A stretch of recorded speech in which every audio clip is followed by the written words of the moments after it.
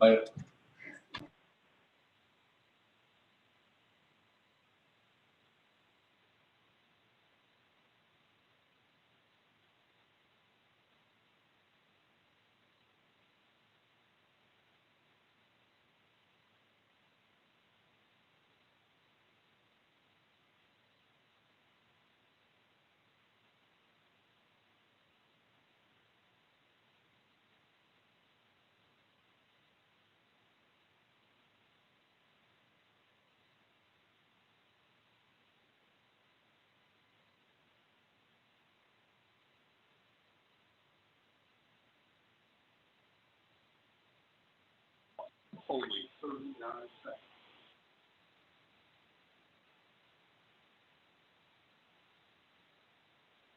Good morning, Speaker. I'm on the line. Delegate So.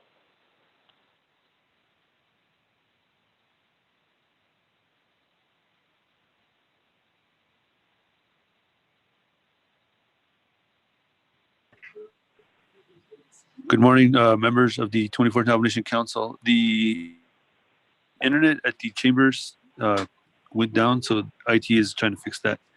So just bear with us.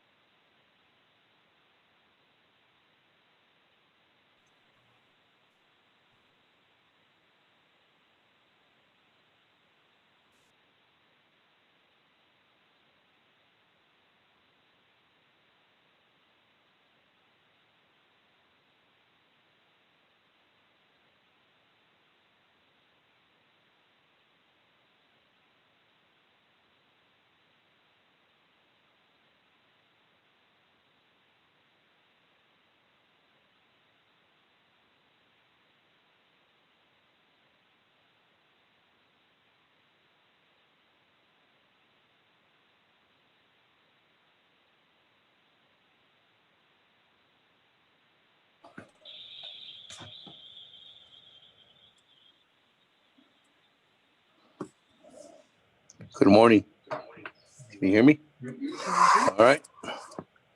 We're good to go. Good morning, colleagues. Good morning, everyone. Yate Bene. Thank you very much. Sorry for the tardiness here. We were trying to get up and going.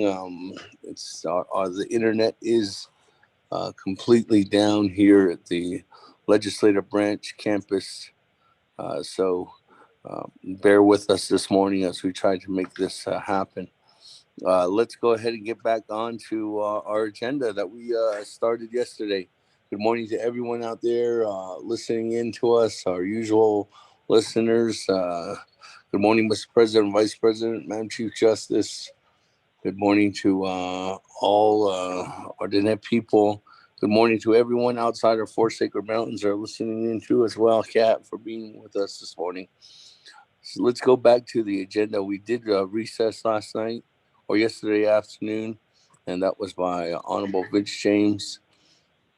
With that, we can go back to the board. Let's go ahead and just get things back in order. Before we do a roll call, for the record, this is a 24th Navajo Nation Council budget session via teleconference. Today's date is November 5th. The time now is 10:16 a.m. I am here in the Navajo Nation Council chambers in Winter Rock, Arizona on the Navajo Nation. I do have my colleagues again throughout the Navajo Nation who are calling in too as well. Good morning again, colleagues. Presiding is myself, Seth Damon, Speaker of the Navajo Nation Council. We did do a call meeting to order. Let's get down to a roll call this morning. Ms. Nota, we'll do a roll call. Good morning, honorable members. Honorable Elmer Begay. Honorable Key Allen Begay Jr. Honorable Paul Begay.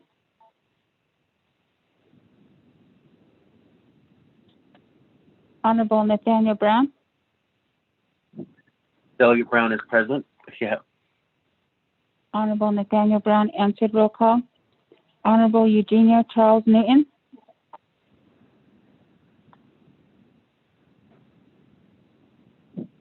Honorable Amber Canespa Crotty. Ayat A. Delegate Amber Canespa Crotty is present, calling in from Sheep Springs, Navajo Nation. Yeah. Honorable Amber Canespa Crotty answered roll call. Honorable Speaker Seth Damon. Present. Honorable Speaker Seth Damon is present. Honorable Herman N. Daniels Jr. Here. Honorable Herman M. Daniels Jr. answered roll call. Honorable Mark Freeland. Present. Honorable Mark Freeland answered roll call. Honorable Pernell Halona. Delegate Halona is present. Good morning. Honorable Pernell Halona answered roll call. Honorable Jamie Hino.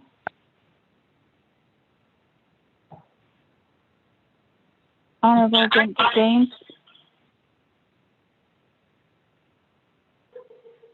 Honorable Rick Delegate Nez. James, present. Honorable Rick Nez answered, Honorable Vince James answered roll call. Honorable Rick Nez. Delegate Rick Nez is present. Honorable Rick Nez answered roll call. Honorable Carl Slater.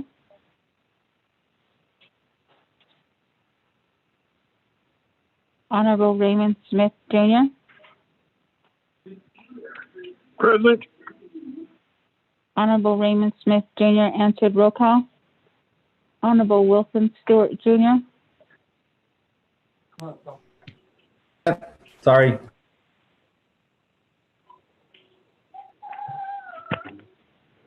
Honorable Wilson Stewart Jr.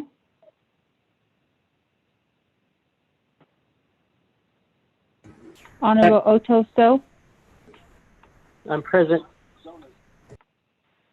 Honorable Otto Stowe answered roll call.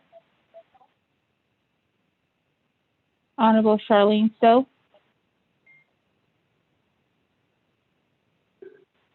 Honorable Daniel Stowe. Honorable Eugene So, Thank you. Honorable Eugene So answered roll call. Honorable Thomas Walker Jr., Present. Honorable Thomas Walker Jr. answered roll call. Honorable Edison Wanika,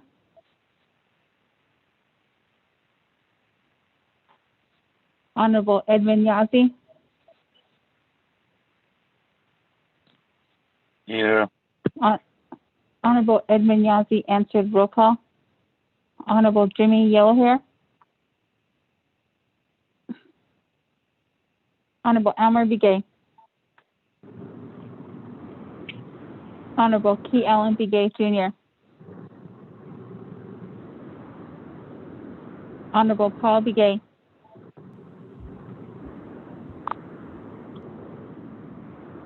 Honorable Eugenia Charles Newton, Honorable Jamie Hino, Honorable Carl Slater,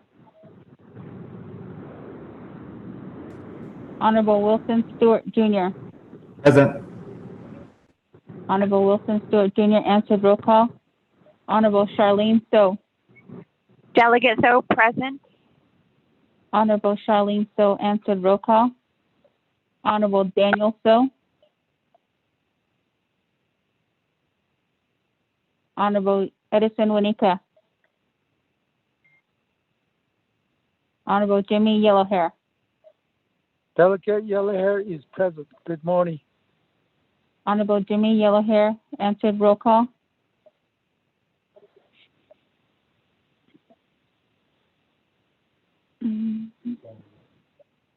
Honorable Paul Begay,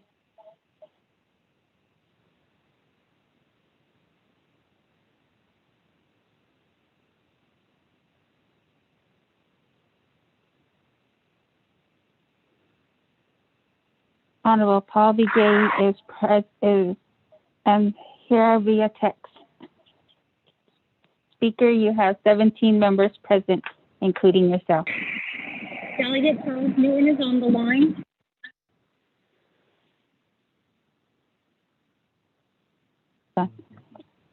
Honorable Eugenia Charles Newton answered roll call. 18 members present. Thank you very much, colleagues. That moving on down.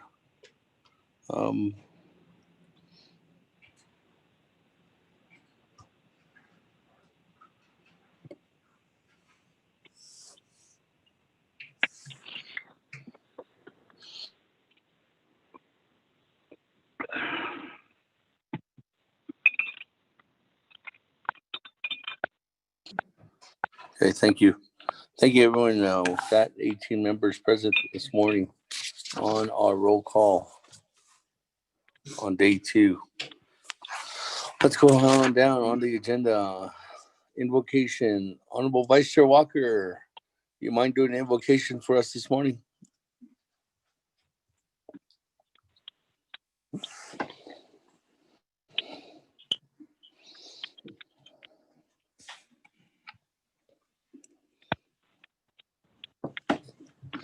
Vice Chair Walker? Can you hear me?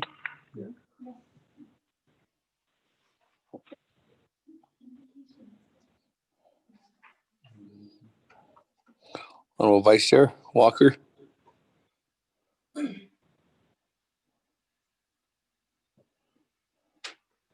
If not, colleagues, is there someone willing to do an invocation this morning? Volunteer?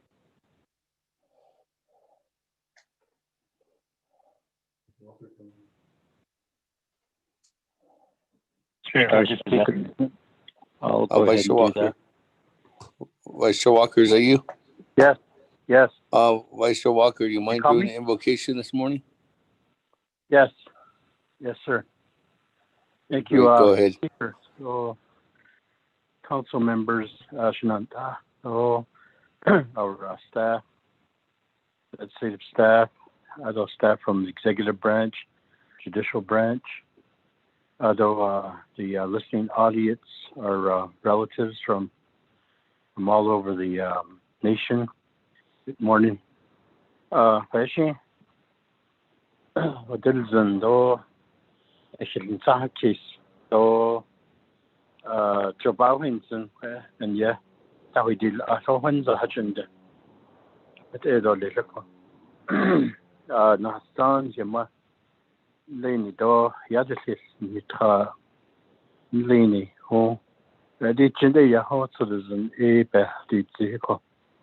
Ado ja shedi ne ko na halchen nitle. So ni to ken nitle. Je we nitle di ne ko. Di chekwa ya ta kis ben be hikre. Ado citizen do be hikre little ko. Ado sa diadat hekito e be hikre little. Ado ho job Hinson in the Dilgene. Kis Sehotensen Kis Ada Bay he credo lico. Adon hat Ado ho ben ye he creko Nahat yat ehigi Nahat be Clavado Nathan that has a bandit eco.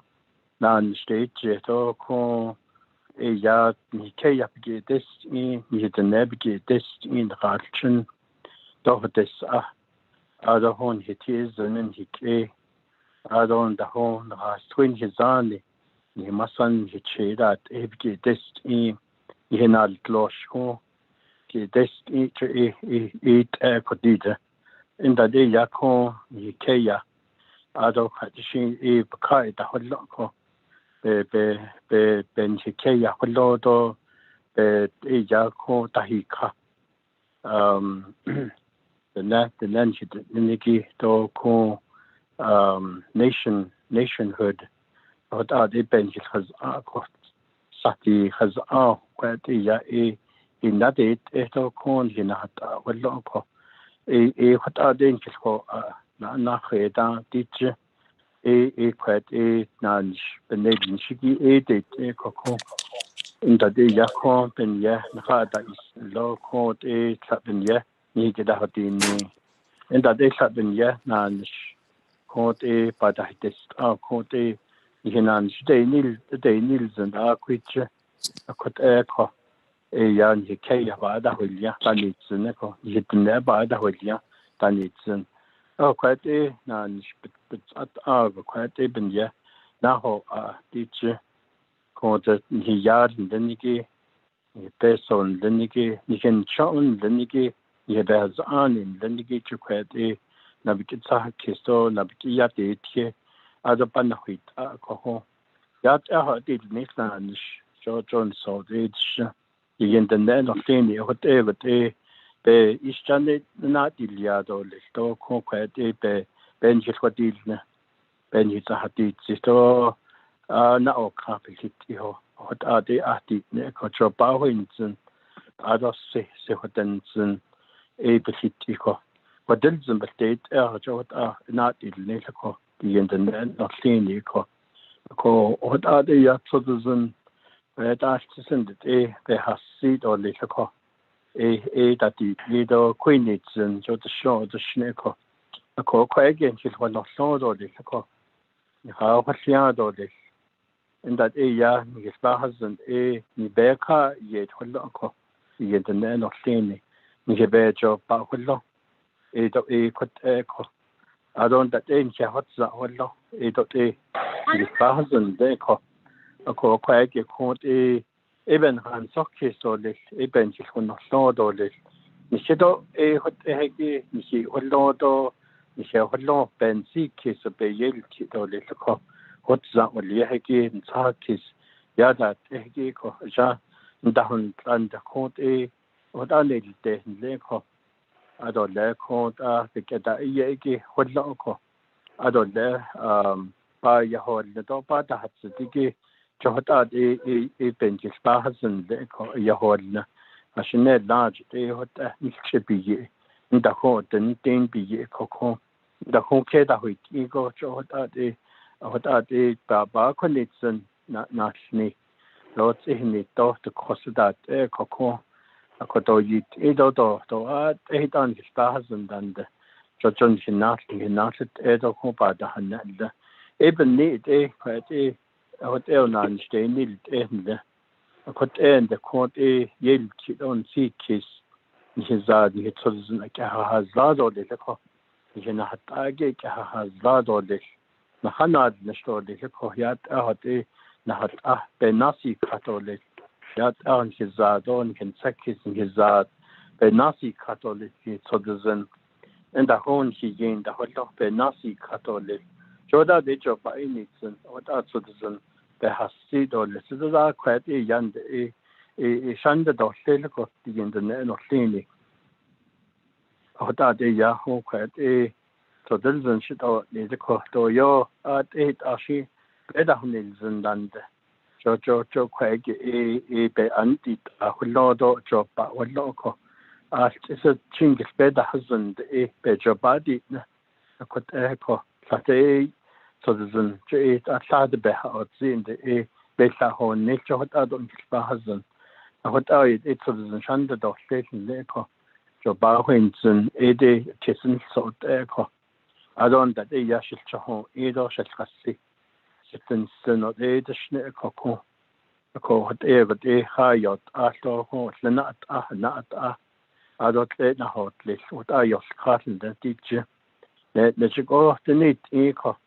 I at a dollar, none at all this. I at our cannot wait either literature, none at all literature. I Bansas Kishel Chahon should then Linigado, Joe Queens and a cottage. What are you, David Bejanani Credolis, in the land of Sani. What echo, the Hatchin and you talk neatly, and you wait neatly. What are a Bansas case audition? Whatever they quite a citizen, they have seed or little. I don't call the Chinant and Daily, who that's a fish pass and nothing deep and shit oche. A quite a dahi cato, quite none should a yat out a did not eat or little. The whole time get or higher than that. Then again, you carry yato. The whole time, Washington, the whole time. That Eki the Nadlish, so loud the Danda, Zek in the Danda, Baul tried the Danda. Other court, Trassen, the whole has a Jane Hall Tranda. It later is Chenigi way as Jane Hall Tranda. Other court, son is three. So yon on sea kiss and now what I could declare saying that the whole Tranda. Over Jada not even Sakis home, it and the day, the also. In whole time, a Bansas case or the snake of Conti in the net, not staying in later on the logo, and that Crego, than so the dungeon of Anoco, in such case or the snake of home, so there's an in hand or lad or the second yet, and should be mythical. And he tried out, as all that, and she'd see, other had I need nego. What echo, what are a Nansen, and that eight on your destiny go to what other eight of the chiste, what ego a la Nansen, she says, what echo come, he came question, yido, any Nendy Hota, Zel, either the whole loco, but your power, a Bansas kiss, living your holding, is out of that has a notion, at echo de Nashni, who yegi, the nessa. Bandas is called a quite a corn half when the sword on the stage. The habit on the sword on habit on so zed or little. The haba no hardly or by it late and let coco. Ye hide or cat and night or caco. But cannot wait either but not only cat or little leco. And that a yako unique not crazy.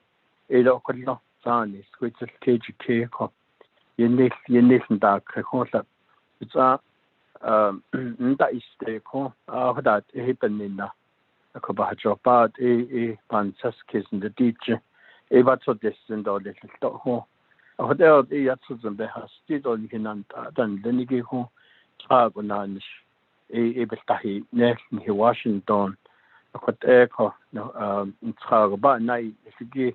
I should also to Lindlaw, president or vice president, bandad shigi bol pa hasit ole judicial branch no hit ye golte large na zinigi shmaya aja na hasze ko na hoy ko to bandad shigi hon bol ka to ba hasit ole ka ko at this ndole hot got benish ada bens ada o ye ba otsi to benish adan de ko to benil so that so the tiny either quite but so the deals in the ego or shin in Sahakis in the Dillian Seth Zinigi Hotel Nasani Catholic in Kitcho by needs Nigi Badge and a Catholic teacher then yet a begins yet a be coco the deep near the hot out of this and all the hitch was all the little soul was on our slate or was on our slate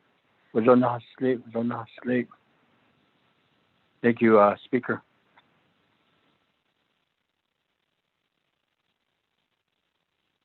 Thank you very much for that invocation this morning, Honorable Vice Chair Walker. With that, colleagues, let me go ahead and move on down on our agenda. We have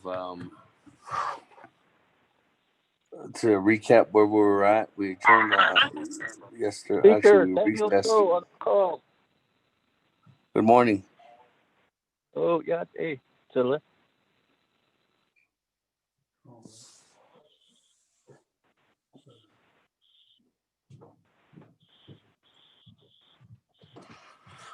Good morning, Chairman Daniel. So let's move on down to back to legislation 0224-20. When we did leave yesterday, we just recessed and we were on Honorable Vince James' motion to recess. Second, I think, was by Honorable Otto. So with that, colleagues, let me go ahead and do a short recap.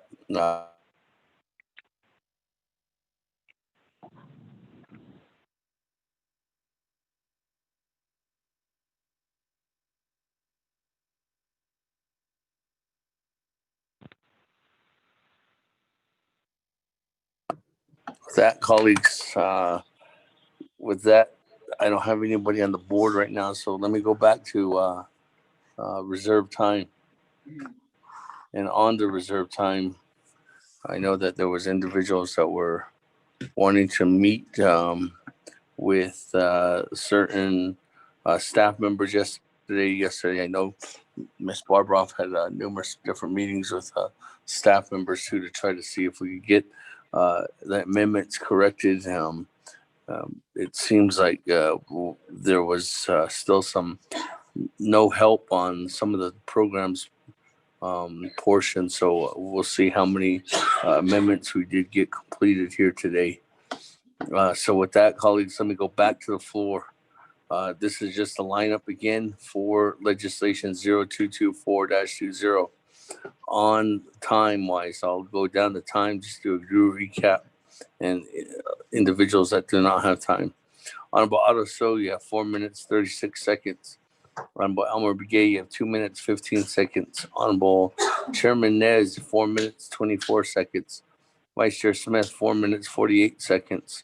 Honorable Daniels, 2 minutes, 28 seconds. Honorable Jimmy Yellow Hair, 4 minutes, 26 seconds. Honorable Slater, 4 minutes, 36 seconds. Honorable Crotty, 4 minutes, 14 seconds. Madam Chair Charles Newton, 4 minutes, 22 seconds. Honorable Freeland, 2 minutes, 25 seconds. Honorable Vince James, 2 minutes, 44 seconds. Those individuals without time is Honorable Vice Chair Walker, Honorable Polona, Chairman Daniel So, Honorable Edison Winika, and Chairman Yazi. So with that, back to the board on reserve time. Honorable Otto So, 4 minutes, 36 seconds. Question of privilege, Speaker. I'm going to reserve my time. Question of privilege. Madam Chair Charles Newton. Speaker, yes, I don't know, well, I guess how to ask this, but I understand that we have a employee who has given 34 years to the Navajo Nation, and his last day is coming up here very quickly. I was wondering if we could possibly set aside some time for him so that he could maybe just give him the opportunity to, to say, I guess, to say farewell to entire council, and then also, give him that opportunity to maybe talk a little bit about the 34 years of working for the nation, because that is really an accomplishment. I was reading an article that on average, people stay with their jobs 2 to 5 years. So I just wanted to ask Speaker if we could possibly make some time, possibly today or tomorrow, to allow this employee the opportunity to speak. Thank you.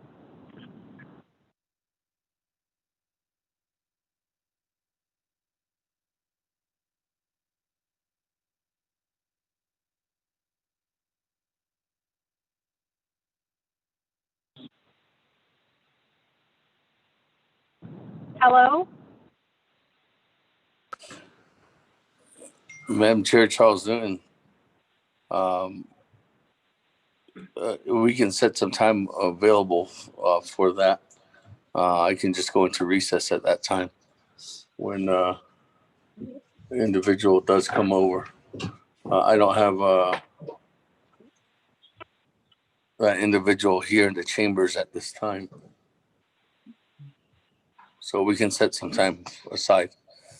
So with that, I'll go ahead and do that. Thank you, Speaker. Question of privilege. Question of privilege. Delegate James. Honorable James, what is your question of privilege? Thank you, Speaker, and then members of the council. In regards to yesterday, we were on my amendment. So do we start back off on my amendment, or are you going to go down the listing? Thank you. Question of privilege. You did a motion, and your motion was to, and I recognize that motion was to recess. So because that was your motion, then I go on to the next individual. So the next individual that was up in the queue was Honorable Otto. So I'm going back around, Honorable Vince James. Okay.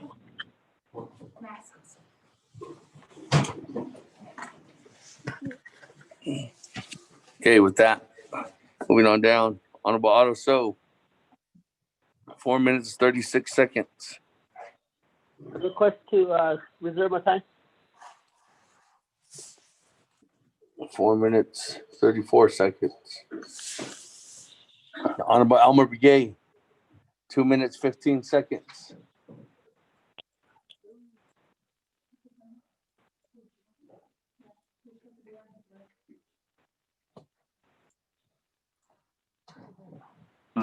This is Delegate Winika calling in. Good morning, Honorable Winika. Honorable Elmer Begay going twice. Honorable Elmer Begay going 3 times. Moving on down. Chairman Nez, 4 minutes, 24 seconds on reserve time. On the main motion. Thank you, Speaker. Thank you, Speaker Damon. I'll reserve my time. 4 minutes, 22 seconds. Moving on down, Vice Chair Smith on reserve time, 4 minutes, 48 seconds.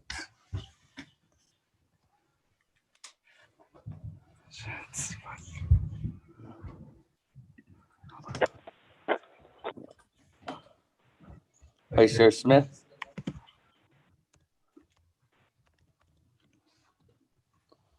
Vice Chair Smith going twice. Vice Chair Smith going 3 times. That moving on down, Honorable Herman Daniels, 2 minutes, 28 seconds. Speaker Damon, this is Henio. For the record, I'm here. Good morning, Chairman Henio. Honorable Daniels. Reserve time. Reserve your time at 2 minutes. 26 seconds. Moving on down. Someone's phone's unmuted.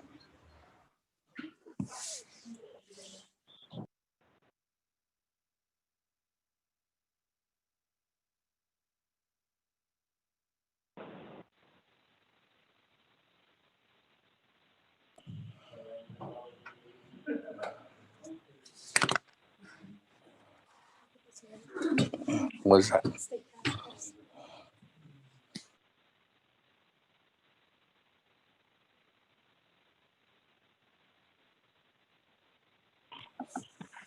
With that, colleagues, we have Vice Chair Smith, Honorable Daniels, 2 minutes, 26 seconds.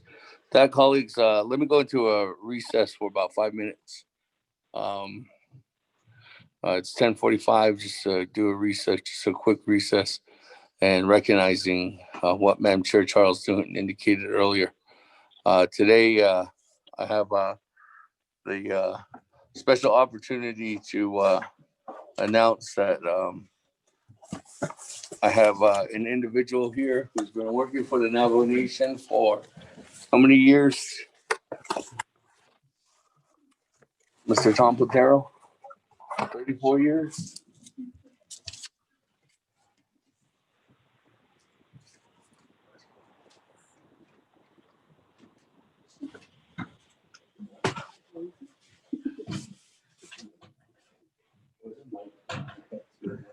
Come out here.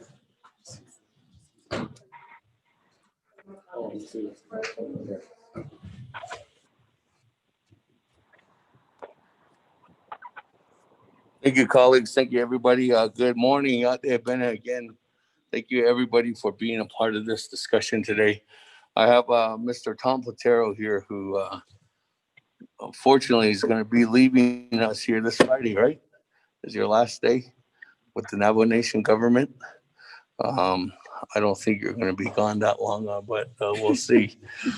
But in recognition, I wanted to recognize you for everything that you've done, not only working here at the Navajo Nation Legislative Branch. I know I first met you working when you were at the executive director at the Navajo Department of Transportation, and throughout your years, you worked with numerous staff, you trained numerous individuals, you worked through I don't know how many administrations, but I just want to say thank you for your time, your effort, and everything that you leave behind, Mr. Platero. You came here and you cleaned up the legislative branch, the way that it's working, its integrity, and most importantly, how you have created the dynamics in order for us to utilize the tools that we have now in place and made it such easier for the Navajo Nation Council, for the Navajo Nation Legislative Branch employees, and most importantly, for the Navajo people to understand how the legislative process works much easier. So today, Mr. Platero, I know that today's Thursday, one day before you're leaving, but I just know in recognition of your 34 years of your public service to the Navajo Nation, I present you with this plaque, and it's for your dedication to the execution of your public office, to the fulfillment of your duties and responsibility with honor. The Navajo Nation wishes you and for all the prosperity and path to happiness and success in your retirement. So I say thank you very much, Mr. Platero. Thank you, sir. Oh, I don't know if you want to say something.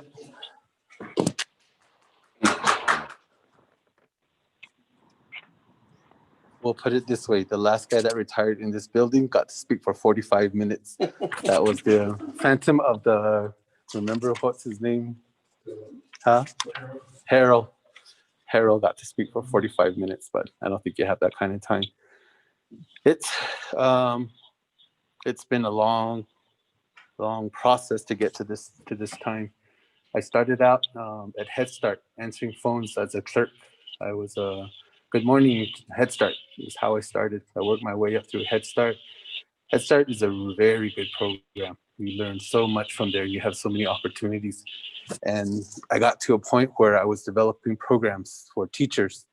And one of the teachers asked me a really good question. She goes, "How come you're telling us to go to school and you didn't finish school?" So at that point, I was like, okay, you got to get off your butt, get back to school. So I went back to school, I got my degree, and then I left Head Start after a certain number of years. I never thought I would leave there. I always thought I would stay there. And I went from there, I went to community development for a few months. And then one morning, Arbin Mitchell goes, I have a position open if you're interested. And that was my introduction to a higher level of working with the government. So that's how I became the department director at that time for transportation. So I got introduced, you'll start Monday. I showed up Monday morning, got taken down to DOT. They walked me around the building, introduced me to everybody. They said, this is your office, and they left.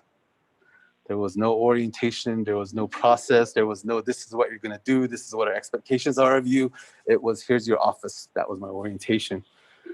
So from there, I worked with some really good people that taught me a lot about transportation. And one thing that you'll learn about transportation is once you learn it, you'll never let it go. It's something that's ingrained in you. When you're driving down the road, you're like, that's wrong, that should be this way. You know, it's just something that they taught you. So I worked with some very good people there. And then I got to a point where it was really unhealthy the way I was working. I thought it was normal to call people at 2 o'clock in the morning, 3 o'clock in the morning, say by 8 o'clock, I want this on my desk. And so it was probably a good thing Ben Shelley canned me.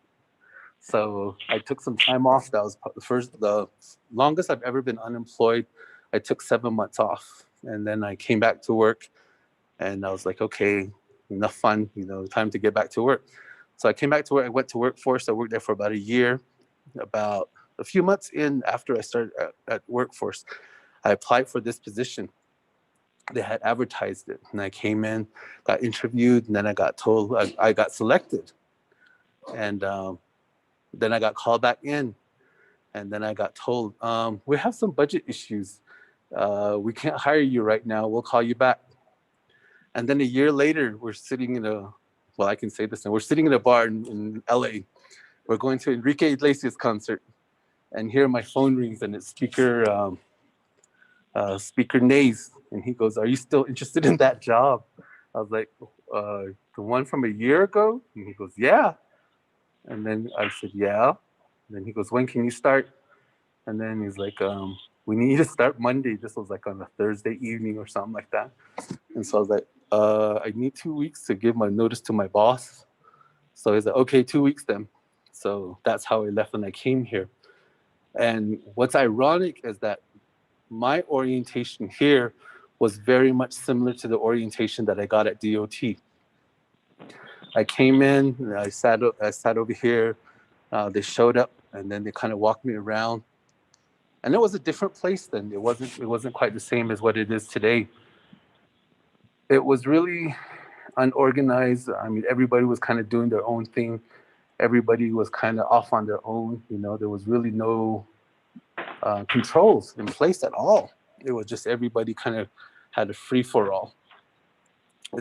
At transportation, it took me 1.5 years to clean up. Here, it took me about a year because I kind of had already experienced it before. But in that time, I got to really work with some wonderful people. I got to work with the 22nd Council, 23rd Council, 24th Council. And it was a learning experience. And we got to develop a lot of things. One of the things that I always try to think about work is if work becomes work to the point where you don't want to go anymore, then it's time to go. If work is fun and you're like, I got to get this done, I got to work with these people, I got to get this out of the way, that's when you should stay. When it becomes a job or when it becomes work, that's when it's time to do something else. And so I had a chance to work with some really good people. I've learned a lot from them. You guys are in good hands with the crew that's there. I've had a fortune of working, like I said, with some really good people. So thank you. I appreciate all. I appreciate the Navajo Nation for feeding me for 30-something years and a place to sleep, clothes. I got to travel. I got to see different things that I wouldn't have if I didn't get to work for the tribe. So thank you to everyone. Appreciate it. Yeah.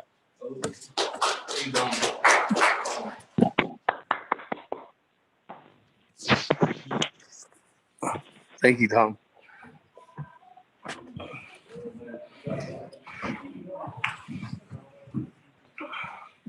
Thank you, colleagues, for allowing us to do that. Just want to recognize the individual who will be retiring from the Navajo Nation and retiring from our office too as well. So, yeah, that, colleagues, I know that we were on moving down to Honorable, next in line, Honorable Jimmy Yellow here on legislation 0224-20, main motion. Good morning, Yate Pene. Yate, I reserve my time, Speaker. Okay, thank you, Honorable Jimmy Yellow. 4 minutes, 23 seconds. Thank you very much. Okay, moving on down. Honorable Slater, 4 minutes, 36 seconds. Reserve my time, Shania. Okay, 4 minutes, 35 seconds. Moving on down. Honorable Madam Chair Amber Crotty, 4 minutes, 14 seconds. Thank you, Speaker, and thank you for allowing Mr. Patel to address the council. It certainly has been interesting working with him as we modernize the legislative branch. Speaker, if I may offer an amendment if ready, and so I'll defer to Legislative Council or the staff to read it, and I'll reserve my time. Thank you. Madam Chair, what is it in reference to? This is the Department of Social Services budget form. Okay. So OMB reviewed it. Social Services.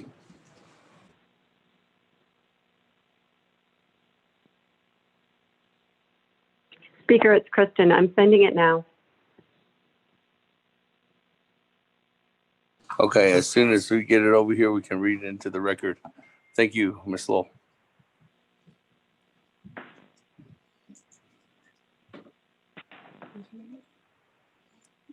Madam Chair Amber Crotty. But Ms. Lowell says she's sending it now.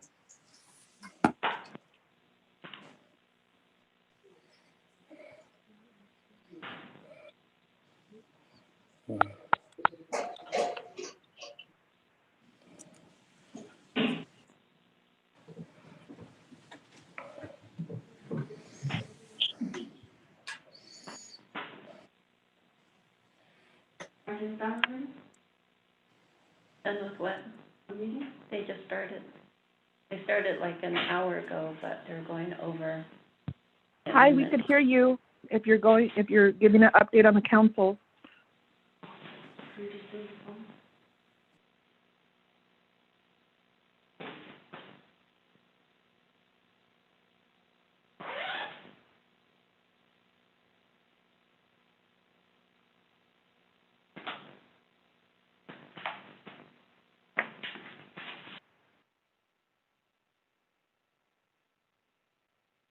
Go ahead.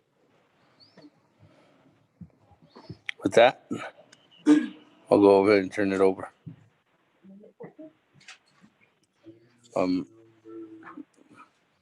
14. Number 14. Go ahead.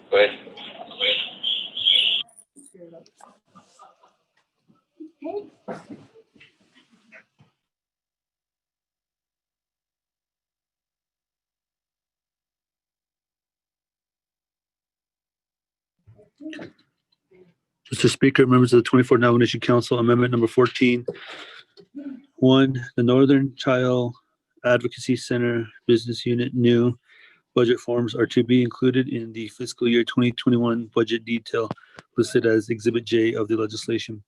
2, the Office of Management and Budget will update and the recalculate the monetary totals in the body of the legislation and the corresponding exhibits in accordance with Section 3 of the legislation. 3, renumber related succeeding paragraphs or sections accordingly if necessary, and this amendment shall supersede inconsistent language contained in any other committee amendment which shall be conformed to the intent or language of this amendment. The Office of Legislative Services, with notice to the sponsor of the legislation, is hereby authorized to make necessary grammatical changes. Mr. Speaker.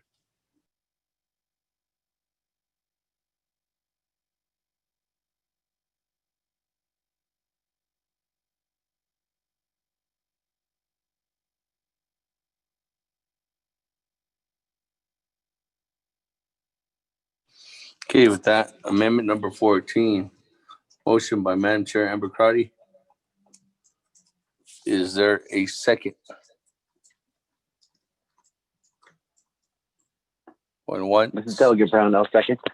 Honorable Brown, good morning. Okay, with that, colleagues, any comments, questions?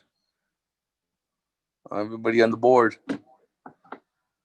Going once?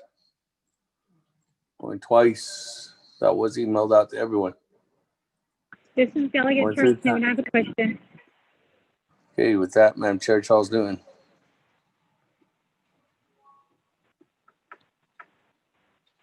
Thank you, Speaker Otto Shadida, or today, Honorable Cloudy, for this amendment.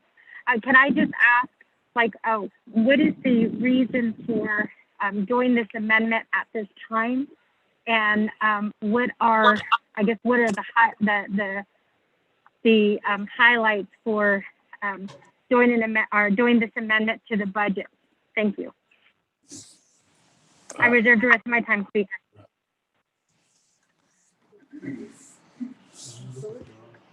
No, that was a question on the amendment, on the amendment, 14. 4 minutes, 14 seconds. Madam Chair Charles Newton.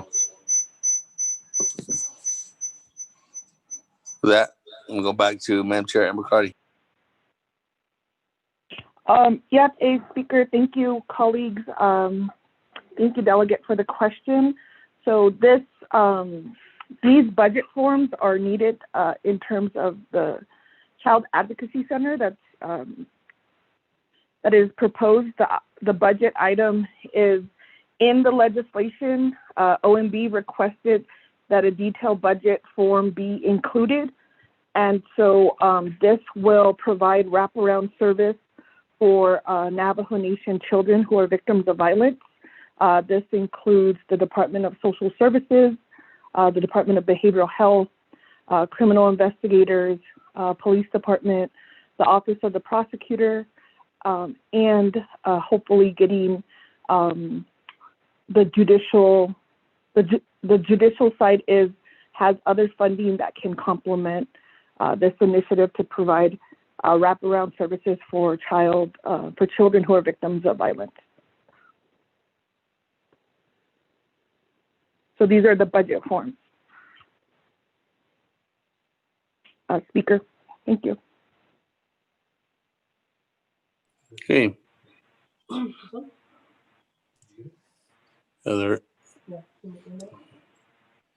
Okay, with that, if there's no other comments, questions, back to reserve time. Madam Chair Charles Newton, 4 minutes, 14 seconds.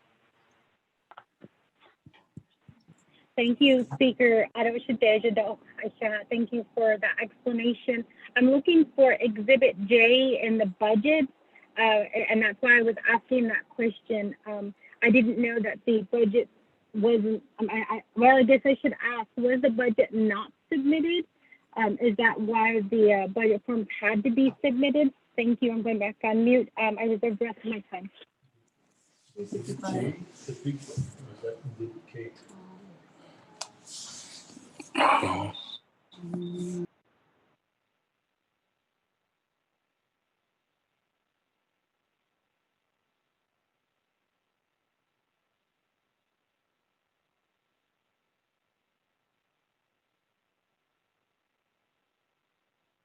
Okay, with that, let me go back to Madam Chair Amber Crotty.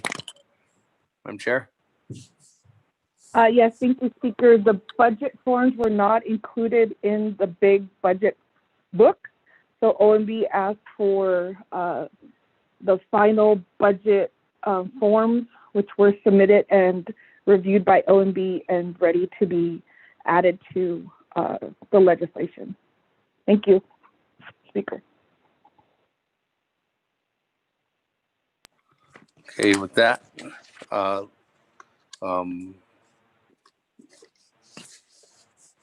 Madam Chair Amber Crotty, thank you very much for that. I don't have anybody on the board. I'm gonna go back to reserve time. 3 minutes, 55 seconds, Madam Chair Charles Newton. Can we have the budget form sent to us, Speaker? Thank you. I reserve the rest of my time. Speaker, I 350. got a question. Did they send you guys send them? Yeah, they were sent out 11:02. Moving on down, Honorable Otto So. Thank you very much. Just wonder who is Northern and do they have like some sort of contract with Division of Social Services that's in place? And I guess that's just one of the thoughts that I have, because it's the first time I heard related to this area, to this program. Thank you. Reserve my time.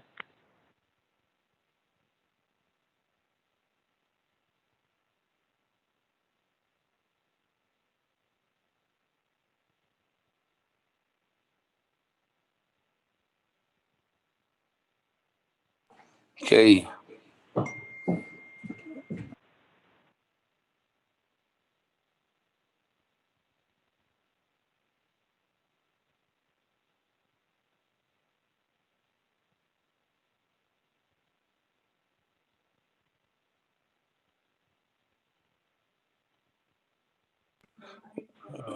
What's his reserve time? 4:37. Honorable So. With that, we go back to Madam Chair Amber Crotty. Yes, thank you, Speaker and colleagues. I appreciate the question. She has Vice Chair. So the Navajo Nation, it's changed its name. So it used to be called the Sexual Assault, I believe, Advocacy Center. It's been established since the early 2000s. It actually received multiple awards, including Harvard Innovation Award for Native Governance. This is will be enhancing services, wraparound services for Navajo Nation children who are victims of violence. So this includes victim witness advocates, family therapists, 2 criminal investigators, 2 forensic interviewers, an additional position for the prosecutor, and then a program manager to assist with the coordination of the program. So that's what this budget has. And so the way that the history behind these efforts is the Navajo Family Treatment Center. This was the core and the base of how they started. So it's similar services for our children to receive care, and what we want now is this wraparound care for the children, especially when they are interviewed. And so what some of the good practices are is so that the child is not interviewed multiple times. We have a certified trained forensic interviewer to have their that interview take place, and through the coordination with the different resources, law enforcement, prosecutor's office, they use that forensic interview. So it helps the family and the victim through the criminal justice system, and then doesn't just drop off service, but provides a wraparound service so that they get the care that they need. And so we discussed this in our sexual assault prevention subcommittee meetings, and it's actually one of the areas why the sexual assault prevention subcommittee was established, was to look at supportive care and advocates. So this is just adding or enhancing what we see here on Navajo Nation. And this is actually, we need more of these services for our families and for the children. Thank you.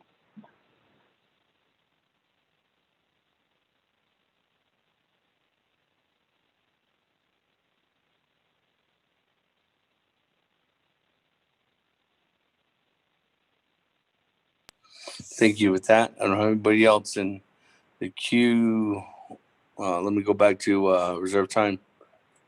Madam Chair, Charles Newton, 3 minutes, 50 seconds. Thank you, Speaker Otto Shadeja. Thank you for that explanation. When I'm looking at this budget summary, it looks like we're creating a whole new program because we have on here $79,524 for travel expenses. We also have personnel expenses, so we'll be adding or we'll be hiring more people. $101,000 for supplies. $389,000 for contractual services. I understand that this program is needed and it's very important, but I'm just wondering if now is the right time, especially after hearing the shortfalls that we're going to be enduring, to actually create a new program. Thank you, Speaker. I reserve the rest of my time. Reserve your time at 3 minutes, 1 second.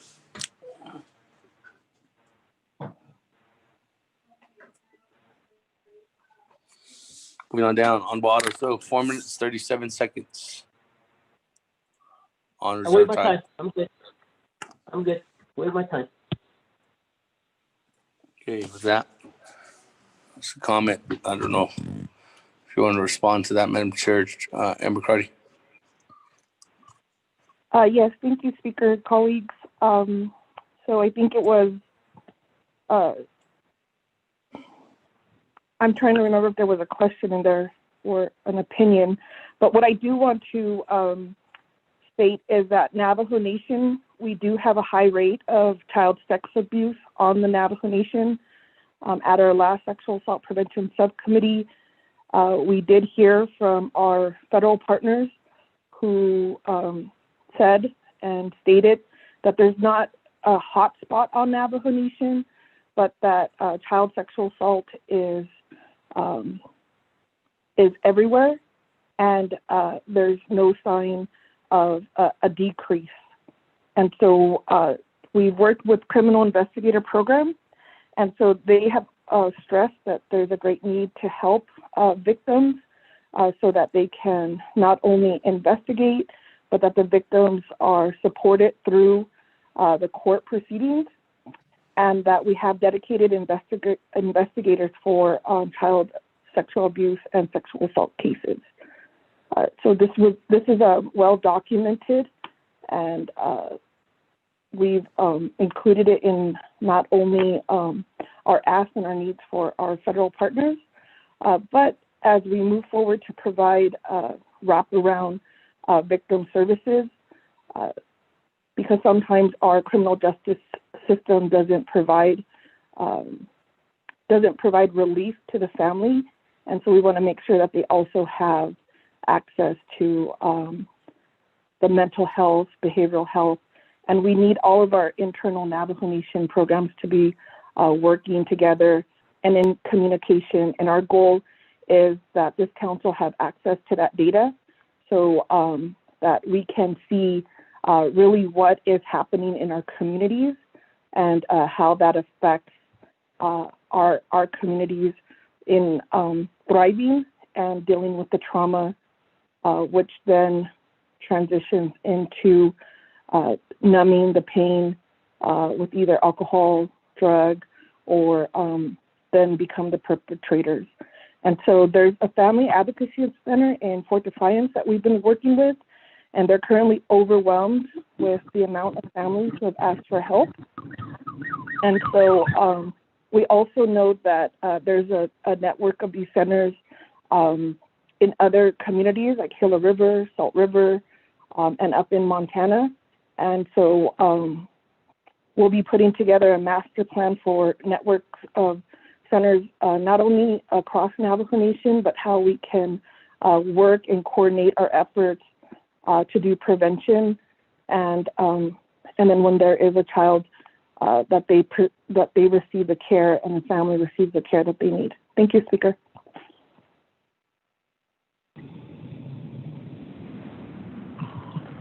Speaker, put him in the queue. Thank you very much. With that, Honorable Elmer Brigade, is that you? Yeah, it's me. Good morning. Good morning. Elmer Brigade, the floor is yours. Okay, thank you, Speaker. Around the members of the Navajo Nation Council, though,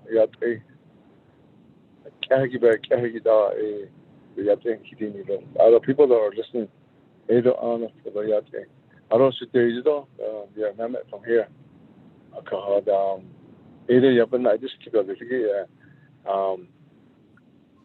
My question is this going to be a building that you're talking about? And then if it's like that, can you show us a plan? I think all the chapters, once they request for any funding that we can give to them, we usually require them to present a plan and the size of if it's going to be a building, the size of the building, and then also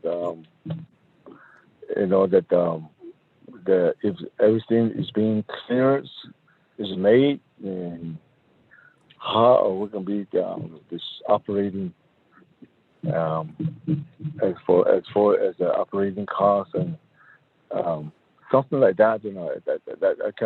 I haven't received anything by my email yet, so can I look at it or can you present that? That is my question, and reserve my time too. Thank you.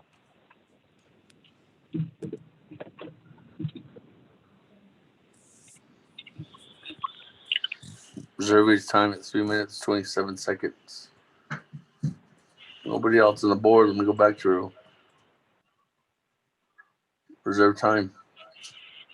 Madam Chair Charles Newton, 3 minutes, 1 second.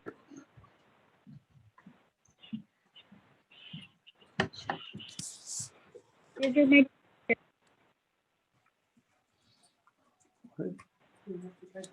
your time at 3 minutes.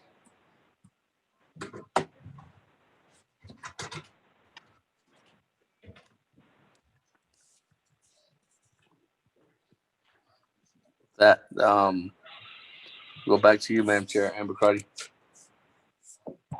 Yes, thank you, Speaker. Ahiyat Shania for the question. So this budget is not to build a building.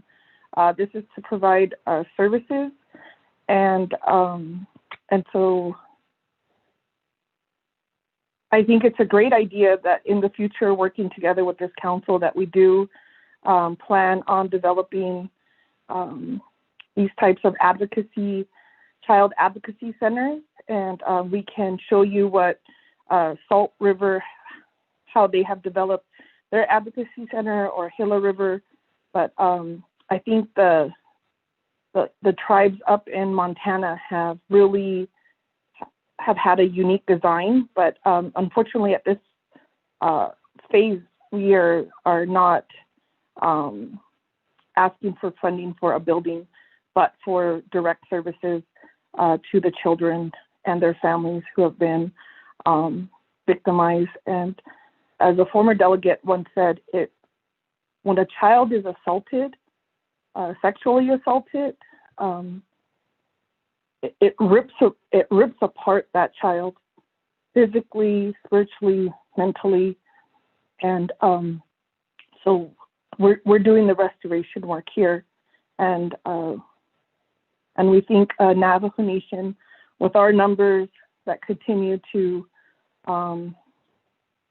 increase, that a lot of effort for prevention work and healing the families and getting the services that they need, and in hearing from law enforcement, our courts, our prosecutor's office, social services, behavioral health, that these are the services that are needed. So it'll be a one-stop shop for victims, so they're not having to go to multiple places. And so this budget is the service part of it. And so we're adding these budget forms for that breakdown. Thank you, Shania, for your question. I appreciate it.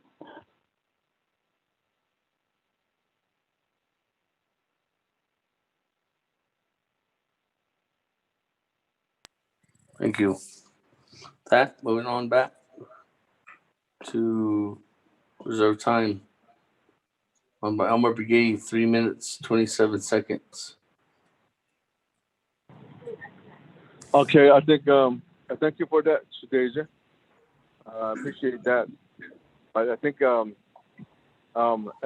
we so I think like I said, that if we really need how many statistics, how many kids do we have that's out there that's like that? Out on the aid, that we need to take more several steps, feasibility studies, and the future, maybe plans, and I think that's what we need to look into before we could. We can address a lot of things, but I think we need to do more research on it to allocate funding like this. I don't really support this if it's gonna be like other Indian tribes has this and then we don't have this. No, if we really want to do that, we should work with those kind of people. Those programs. We need statistics. We need someone to. How many staff are we looking at it? How is the staff gonna be running? How we can make this make sure that this is a place that's going to really heal people, kids, and the family, the parents. I think I would rather see all those making this research, not just coming out with an idea and start throwing in money. In this case, everybody has a great ideas. Everybody has different kind of ways of doing things. In this case, I think we need to we have our own programs. Why can't we work with these programs first? And then even with the executive programs, we need to work with them. Even we have to work with the courts too. It's all we need to do. We really need that. Don't just be being a delegate and then we can just say that I have this idea. That I think that we need to work together to make better plans to start putting money in it. That was what I wanted to see today. That's why I wanted to see that.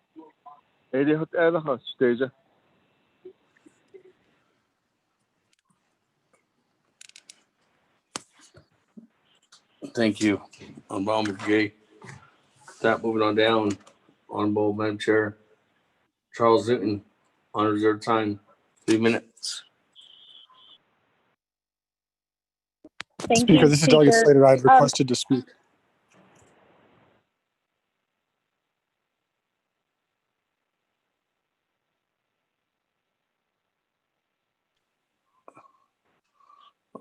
Hello, is that Honorable Slater or Honorable James?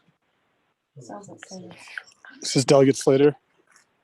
Honorable Slater, sorry, our phones and our internet and everything's down here, so I can put you in the queue. Thank you. I apologize from Delegate Charles Newton. Madam Chair Charles Newton.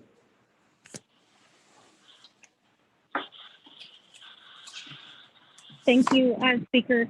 So I am a little bit concerned about this as well. I'm wondering, I know that you were talking about data and from other, I guess there's been no mention of any data. Is this program going to be collecting data, or does the program already have the data? I understand that this is an important program that should be established here in the Navajo Nation. But I think there's other programs that already cover a lot of these services. So how are the cases currently handled? And how is this program going to address all of those issues? And then the other thing that I also worry about is we're establishing, to me, it sounds like we're establishing a new program, but we don't really even know what the program guidelines are, what their purpose is going to be, where they're going to be located, how much money it's going to cost the Navajo Nation each year. We're looking at a $1 million budget right now.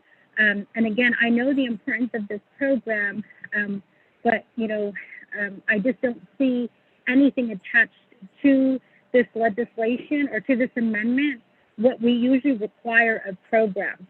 So with that, I reserve the rest of my time. 42.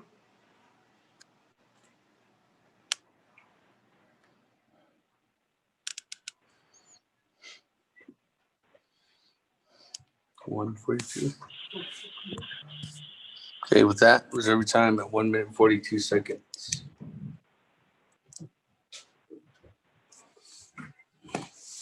Moving on down, Honorable Slater. Then I'll go back to you, Madam Chair. Madam Chair Amber Crotty.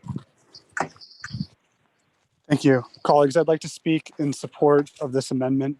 I think this is a critical need on the Navajo Nation. And I think it's negligent to say we need data right now, because to me that means either delegates are either not engaged with these efforts or they're not listening to what's happening in their community. We know how widespread and diffuse this issue is, how it affects multiple families in essentially every chapter. And how sad is that? But our response...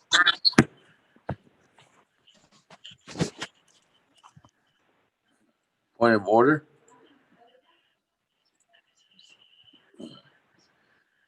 Speaker, I think it's we have a decorum. For a delegate to state that it's negligent, I think is beyond those the decorum that this particular delegate has spoken about. So I think that decorum needs to be there, because using the term against another delegate such as negligent is calling to question that delegate's leadership. So if we can keep a certain decorum in the way that we answer and support this legislation, I think that every delegate has a right to question the amendments that are being presented to the budget. So with that, Speaker, I'd just like to remind you of that. Thank you. Thank you, Madam Chair. Reminding Speaker of that. That Honorable Slater, back to give you back the floor. Thank you, and I apologize for my choice of words. I didn't mean to hurt my colleagues that way, and wasn't my intention. Just feel very forcefully about this particular issue, and I am very interested in seeing its creation and testing out this concept on the Navajo Nation. I guess speaking to what Delegate Begay had brought up, I think there are a lot of people who are working on this, and Delegate Crotty brought up the Sexual Assault Prevention Work Group, and there's also, I think the title is the Missing and Murdered Denied Relatives Work Group as well.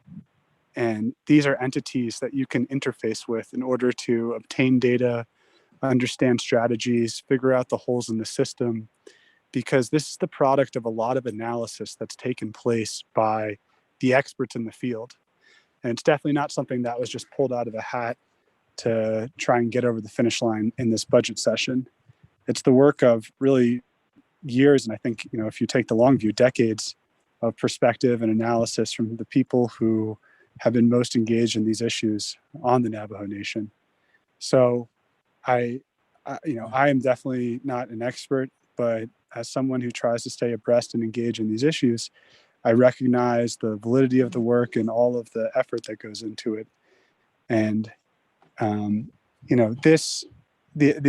the notion of making this data-based and data-driven, performance-driven, I think those are all really important tools that the nation needs to bring to our government. But we need to be careful in how we single out programs that we're going to apply that to.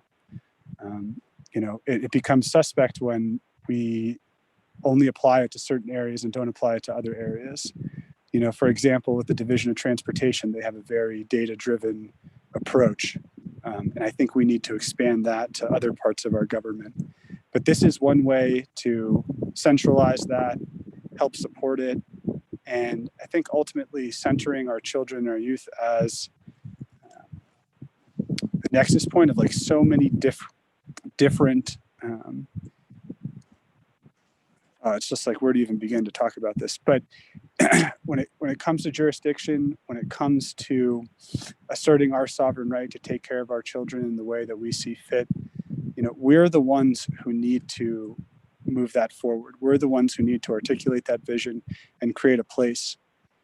And the re-traumatizing of our young people, of our kids, after sexual assault, after violence is perpetrated against them, is something that sticks with them for the rest of their lives. If, healing isn't guaranteed, but the nation can do what we can to try and help in that healing process. And when we think about what are the multiplier effects, people, as Shema Delgado said, people resort to self-medication and self-harm when they don't believe there's a path forward for purpose in their life and for, maybe seeing a wholeness in their being and moving past a certain event or series of events. And I think this would be a beautiful step by the nation to demonstrate that we're committed to our youth. No matter if you have straight A's and you get that Chief Manuelito scholarship, or you had a family member who sexually assaulted you and your grades suffered and you removed yourself from your social life and you didn't receive that healing. But you see that the kids coming down the line who may experience things that you did in the past will have the opportunity to receive the sort of care that you didn't receive in the past. And maybe that will give people solace and help with healing.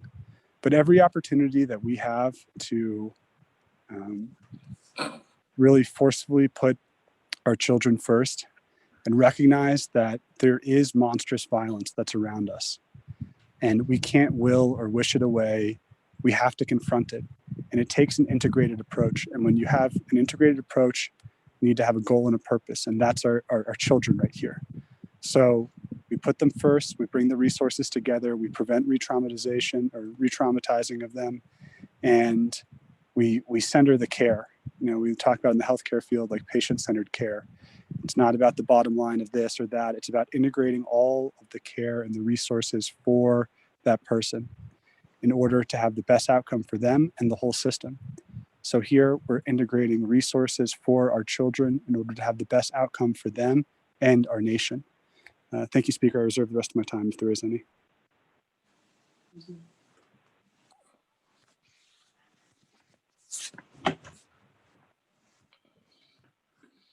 There is actually no time, almost later.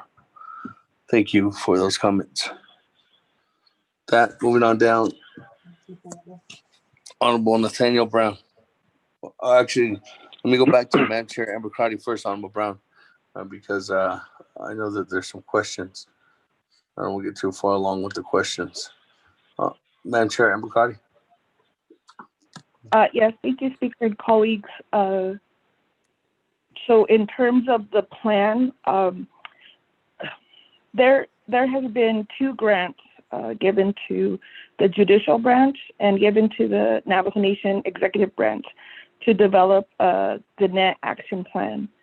And they have identified through maybe at least the last 6 years, so I've been a delegate for 6 years, at least the last 6 years, coordinating efforts on how to deal with violence, how to deal with alcohol, and how to deal with suicide on Navajo Nation.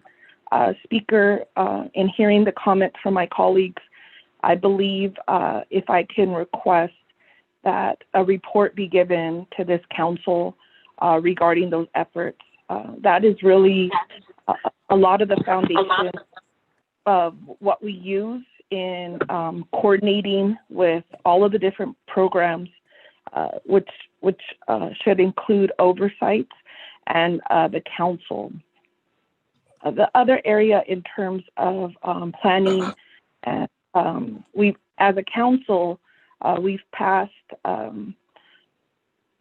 position papers that have data from the program who are collecting in regards to the type of violence and activity that we see here on the nation. We are finalizing the most latest written testimony for the Office of Violence Against Women. And and that information is available through the Navajo Nation programs like social services on how many sexual assault cases have happened here on Navajo. I know our police department has been impacted by COVID, and the first 5 months of this year, they received over 1,000 calls that were sexual offenses. And so it takes an effort then to figure and to work with our medical team and providers in working with the privacy and confidentiality on the ages and making sure that they get the treatment that they need. So again, currently on Navajo Nation, I appreciate Sehatso Medical Center for taking the initiative to have a family advocacy center that in talking to Dr. Ornelas, and she could join us and describe to the council what is happening to our children, whether it's happening in their home, whether it's happening at school, when they're being at the babysitters. They need more supportive services, and they need a system that will work for them to recover physically, but also the long-term mental and spiritual impact on what has been what they have suffered through. So I think this is not, I'm hearing what Delegate Begay is saying, and I've heard him repeatedly question the effort, but I would invite him to understand what at least we see in his district and the numbers and the victimization and how that correlated to a time where there was a high suicide, completed suicides in his district, and the high number of suicidal ideation that continues to linger, and how that correlates to young victims of sexual assault. In terms of moving forward with this type of services and resources for our people, I would say that I'm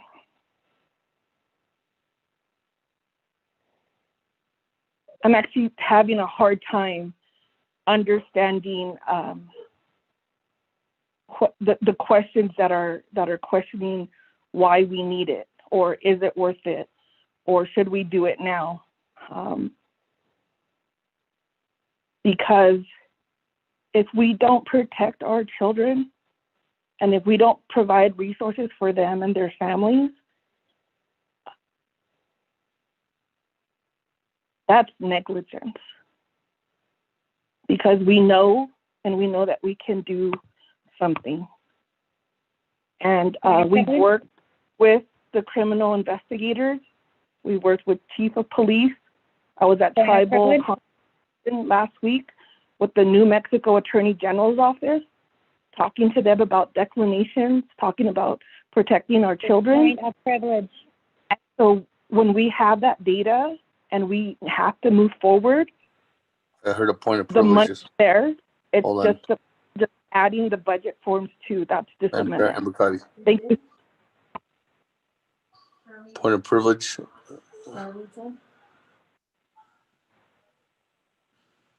Is there a point of privilege? Speaker, Did you hear?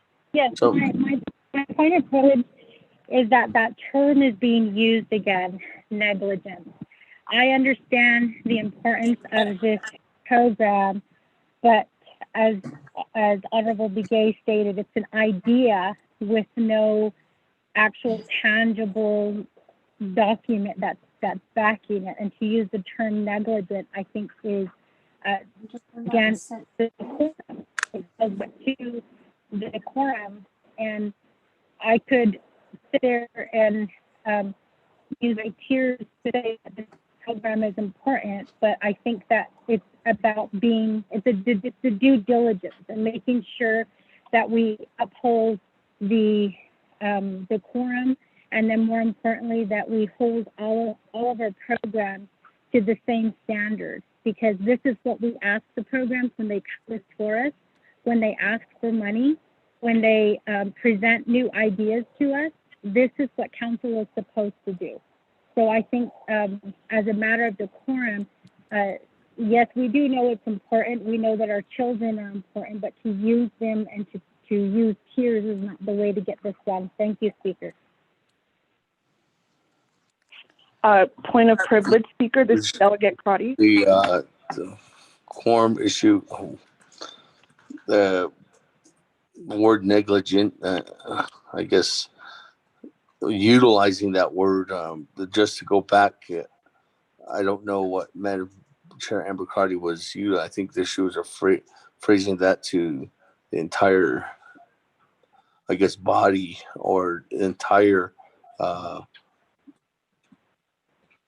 support of not utilizing that server. I can't know what Madam Chair Amber Carty was using that word for, but in prior, Honorable Slater, you stated that he did not want to utilize that word, or utilize that word, but did not mean to utilize that in any kind of vein towards any one of our colleagues. So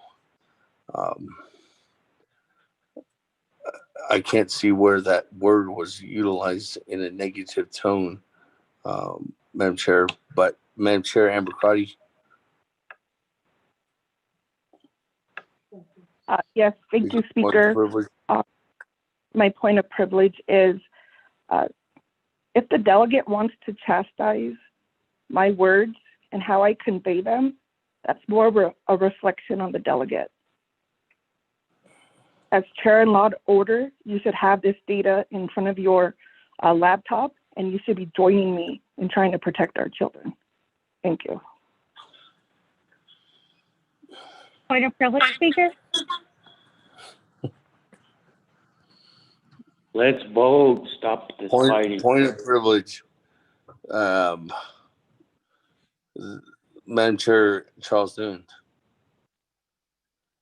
Thank you, Speaker. That's what I had requested earlier. We don't have that data in front of us. If we could get that data, that would be great. As far as I know, Law and Order Committee has not received that data. Thank you. Point of order, Honorable Eugene So. Just don't use your point of order to retaliate one another. Thank you. That's my point of order.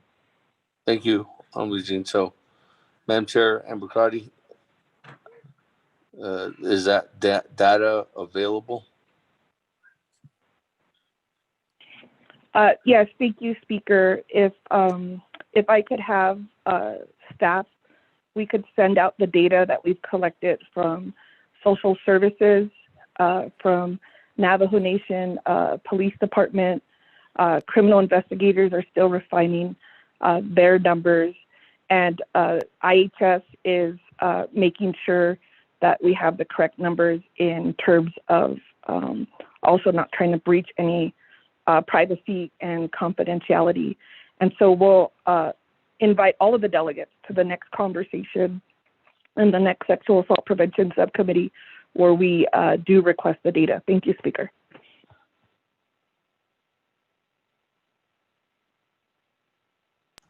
Okay. With that, colleagues, let me go back to Speaker, speaking in the queue, this is Daniel. Oh, Daniel. So let me go back to the floor. Honorable Nathaniel Brown.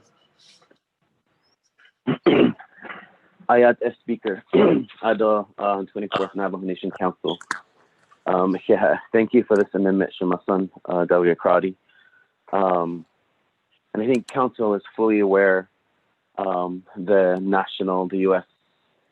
President's Award that the nation received from the United States President's Office on combating human trafficking as a nation. And with the work that we have been doing with sexual assault prevention, our federal partners, the multiple states, this is definitely a need. And this is nothing that's really brand new. I can speak to the Kanta Twitter Shelter. And when I do meet with Ms. Carm Blackwater, what I hear is the lack of advocates. And she expresses to me that even through this pandemic, there was such a huge need and some of the budget cuts that have happened from the state of Arizona. So it's really our shelters that are on the nation, which is not a lot, and also the shelters that are surround the Navajo, the Great Navajo Nation, like in Blanding, and it's like going through its own turbulence. Even in Kayenta, they try really hard to stay afloat, but they furlough some people just because of the grant cycles in the Navajo Nation FY fiscal periods. And so what I hear from them is when I meet with them, and I've invited, and I want to invite, even a conference call with the shelter. And I've met with some of the individuals and how they appreciate, but there's this lack of so much resources that our Navajo people that are suffering that actually go through a lot from relatives who abuse them and even children. So advocates are really needed, and I just want to continue to advocate for them. And I know every year we used to do a domestic violence walk, everyone wearing their purple and being out there. So this has been ongoing. And since the pandemic, I think of all times, we need to band together for the people who elected us to speak for them, for those young children that cannot speak for themselves. And I've done multiple walks on suicide prevention, and advocates are so key in really bringing justice, bringing healing to our Navajo people who are suffering, not by choice, but they're born into it. And advocates are so instrumental. And I've talked to a number of advocates, and this is what they've really asked us for, is this amendment. So this is actually coming from them. And all the work that we have been doing with cyberbullying right now, that's happening, the revenge porn. And there has to be these individuals that have been trained, who know how to listen to our people and start the healing process, which is very long. And doing the work that we have done on human trafficking and meeting some of the victims, it's really inhumane. And I think, and I ask my colleagues to support this, and that we continue to work. It is needed. You are more than welcome to join me on my next Arizona Human Trafficking Council meeting, and please see all the work that is going on out there with the SANE nurses, the sexual assault nurses, and so many others. So we'll continue to advocate, and I hope that we all vote green on this. It's needed. And I do understand the question. So just and receiving that award, it's kind of like, why did we receive the work if this council or some individuals are really questioning it? I think it's really should be, how can I help? How can we help our people? And that would be, I think, of something that's needed. And I'm just speaking for the victims that I have sat down with. And I don't have to look far to see these victims also. So please visit the Kansas Coordination Shelter, visit the other shelters, and you will see some of that. And they always welcome leadership to come in. And I just got off the phone last night with, again, Captain Williams with some of these issues and trying to find advocates. And there's a huge lack of advocates. We need them. And it's, so she just vote green on this. So that's from the continued work that we have done. And then also myself and Delegate Crotty, as this council is aware of, we have been published and all the data is in there. We have worked tirelessly with CU Boulder and other individuals. So please read that. I can send that out again with the Human Rights Commission and everyone else. Thank you. Yeah.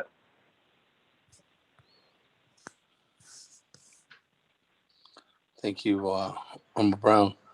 That will go down. Honorable Daniels. Thank you, Mr. Speaker. Speaking to the amendment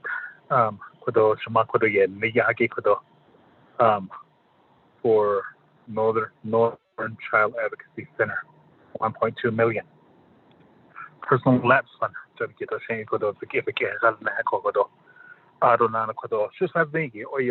response only the Zudas at LC Kizako. I don't know, so that's naked. The great his committee, so as a year, but the dead either. The great see that again with social services. I don't know other programs. I don't know the divisions that a year, but that dead so the great but this one's under pushing for those dead but could only great this is under his committee. Could a year ago, they're the oversight. Halain and land for that did the cut. Other what so could only great budget and finance committee, the members could have done the need could only I see I had asked you I don't just have the or you by night this kitty the could the great could as needed yeah the great landing there's a shelter iron gentle hawk shelter say as called Navajo Nation HOE could only great what in the state of Utah they awarded the Navajo Nation close to $250,000. So to this day, they haven't received the dollars yet. So Khalid Elan for you, the great Navajo Nation, the great social services in Michigan, Khalid those that not that they get those dollars so it can be utilized. So what that other one this case that go under the Nikodo. I don't know Corona great I've addressed this during the state task force to Indian Utah Indian Affairs. I was the executive director and then Dustin Jensen. So right now they're looking into this. So the next state task force we're going to get an update on this Corona great the 250,000 in that range. But Utah still. It's still in Utah, but the Navajo Nation hasn't received it yet. So 80 year Bashan Kokodo. Adonana Kodona Gaita. Are we creating a new program? This kid got the great division of social services like and for you this kid either they're the umbrella area but I don't oversight they have a so that but the great not what the not what the shot the door, again, his shot the door, again, other agencies. So, aid local donor, Papa, shouldn't it? Onana Kodo, Aronana Kodo, Dana by Aid, basically, are not the Nekodo. So, Aronana Kodona, the 23rd Council on the great for 2 years, I was with his committee. Aronana, the other 2 years, Law and Order Committee.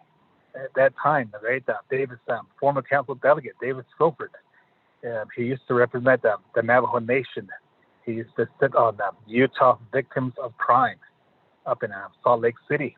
I don't know the 2 years when I went into Law and Order Committee. I went there. So I represented the Navajo Nation. To this day, I don't see anybody from the Navajo Nation representing the Navajo Nation on that board called Utah Victims of Crime.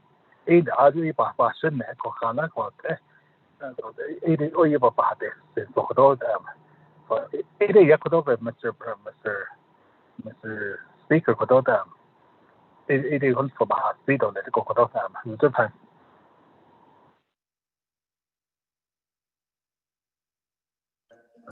Honorable Daniels, 45 seconds.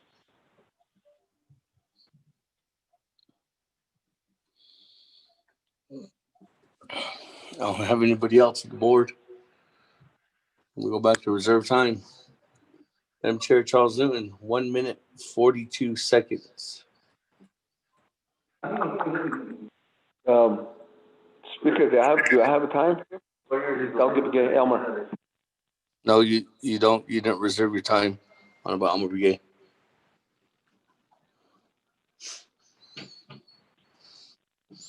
Madam Chair Charles Newton, 1 minute, 42 seconds. Thank you, Speaker. I do agree that we do need to speak for our children.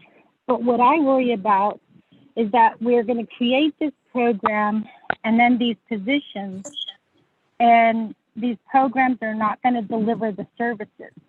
We hear about shelters closing. our domestic violence victims not having anywhere to go. And that's not right. We tell our people we have these services to help them, but we can't even fill positions. We can't find locations to house some of these programs. And then our families and children are the ones who have to suffer. I just really hate to open this program, but not offer the services to them. And yes, I think it's a great idea, and it is a much needed service. But at the same time, I wonder, where are the agents? Where is social services? Where is the chief of police? Where is the director of criminal investigations? And I just worry that we're going to start this program, and then we're going to be getting upset with the directors saying, how come you're not doing these things? How come you're not running this service? We have money available there for you. Why isn't this happening? We see that happening now, and I just really worry that we're gonna put money towards this program, and we're gonna tell people it's available, that it's ready to go, and I just worry that we're not going to be able to provide the service to them because of what we already know as a council. Many of these positions are not being filled. We hear about it with the personnel lapse fund. We also hear about it from Department of DPM. So I'm just really worried. And then at the same time, DPS is really struggling right now with filling positions and making sure that they have enough officers to cover areas. I don't know if that's going to be an overload. So I just wanted to know, where are the agents? Thank you, Speaker.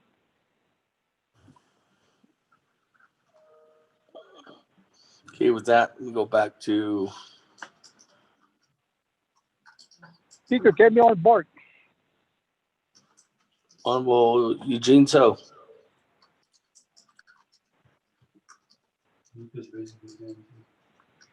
Dat is gewoon nog hij is nog tardy. Gaan sa ako sa si tako di session. The share and he's not found. I like to make my point right to direct, which we don't really understand, seems like, since we got a lot of problems. My philosophy is that we have number one problem is parenting. All other problems we have, issues we have, are manufactured from that, not parenting.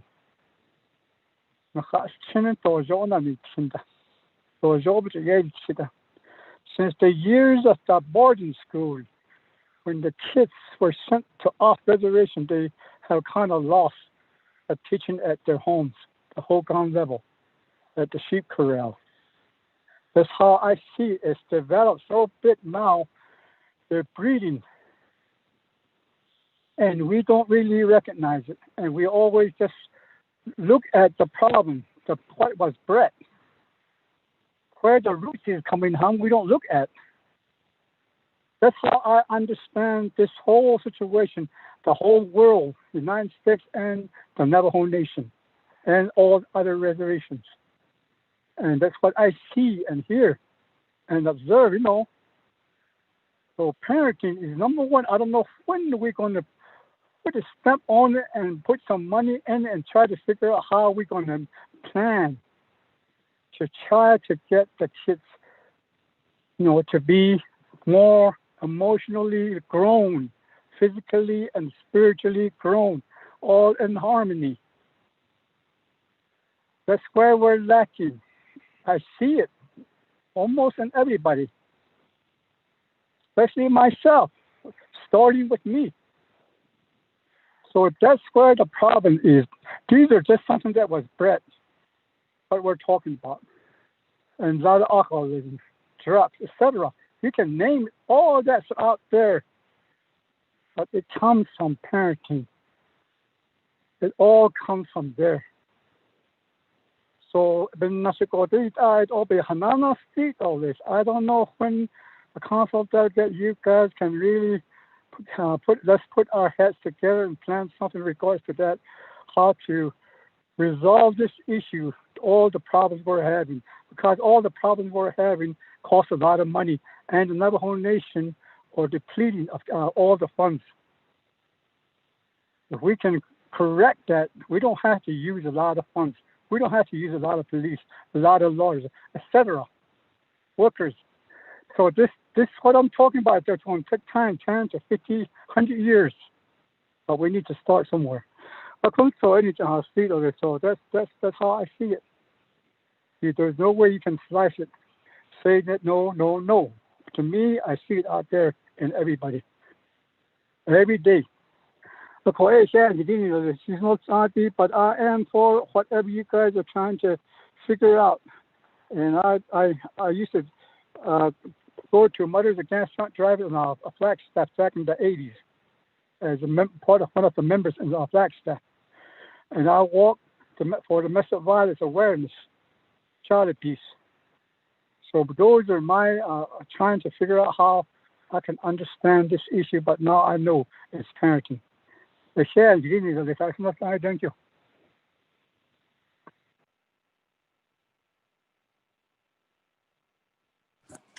Thank you, Honorable Eugene. So that we go back to sponsor. Madam Chair, everybody. Yes, thank you, Speaker. So this program has existed, as I mentioned before. There's victim advocates. We have current criminal investigators. We have family therapists with Navajo Family Treatment Center. What we're looking for is to enhance those services and provide wraparound. I believe that there needs to be a larger conversation on what's happening to our children and our families, Speaker. So in addition to the request on providing the programs providing that data to the council, is to have a conversation on what it will take to help our communities. And this is a Navajo Nation-wide initiative. And I just continue to ask for support. And that's how Strengthening Families was developed. That's how we have the shelter in Shiprock, and getting on board Gentle Iron Hawk shelter, which was provided to the Navajo Nation because we had a program that could manage it. And so we are going to have upcoming discussions on that because we need that shelter up in place.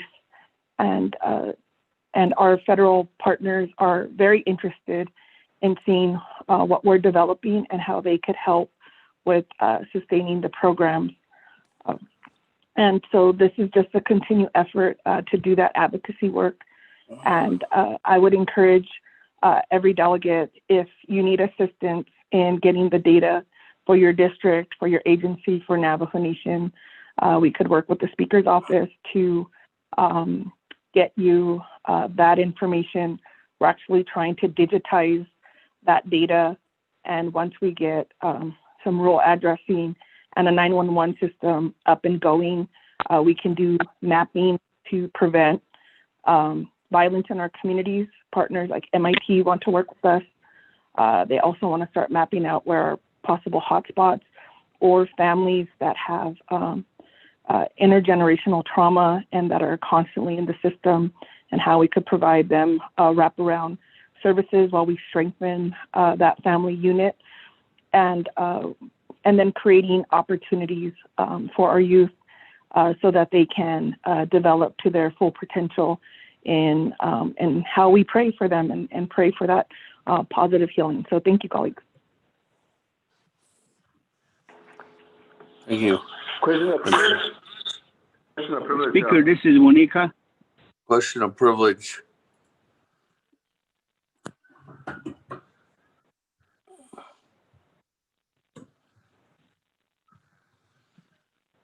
Hello? Hello, this is Delegate Begay. Question of privilege. Yes, go ahead. Okay, thank you for that, Speaker. I think my question of privilege relating to those Crowdy that mentioned that there's some shelters and then there's some programs that are out there. I think we need to look at that. I think that's what my question is, that how many days do we have centers that are relating to that can, what we're doing here with establishing the Northern Child Advocacy Act. I mean, centers, I call 8, how many is already out there? Maybe we could just enhance them, because what I'm saying is there's all these programs that are out there. How come we're not inviting them? This should be a problem for the whole Navajo Nation. We have 3-branch government, shared government. There's already out there that we need to work together, not just only us. I think we need to do that. That's what my whole initiative is, Speaker. So how many do we have out there that are, maybe there's some licensed people that are already working on that. We need to ask them, how do we need to improve the shelters out there right now? We need to work with them. So that will be my question, question of privilege, Speaker. Speaker, this is Monica. Okay, well, hold on, Monica. Honorable Monica. Let me go back to Madam Chair and McCarty on the question of privilege. Question to Honorable Elmer Begay. By Honorable Elmer. Yes, thank you, Speaker. Thank you, Delegate Begay. So what I'll state again is, at least for the last 6 years, we've had coordinated efforts with the judicial branch, with all of the courts, all of the districts, peacemaking, through the Diné Action Plan development. We worked with all of executive branch, social services, behavioral health, DOTI, working with the tribal colleges, working with the medical hospitals, whether they're 638, IHS headquarters, working with area office, working with our tribal universities and our surrounding universities in this effort. I think what it sounds like is how do we get you involved in these conversations? So let me know whether it's in terms of getting you to the meetings or on the calls, so that you can hear from the SANE nurses, the sexual assault nurse examiners, the SANE coordinators, the tribal coalitions, and working what you mentioned with Police Chief Francisco, Criminal Investigator Director Henderson. We worked with social services and the legislative branch. And so in terms of the work that we are doing, I think it's important, Speaker, then, and I'll just work through your office, that the whole council then is informed on these activities, that that there are programs that are under their oversight for both executive, judicial, and legislative. That Diné Action Plan is actually a Navajo Nation plan. And so it took a lot of time and a lot of coordination.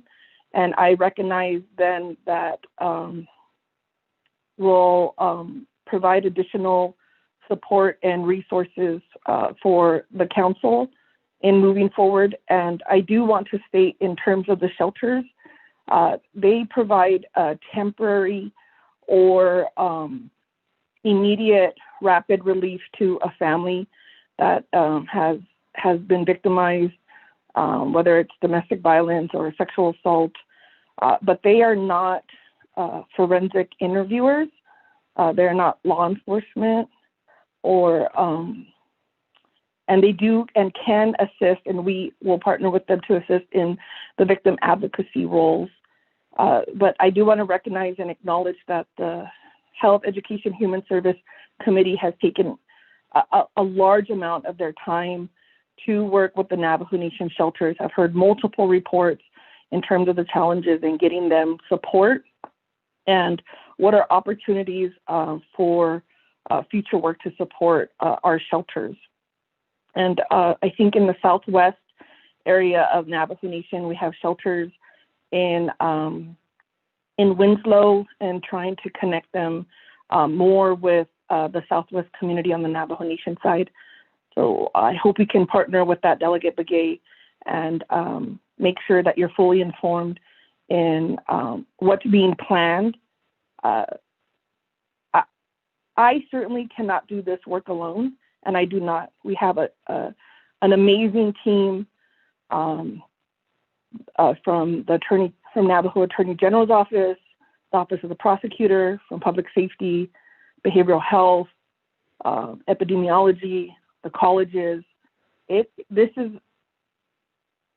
very important, and they have all come together to fight and to combat and to provide healing and prevention when it comes to violence and looking at sexual assault against our children. Thank you, Speaker. Thank you. With that, Honorable Monica. Thank you, Speaker and members of the Navajo Nation. Sorry, Honorable Monica. Okay. Was there a question of privilege? Yes, Speaker. Is it possible to get the Prosecutor's Office, Division of Social Services, criminal investigations involved in this conversation? Because I think it's important that we have clear understanding of whether these a new program now on the line, but it's possible to share something directly so that we get that information ahead of time. Thank you, Speaker. Criminal Prosecutor's Office, Madam Chair. Yes, Jennifer Henry, and then I believe the CI Director, and also Jesse Delmar, and then Social Services. Thank you. Get that. Jennifer.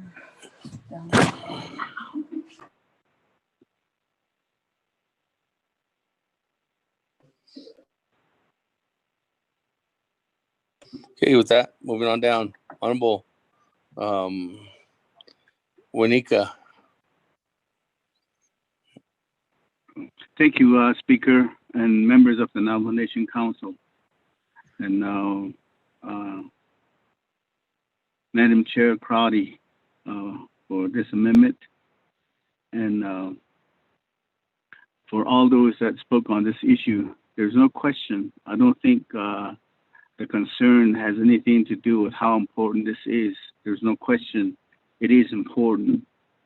But my concern has to do with making an amendment at this time. I wish this would have gone through the initial budget process, going through the respective oversight to Nabakia and on to the council or whatever oversight they need to go through.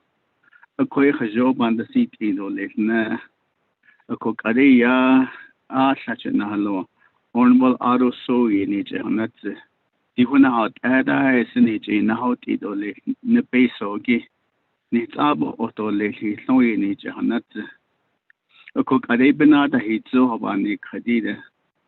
A co been yahat in a day to pick up the budget layoffs that Hagido Hagushin as a Bahosan go to units I if we continue with the continuing resolution again even yet it and like open out a hit so when out budget banana it all that deal that I said the we got but it's about oil Ado so I know in each and that's Haitian Ayab at I don't listen. A codida need to hot abenada hit so a could only a conlata Honorable Herman Daniels running in each hatsi hot and had no deal with our at 8 or listen. A coho do not it a do the neither. Dino than can Lego shit like honey, the hidden yourself. There's no question we need to do something about that, add more money to that store. Ado tuna tutsena isai so chona hujin hinayost. Ni rehab di den kwa Navajo Nation ki. Ako do chon how ti la na do winzen. Ako base be ko don nesigit ako dit overna hitzo kuna hot we're going to end up having to do some layoff at the door list. Ako kwa job ahon itzno yat 8 list na. Ako sheda do shilit the Madam Chair Crowdy and Gada ni na hoti. Ako in the dik under is allowed to these social services that ahida to shout I dancing so but niche. Or job at Nana that there are different denominations throughout the Navajo Nation. Ako ito da saying that don't I can lower sato they get involved in the family situations. Ako that ego da ako kwalilo ba na oska ado obna da hitzo kuna hot hada la base do le na di ni do le akwade ya o ba na oska. I reserve my time, Speaker.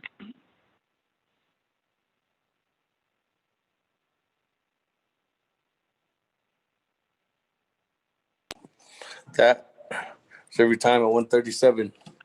Moving on down. Honorable Yellow Hair.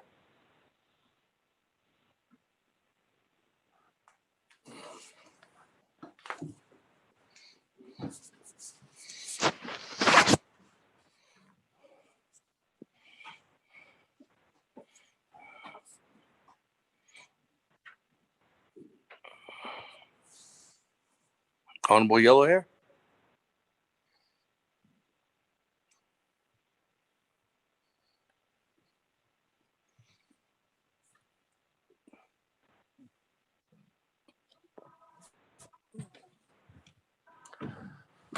Honorable Yellow Hair going twice. Honorable Yellow Hair going 3 times. That moving on down. Honorable Keon Begay.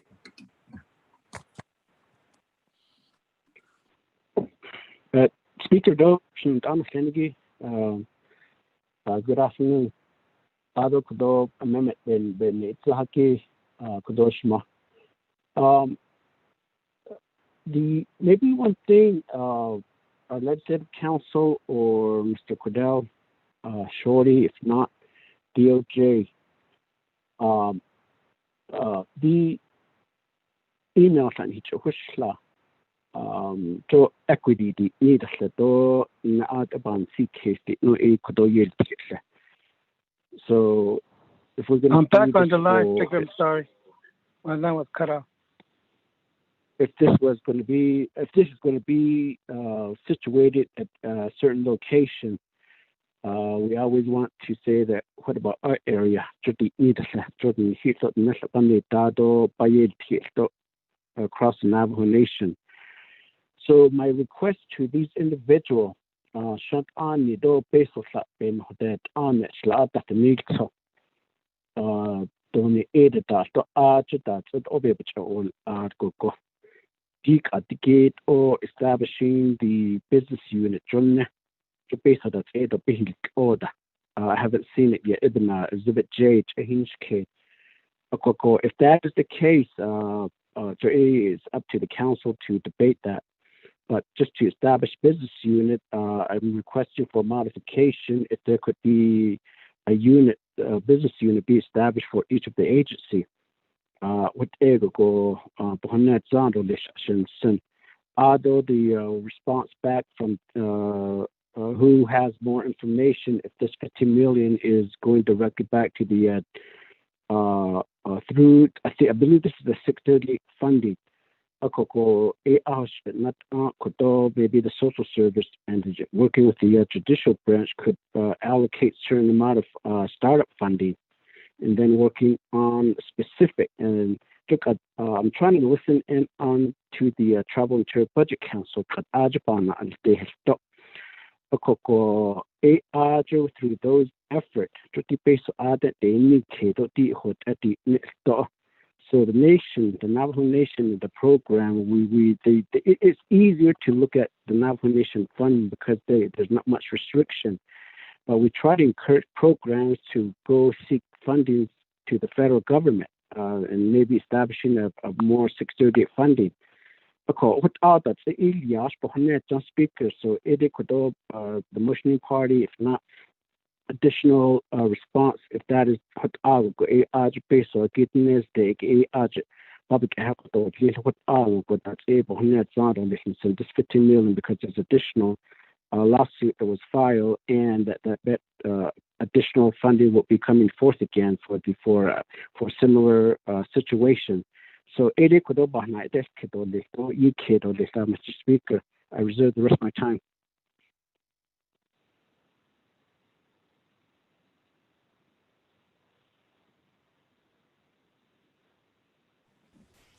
Every time at 1 minute 51 seconds.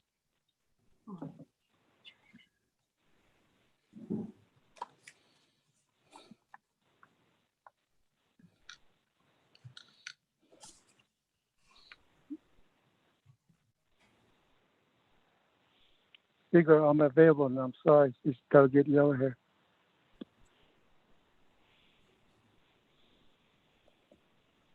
Madam Chair, and Ricardi, there's a request to modify. Thank you, Speaker, and thank you, Delegate Begay, for that request. And I see that you did mention in terms of equity and how funding can be used across Navajo Nation to assist in different areas. If I'm uploading the legislation because I do want to identify the page number that can be reviewed, that there was funding that was provided to the Chinle agency. And so it's not in this area. And in pulling that up, that's what I'm looking for once I get that. So if I could, I just need a few more minutes. I hear and recognize what you're saying, but then we'll have to talk about the funding that was reallocated to the Chinle agency. And similar, we have that reallocation of funding like for the Southwest Fair and for fencing projects. And so let me pull that up, Delegate Begay. But I would want to partner with all of the delegates to provide this type of services. And if and as long as we understand as a council that you are as an agency receiving other services, but we can quickly look at how we could provide these services across Navajo Nation. Thank you, Speaker. Thank you, London.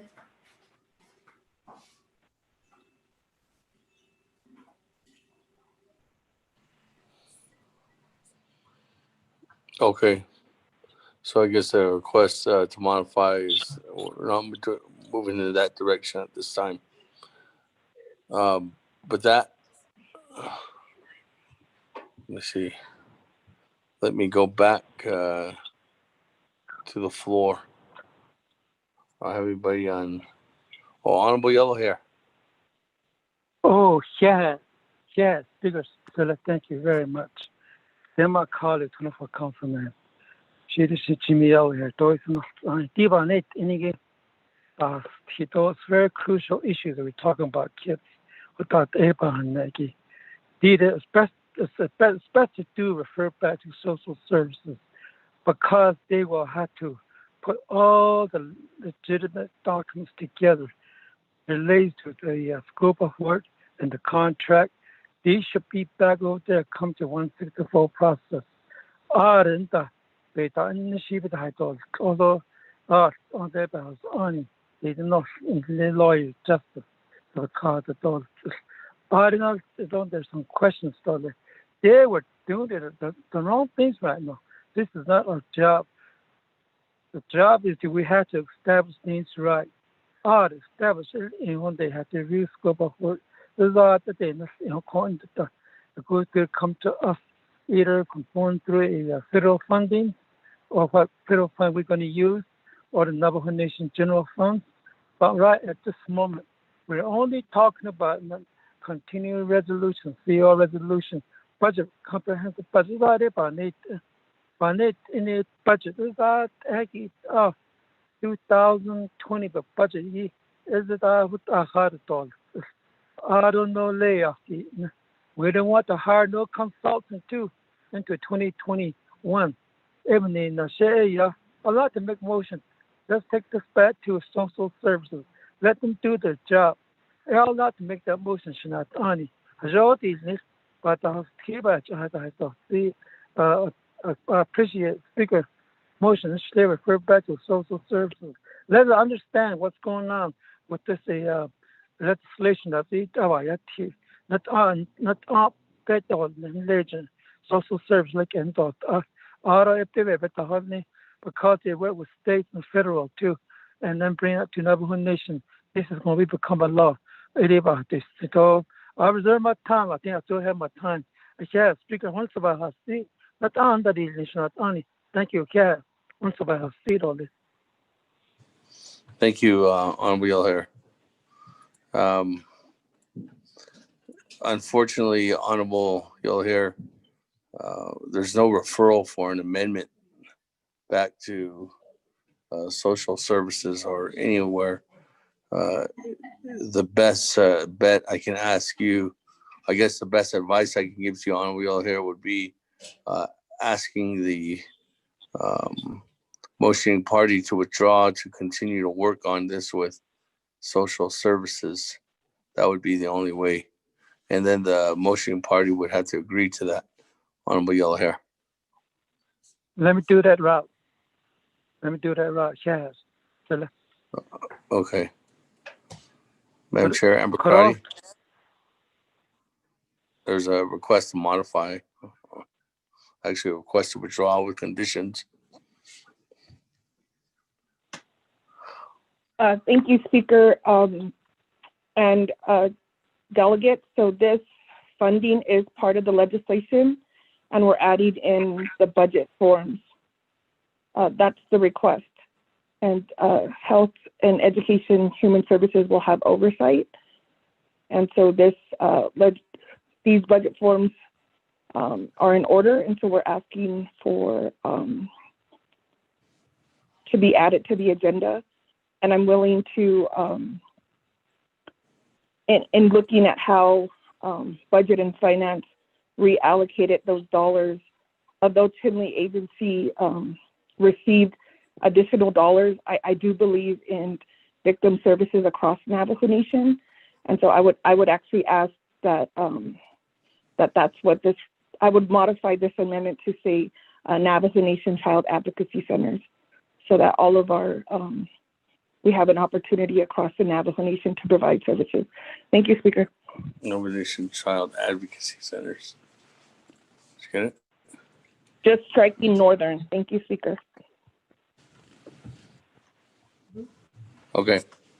That change is modified. Who? Honorable Brown, are you good with that?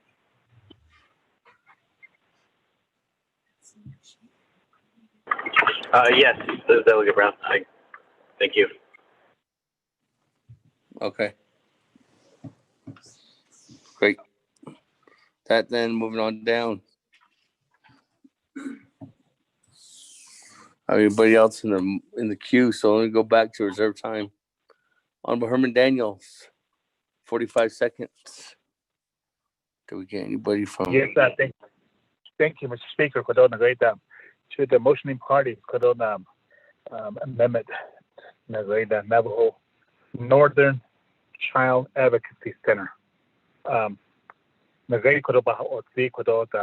It's for Northern Agency. But to the motioning party could on great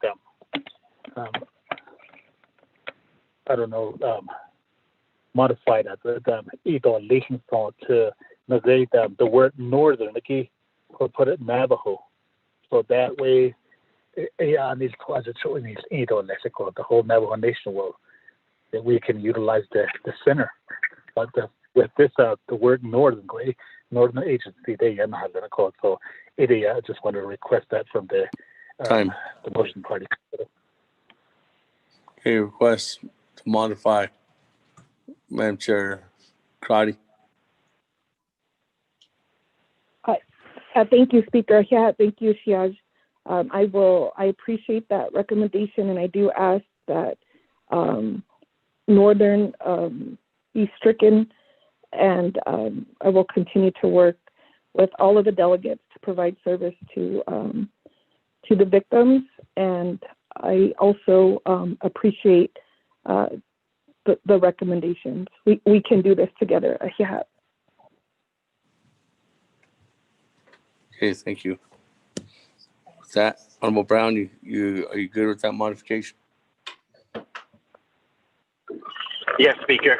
Thank you. Okay, great. Struck in order now. With that, moving on down. Honorable Edison Winika, 1 minute, 37 seconds. Speaker, waive my time. Okay. Moving on down, Honorable Keon McGee, 1 minute, 51 seconds. Speaker, I'm not sure if staff or anyone reading my emails. I'm trying to get all these questions beforehand before using up all my time. And my first request would be, I've asked if DOJ or the council could give us information if the judgment case for the judicial branch could be a portion of it. Budget to give it that's based upon the that way, through this budget business unit established at the based on that day, if the funding becomes available and if it's allowable, they are then based on the Hagidas they could and then we turn around and see if that could be established through certain type of funding through a 638 contract in the seeking additional funding directly from the BIA and federal government or Department of Justice at DC level. So general fund basable to list your hand in the geek that is Akishi not done. Because a quite last zone is Eastern Elian, John the Speaker, I reserve the rest of my time. Okay, with that, reserve your time, 17 seconds. Let me go back to, I just now seen your email. Staff just now showed me that. And that email was to Miss Barbara. Ms. Barbara, I don't know if you've reviewed that email. Yes, or if Speaker. we have to get somebody else from DOJ. Speaker, can you hear me? Yes. Okay. Yes, this is Dana Bobroff, Chief Legislative Counsel. I have seen Delegate Leon Begay's email wherein he's asking if the judicial branch judgment, that was the lawsuit against the Department of Interior concerning their 638 contract. He's asking whether any of those funds could be used as to fund this program. And my short answer is yes, that council could direct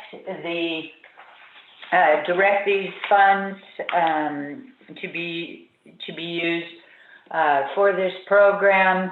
That would be under 820K of the Appropriations Act.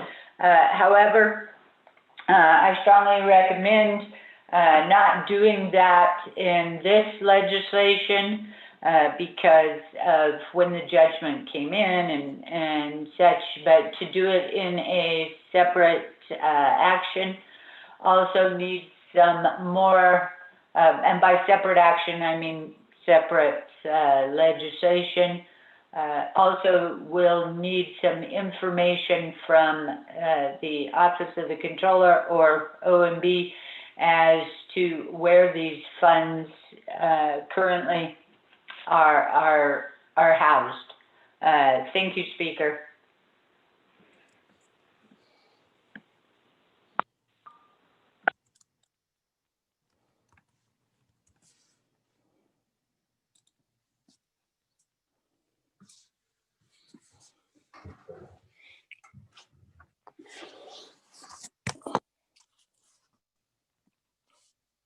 Thank you, Ms. Barbara. With that, moving on down. It does, I know there was a request for Ms. Jennifer Henry to be on the line and give some insight on this from Madam Chair Charles Lewin. So, Ms. Henry, are you on the line now? Good morning. I am on the line. Okay. I don't know if you were aware of Madam Chair Charles Lewin's question. I am. So good morning. This is Jennifer Henry. I'm the acting chief prosecutor. Let me just sort of give you my impression of this. So Delegate Crotty, is always really involved in protecting our kids and victims, and she keeps me in the loop and quite a bit. So on September 21st, Delegate Crotty and I talked about this, and she said, "Hey, I've got some funding availability." And we talked a little bit about children's advocacy centers, and that was the first I had heard of this new program or the new services to be provided. That was in the morning on September 21st. So she asked for me to prepare a budget. And the problem was, just on a practical level, is we're in the middle of budget ourselves. I didn't have people available in my program that day. It needed to be done that day. We put something together. By the time that we put something together, the word had spread, and we had gotten Deanna Neswood-Gishi involved, Jesse Delmar involved, and all of us who would be really necessary partners in any project like this. Before the prosecutors could submit anything and get it through, to the AG and to talk to anyone, I received a budget summary from Delegate Crotty. So my response was, great, we are happy to be a partner in this. Let me know how it goes.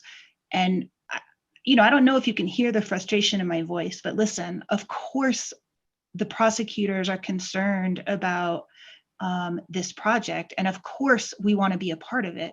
We have victim advocates that we're starting a program with. But here's my frustration, and I apologize for being blunt. It's hard to get new funding for a new project, for new tasks, when my program is not funded fully to provide for the personnel and the responsibilities that we already have. So again, of course, I'm concerned about this. If this council passes this allocation, of course, we will work with social services and the Department of Public Safety and CI on this. But I don't know what this looks like. We have had several meetings with Deanna Neswood-Gishi and our other partners, and the Office of the Prosecutor, through myself and another prosecutor who's been participating, has said, look, we're not in a position to drive this thing right now because we don't have the funds in our actual program to do this. So I think that Director Neswood-Gishi has been primarily tasked through social services to really be the spearhead here. And my office is fine with that. It's something that is needed. I can't speak to this particular budget allocation because I don't know how it affects my program. So I'm not sure I'm the best person to speak, and I'm frustrated with the budget process as a whole, and I'm frustrated with not being funded and yet being allocated additional funds to do new things. So I'm certainly here for questions, and I apologize for my frustration.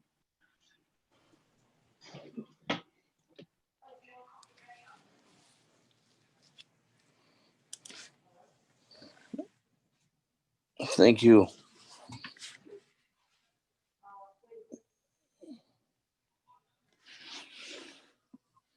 Point of privilege, Speaker.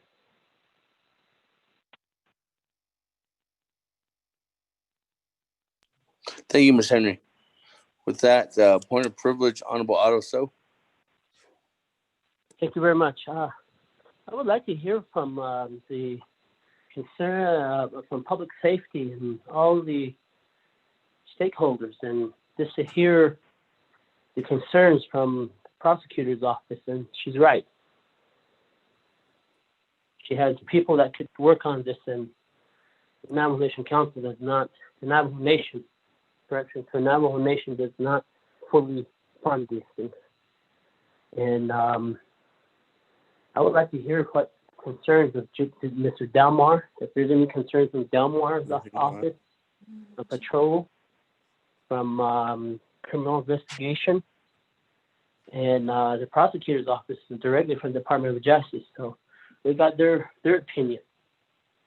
So that's just my push and privilege, and it could be provided to this body so that we could continue to see how we will vote at the end of this for this amendment, because Salt River has a really good program and all the individuals are all on board. But right now it seems like there's programs not on board. Thank you.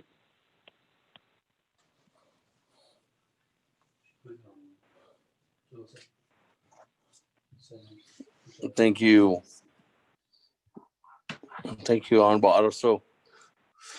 That we have reached out. We haven't got a response. Only one that has responded back to us was Miss Henry. So we're reaching out to them again. That, colleagues, moving on down. Nobody on the board. Back to reserve time. Honorable Keon Begay. 17 seconds. Mr. Speaker, I believe I'm just repeating my question. I'm not getting a direct response. The concern by the council that there's limited funding for programs and for the enforcement. Now, my question is that could the amendment be modified to just to establish the business unit number and seek funding from others, and mainly from the judgment of that $15 million?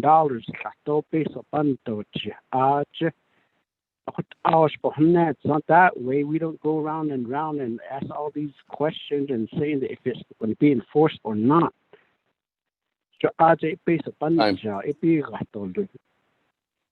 Speaker, reserve my time. Time. You have no more time, Honorable Keon Begay. Well, I with that to back to Legislative Council and to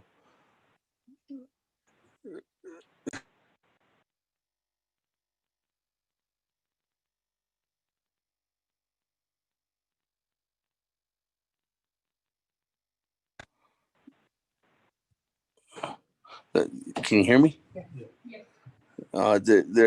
Honorable Keon Begay, there's a judgment in your email, and that judgment is for $15 million. Now, what you're saying is you want to utilize some of that $15 million to make a budget to put some of those funds towards this program, so it's actually enforceable, and utilizing those dollars to possibly help assist that enforcement too.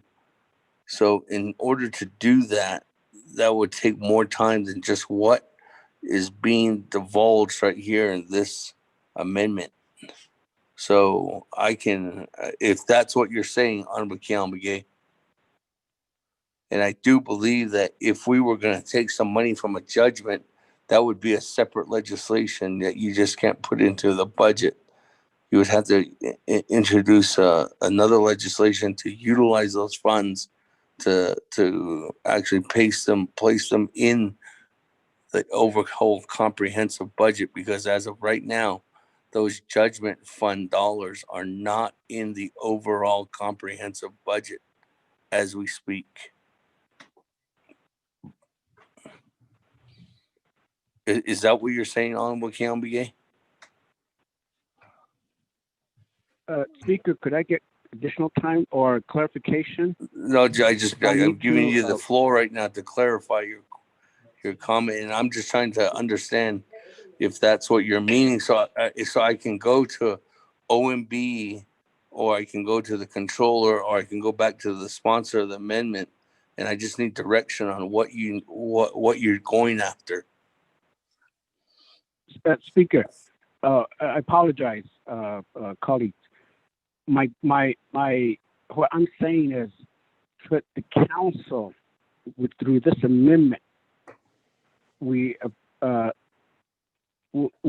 forward and approve this amendment establishing five business unit number for each of the agency, or to start off with have a centralized or one business unit number to be established, and then that would create maybe an office to start making the plan and expand that out as we go through this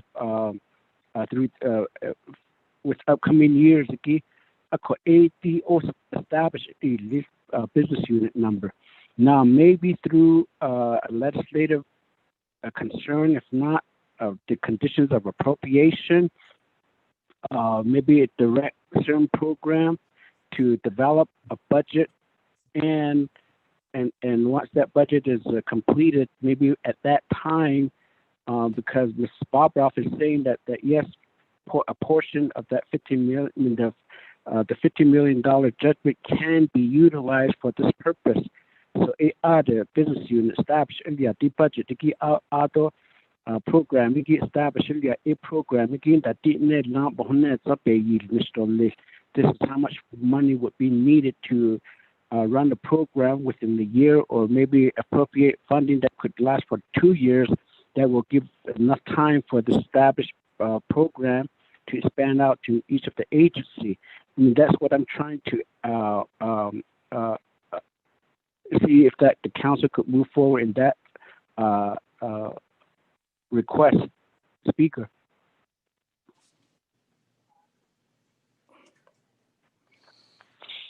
Point of privilege. Point of privilege. Let me go to point of privilege first before I divulge that, break down that request. Point of privilege, Honorable Adoso. I guess as a body of policymakers, what's being discussed related, what's being talked about related to the judgment that the Navajo Nation had to receive, relating to the judicial branch. Again, I'm going to say that again, judicial branch. I believe that's the conversation that we have to have, the Chief Justice part of the conversation, because communication of allocating all these dollars to that one program without the judicial branch's input, because that allocation, that judgment, is based off of the short funding that the federal government has funded the judicial branch over a number of years. So therefore, I guess this discussion related to the judgment, we need to have the Chief Justice involved in this discussion, because at the end, the dollars were Navajo Nation wanted that award due to so your point of privilege. So it is. Okay, so your point of privilege is just to include the Chief Justice in those. Question of privilege, Delegate Daniel So. Question of privilege, Chairman Daniel So. My question is, this what Shemayaja Honorable Amber Crotty introduced, does it already have a business unit number? She modified her motion to change it to Navajo Nation Child Advocacy. So that's my question. Does it already have a business unit number? And if it does, then that separate legislation is going to be introduced, then it would put money into that business unit. So that's my question of privilege. Great, thank you. We go back to a question of privilege. Madam Chair, Amber Crotty.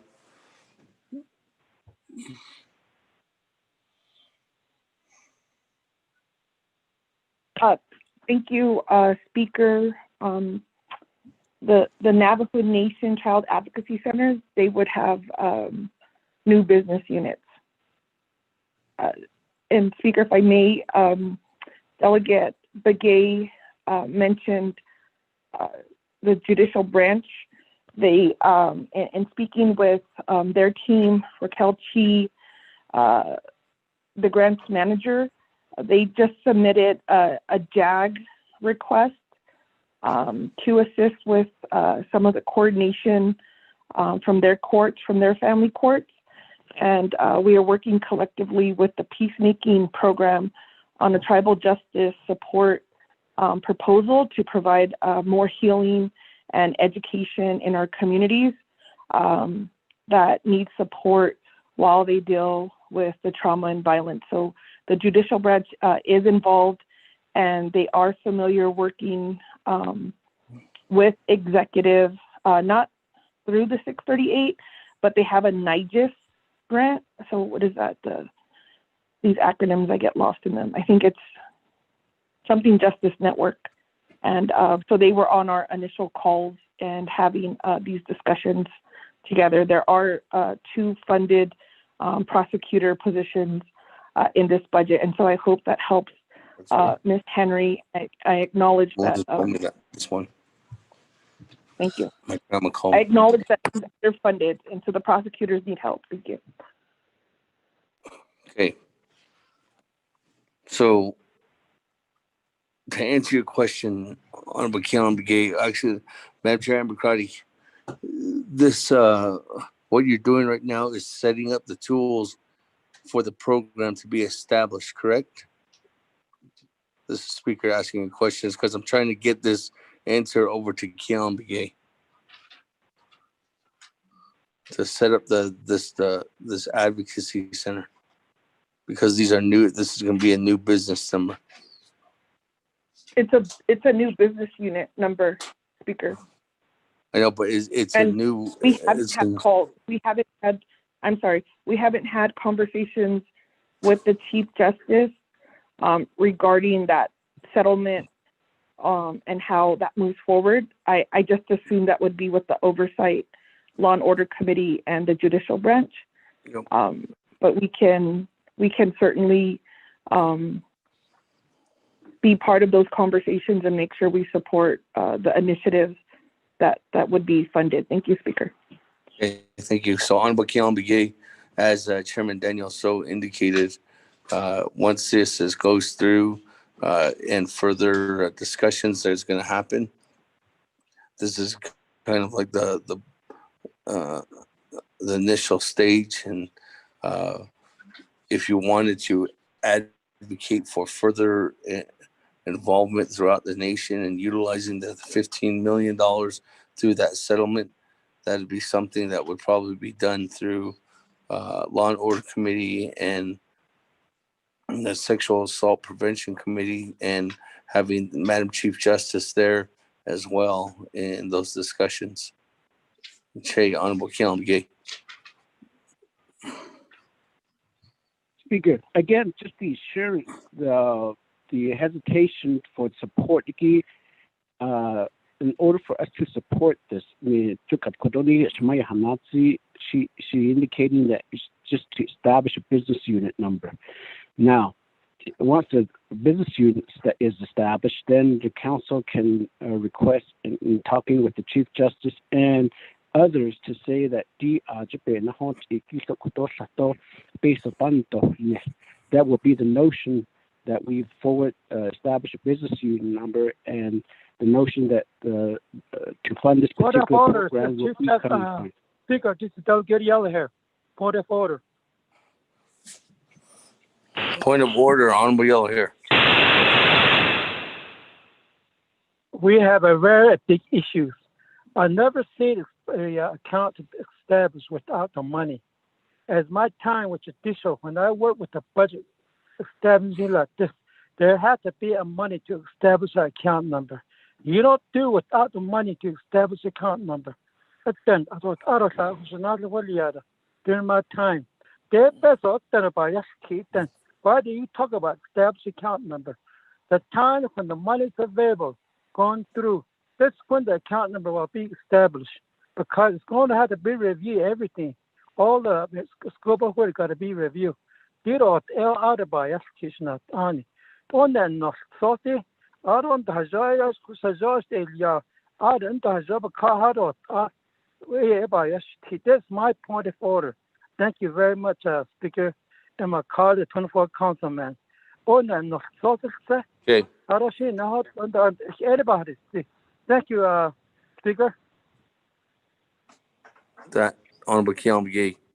Any last thoughts before I go back to the sponsor?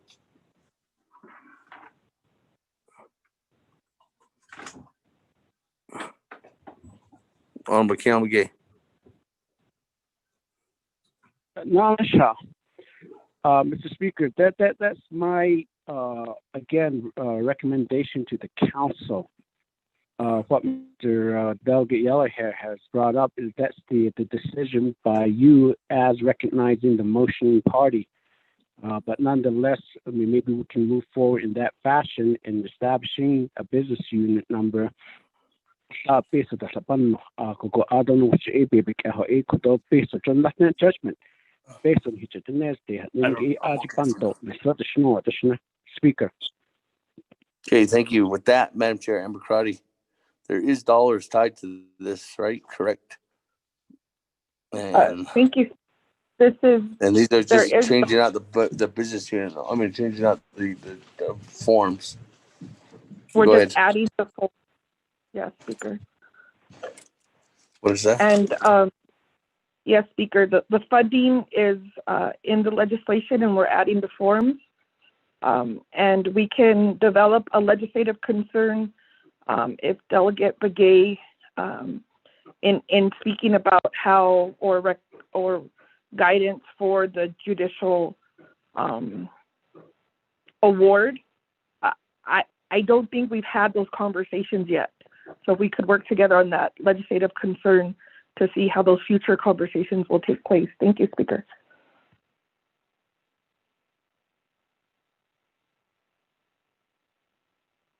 Oh, shoot. Sorry, I was talking to myself. Thank you with that, colleagues. Let me go back. I don't have anybody else on the board. No one else with reserve time. No one else has responded back to our calls except for Miss Henry. And you did hear from Miss Henry. So with that, colleagues, are we ready to go to vote on amendment number 14? Honorable Speaker, this is Deanna Neswood-Gishi, Division of Social Services. Okay, Ms. Gishi. There was a question. There was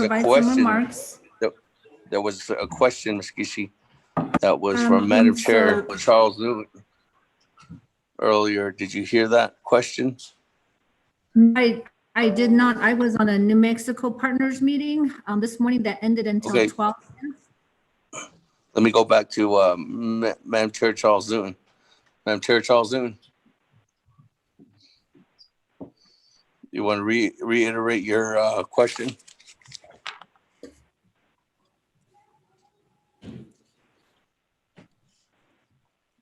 Yes, Speaker, my question actually was to yourself, Ms. Neswood-Gishi, as well as to Mr. Delmar, and then the acting chief prosecutor, Jennifer Henry.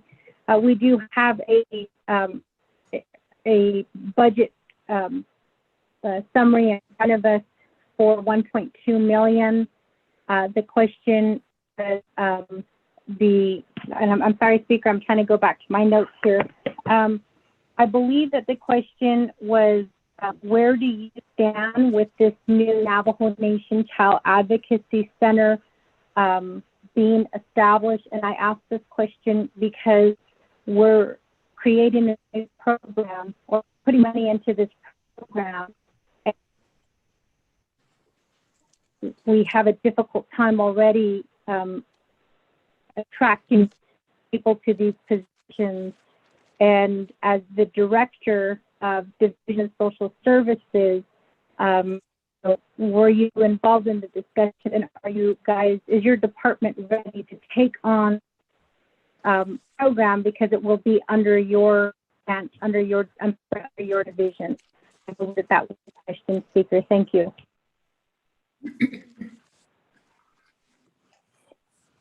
Ms. Kishi? Thank you, members of the 24th Council, and thank you, Honorable Delegate Charles Nguyen, for your question.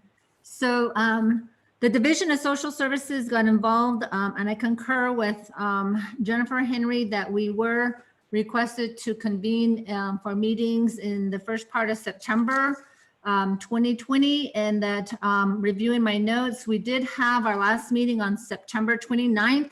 We did have individuals from Judicial, Raquel Chi, as well as Ms. Regina Roanhorse. We had Criminal Investigator, Director, Mr. Henderson, and Ms. Henry as well. So we had other individuals.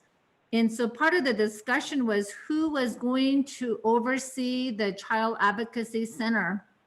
And my initial comments were it should be law enforcement, because the sensitivity of a crime occurring, that they should take the lead. I did not officially state social services should take the lead.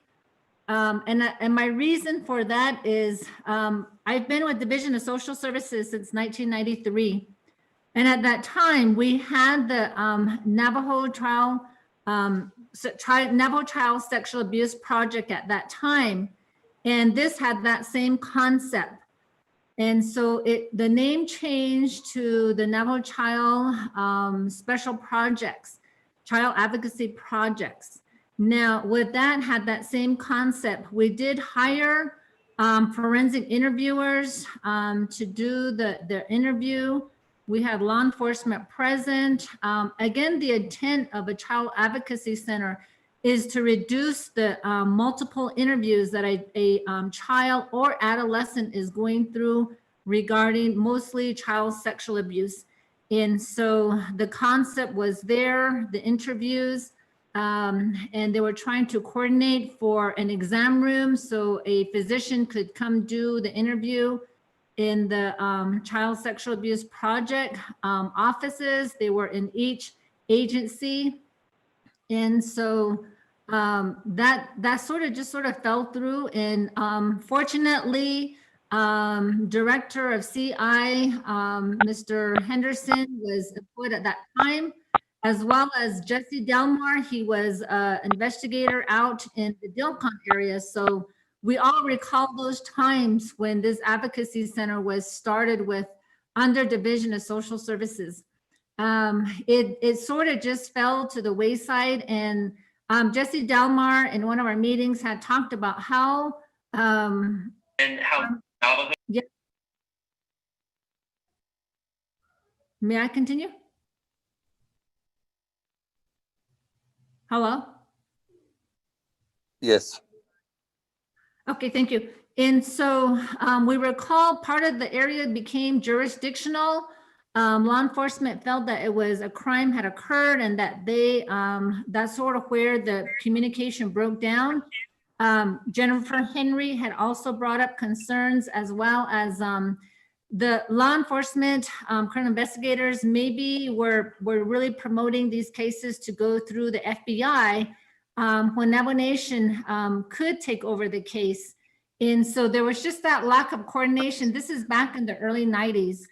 And then the program had ended in the late 90s, and it just ended.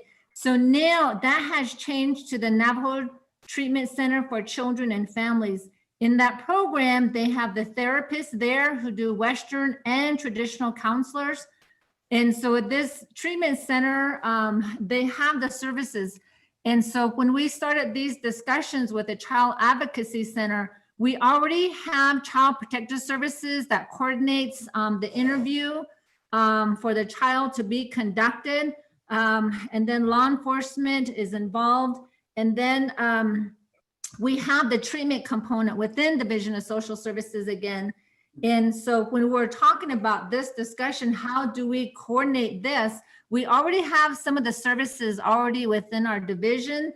And again, the intent was to reduce the multiple interviews and to make sure that children were getting the best services to reduce any trauma or victimization that they may have gone through.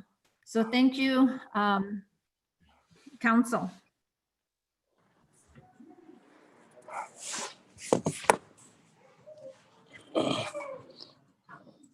Thank you, Ms. Kissy. Point of privilege. I don't know who. Also, Also. Can I get Mrs. Nedwood Gishi to restate that Division of Social Services is not going to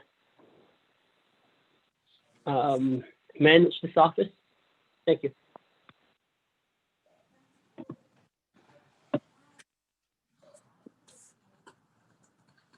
Ms. Gishi?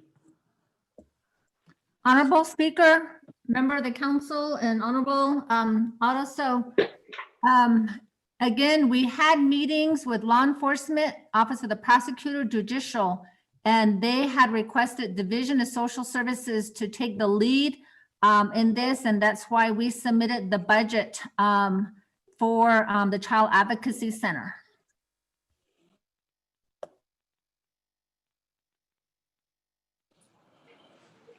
Okay, thank you.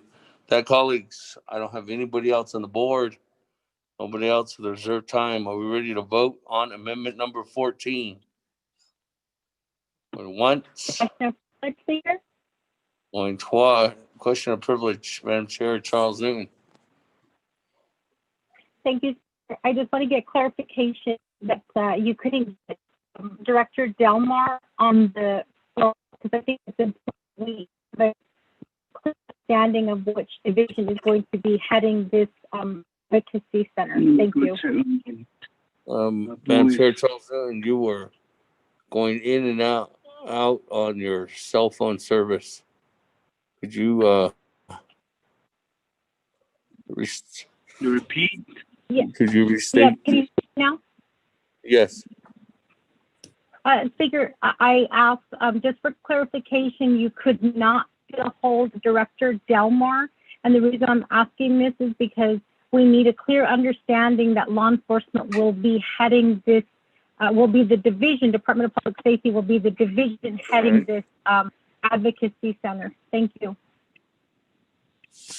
Madam Chair, I have two staff members who are trying to get a hold of Mr. Delmore, and unfortunately, we are unable to get a hold of Mr. Delmore. Mr. Delmore, are you on the line? Nope.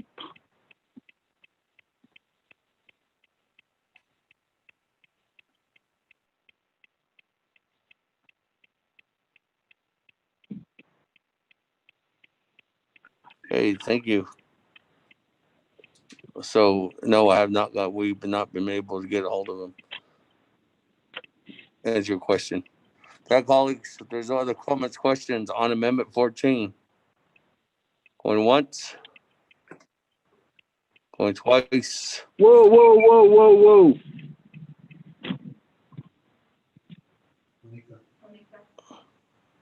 Honorable Wanika? No. I'm fine.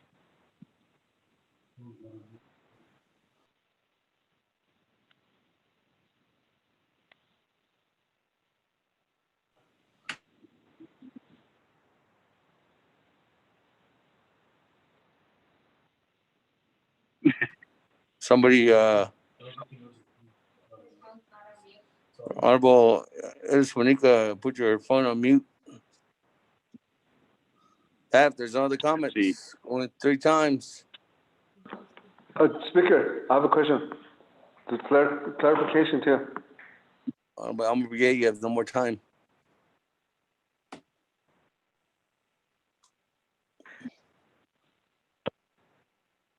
That colleagues, we're going to board. Let's go to board on Amendment 14. Honorable Elmer Begay. I vote red. Honorable Elmer Begay votes red. Honorable Key Allen Begay Jr. Delegate Key Allen votes green. Honorable Key Allen Begay Jr. votes green. Honorable Paul Begay.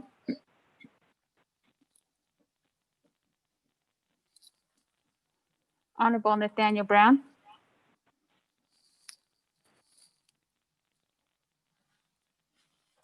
Honorable Eugenia Charles Newton. Charles Newton votes red. Honorable Eugenia Charles Newton votes red. Honorable Amber Canesba Crotty. Delegate Amber Canesba-Crotty votes green. Thank you. Honorable Amber Canesba Crotty votes green. Honorable Herman M. Daniels Jr.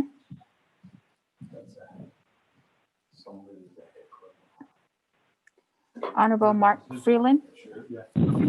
Green. Honorable Mark Freeland votes green. Honorable Pernell Halona.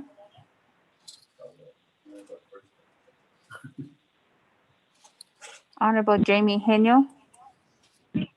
Halona votes green. Honorable Pernell Halona votes green. Honorable Jamie Henyo. Honorable Jamie Henyo votes green. Honorable Vince James. Delegate James votes green. Thank you. Honorable Vince James votes green. Honorable Rick Nez. Delegate Rick Nez votes green. Honorable Rick Nez votes green. Honorable Carl Slater. Delegate Slater, green. Honorable Carl Slater votes green. Honorable Raymond Smith Jr. Green. Honorable Raymond Smith Jr. votes green. Honorable Wilson Stewart Jr. Green. Honorable Wilson Stewart Jr. votes green. Honorable Otto So. Green. Honorable Otto So votes green. Honorable Charlene So. Green. Honorable Charlene So votes green. Honorable Daniel So.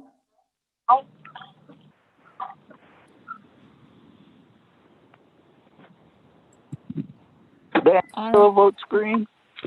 Honorable Daniel So votes green. Honorable Eugene So. Oh, is she? Oh, thank you. Honorable Eugene So votes green. Honorable Thomas Walker Jr. Thomas Walker votes green. Thank you. Honorable Thomas Walker Jr. votes green. Honorable Edison Winika. Green. Honorable Edison Winika votes green. Honorable Edmund Yazi. I'm trying to press my green button. Can you see it? Green. Honorable Edmund Yazi votes green. Honorable Jimmy Yellowhair. Yellowhair votes red. Honorable Jimmy Yellowhair votes red. Honorable Paul Begay.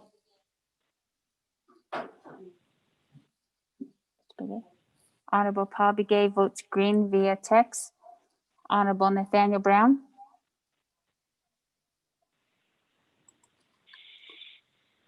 Honorable Herman M. Daniels Jr. Green. Honorable Herman M. Daniels Jr. votes green. Speaker with a vote of 19 yeas and 3 nays. Speaker not voting.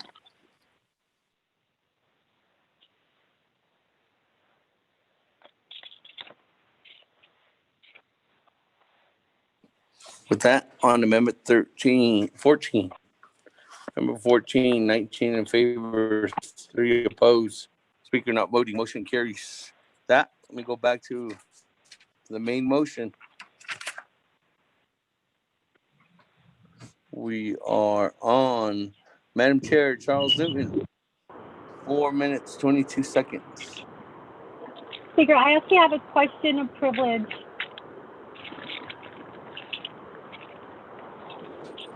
What is your question of privilege, Madam Chair Charles Newton? I'm sorry, Speaker. Yeah, my question of privilege is, since this amendment passed, does it affect the budget? And if so, where does it affect the budget? And can we get a new updated budget? Thank you.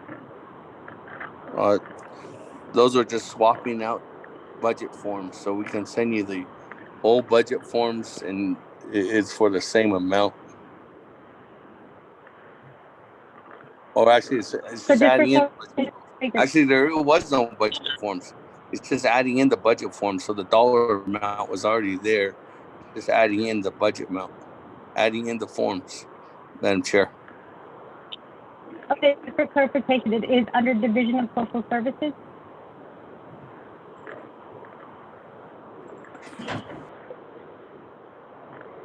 Yes. They're sent out at 11:03. Okay.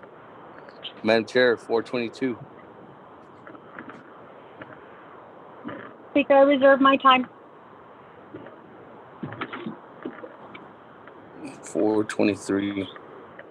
420.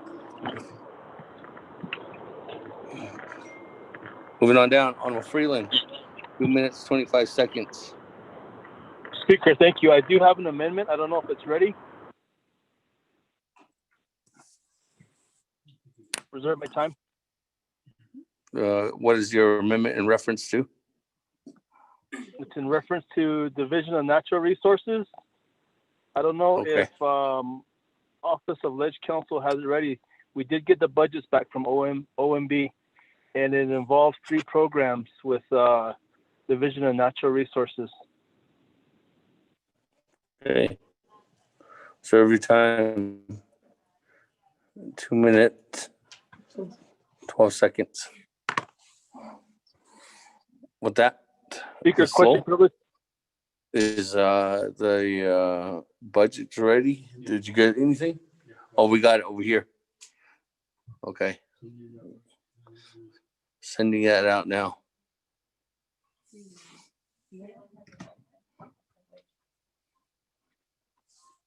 Hold on real quick.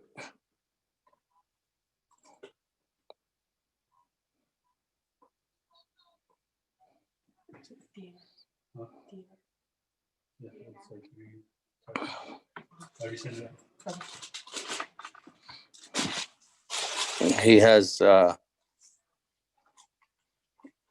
Honorable Brown. We had his vote, right? Honorable Brown, are you there?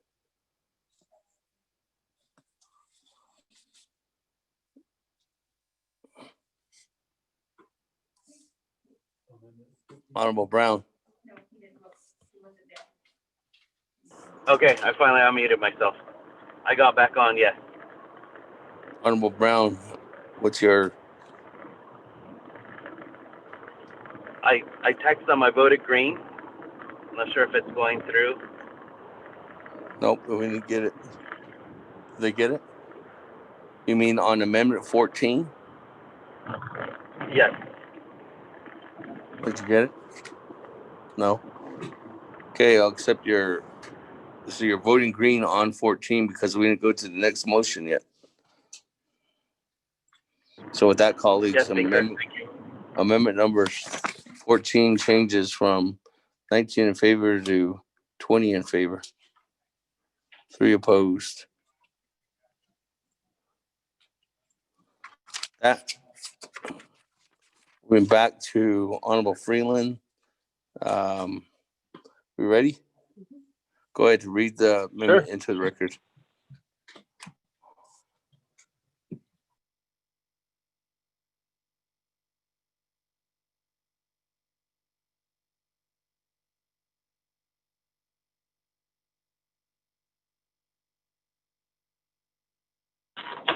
Yes.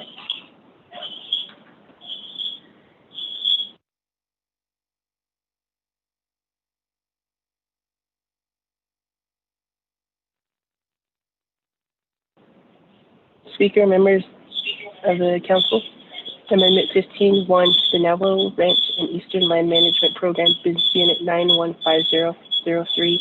Budget forms are to be included in the fiscal year 2021 budget details listed as Exhibit J of the legislation. The Fish and Wildlife Department, Business Unit 915008. Budget forms are to be included in the fiscal year 2021 budget details listed as Exhibit J of the legislation. 3, the Department of Resource Enforcement, Business Unit 115027. Budget forms have been revised and are to be included in the fiscal year 2021 budget detail listed as Exhibit J of the legislation. 4, the Minerals Department of Business Unit 115004. Budget Form 5 has been revised and are to be included in the fiscal year 2021 budget detail listed as Exhibit J of the legislation. 5, the Office of Management and Budget will update the recalculate the monetary total in the body of the legislation and the corresponding exhibits in accordance with Section 3 of the legislation. 6, renumber or re-letter succeeding paragraphs or sections accordingly if necessary, and this amendment shall supersede inconsistent language contained in any other committee amendment which shall be conformed to the intent or language of this amendment. The Office of Legislative Services, with notice to the sponsors of the legislation, is hereby authorized to make necessary grammatical changes. Mr. Speaker.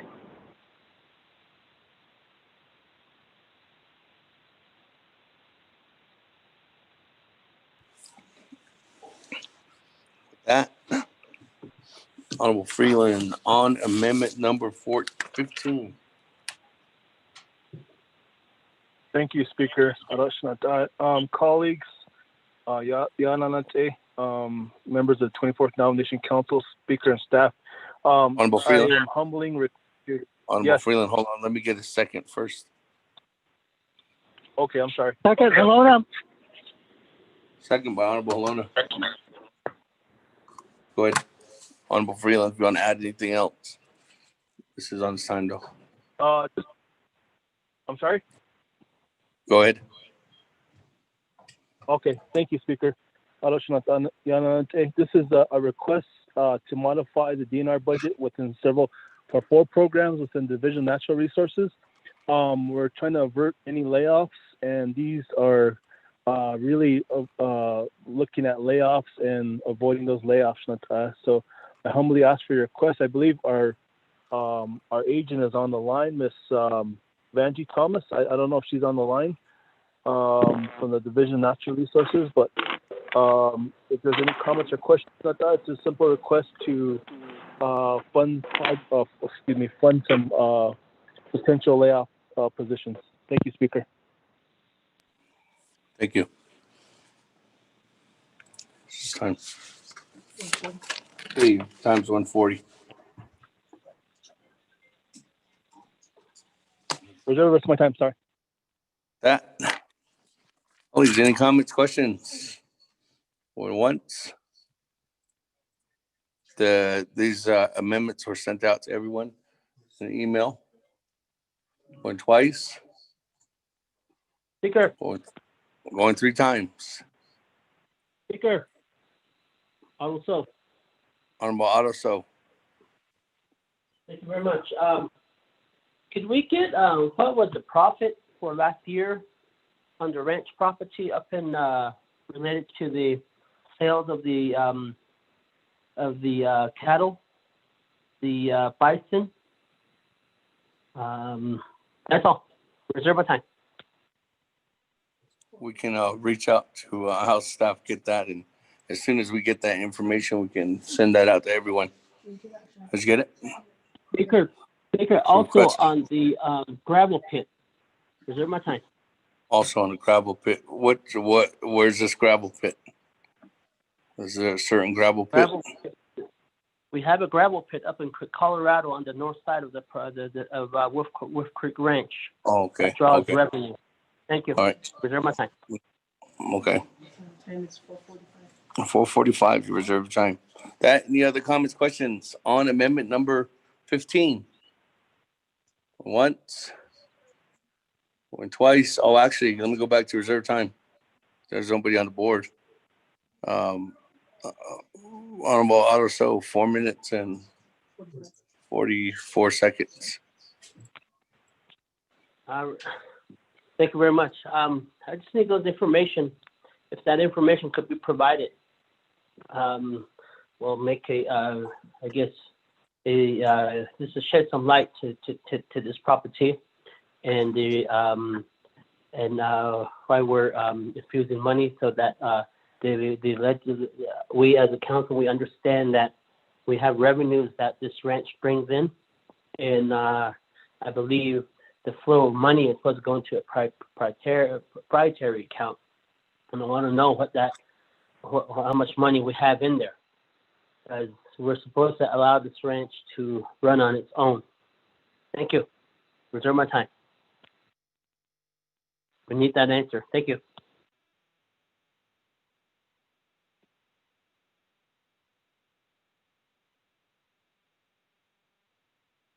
Speaker. Reserve your time at 4:02. So, going back to the sponsor, Honorable Freeland. Thank you, Speaker. I don't know if Ms. Thomas is on the line, but Wolf Springs Ranch is run by Department of Fish and Wildlife. As far as the proprietary account is concerned, I know that the best person to probably answer that question would be the controller or Mr. Willie. I know the last update we got, there was a profit made. I forget the exact amount, but there was a profit that was made. But as far as the current amount, I can't answer that question right now, Speaker. So probably best to ask the controller or Mr. Willie for that information. Thank you, Speaker. Thank you. That's what I have staff members working on right now. Controller, Mr. Willie, and Fish and Wildlife. So as soon as we get that, we can email that out. If there's no other comments, questions, everybody else on the board, and go back to reserve time. Speaker, get me on board. Honorable Eugene So, go ahead. I would rather have that person with the Fish and Wildlife right there to answer my questions. I'll reserve my time.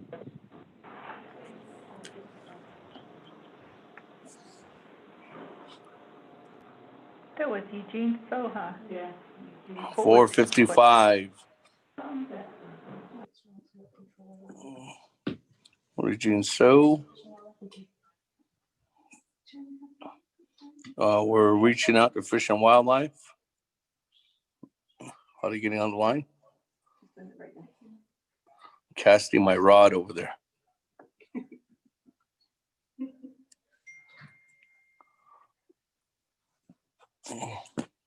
Speaker, what's the bait? Anybody on from Fish and Wildlife? Honorable Chairman Daniel So, what was your question? What's the bait? I'm using corn with hairspray on there. Way to Fireballs. Power bait. Maybe the layoff came too soon. I just inserted that to bring smile to the folks' face. Thank you for all that everybody's doing today. Appreciate it. Great. Thank you. It's something else.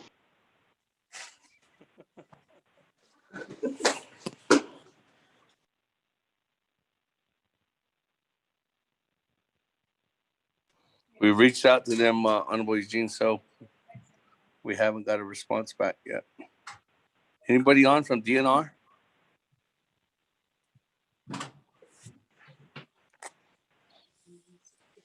If not, let me just go back down to the board. I have a new colleague on the floor requesting to speak. Honorable Chairman Nez.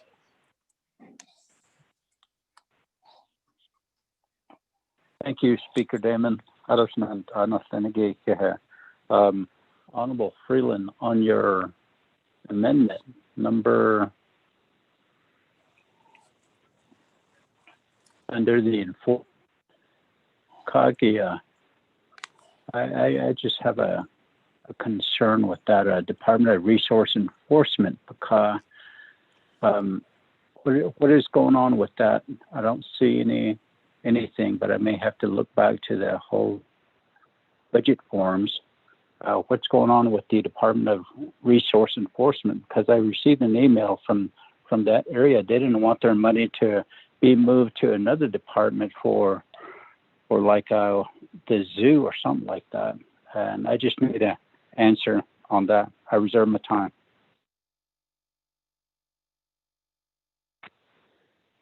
Speaker. Chairman Nez, reserve time, 4 minutes, 9 seconds. With that, let me go back to Honorable Freeland. Thank you, Speaker. I wish I had my agent online. I don't think she's online. Ms. Vanjie Thomas, she would be best to answer that question, particularly for Chairman Nez. I don't know, Ms. Thomas, are you on the line?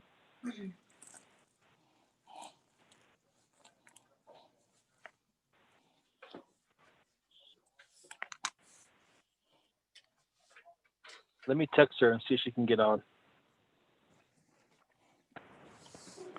Hello, this is Vanjie. Yeah, hey, Ms. Thomas, did you hear Chairman Nez's question? No, I'm sorry, I didn't hear it. Another staff was trying to talk to me, but something related to the resource enforcement.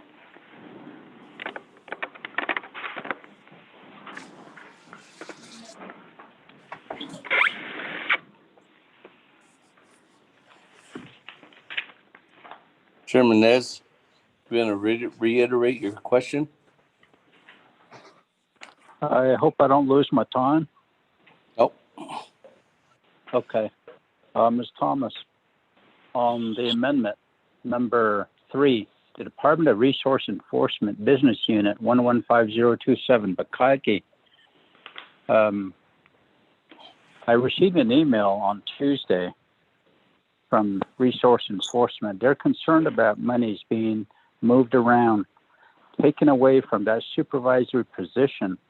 When it deals with law enforcement, that is very important. I don't want to see any money moving around or out of there, and I hope this is not part of that issue. So could you expound on that for me? And I understand that money is supposed to be moved to the zoo for some bathroom project or something like that. Thank you.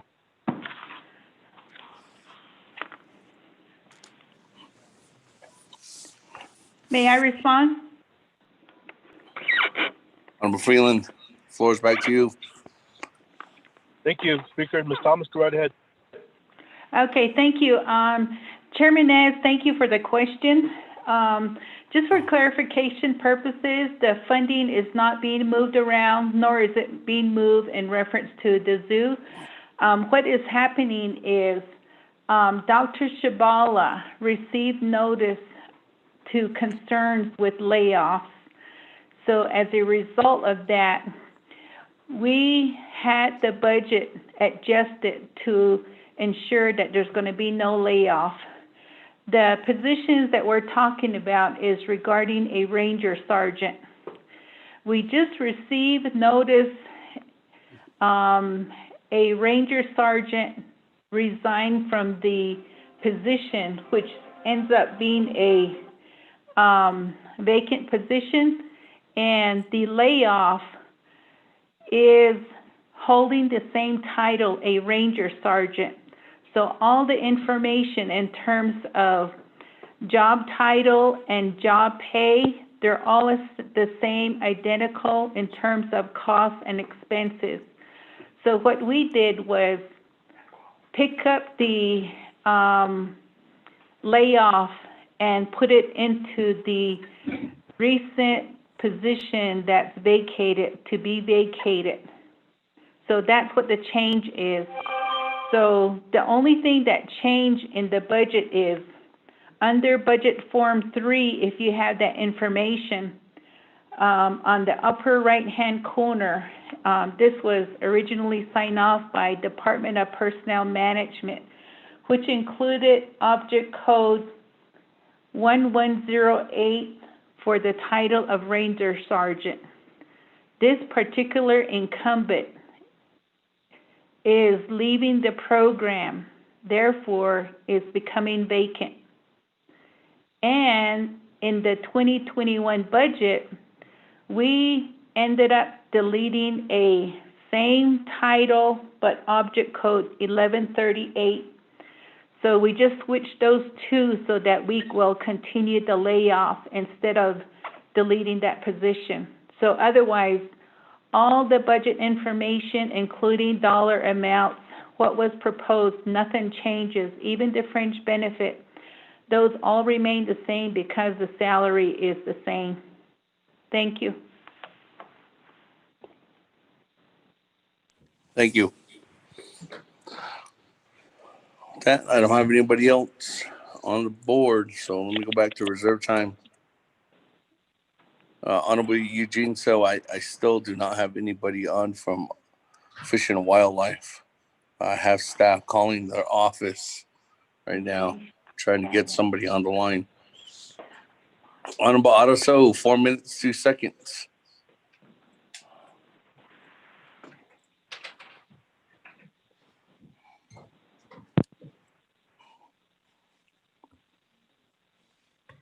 Honorable Otto.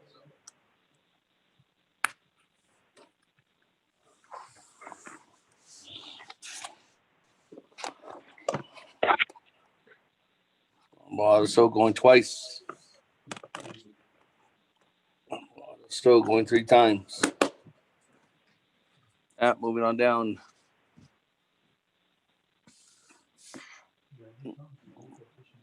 Anybody from Fish and Wildlife? Or Ms. Thomas, do you know, are you able to answer questions about Fish and Wildlife?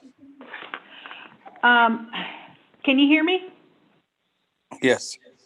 Okay. I did communicate with the program, and they're trying to get the person responsible for that, which is Gloria Tom, the department manager, and the information requested on the number of cattle and bison, I don't have that readily available, and the other is regarding the gravel pit. Those information, we do have them available, but we'd have to get it from the program. Okay. Well, I just have you might be able to answer Honorable Eugene So's question. That's the reason why he hasn't asked of it yet. So that's the reason why I'm going to go back to him now. Honorable Eugene So, 4 minutes and 55 seconds. That's you. I don't see you. So cool. I let any kid. Although yet also not fish can from the grade, yes. The Navajo Nation, the card. Credit Crease Convention 25 CFR 167 beyond that. So utilization studies when you carrying capacity. And annually. That's how it says annually. So the government, BIA Natural Resource, Branch of Natural Resource, has to have their range technician or conservationist and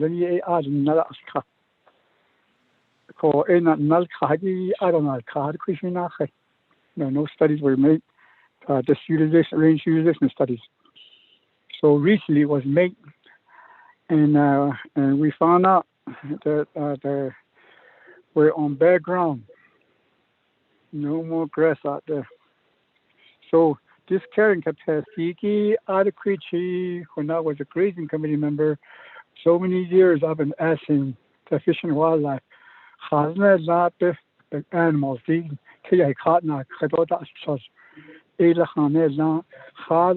Navajo Nation, the next, I said, the net, the permit, the sheep units, a caution along, a bacatna car, a car, in natural chose. The Fish and Wildlife that permit for animals, wildlife animals to graze on Navajo Nation. Within the same CFR 25-167, any animals on the Navajo Nation should be but not so long, all these animals that are grazing out there, they're utilizing water and grass and whatever herbage that they're using. I need some numbers, and I need some, I'm pretty sure by now, after 20 or 10 years, that you might have got a permit recording the animals that are grazing out there, wild animals. Cashing Beta has linked all another cashing to other. I wonder if the Fish and Wildlife do their annual utilization studies range. That's about another aid up my question. So, regards to the grazing permit, there is no other any ground that was withdrawn for anything, Fish and Wildlife Forestry. So that's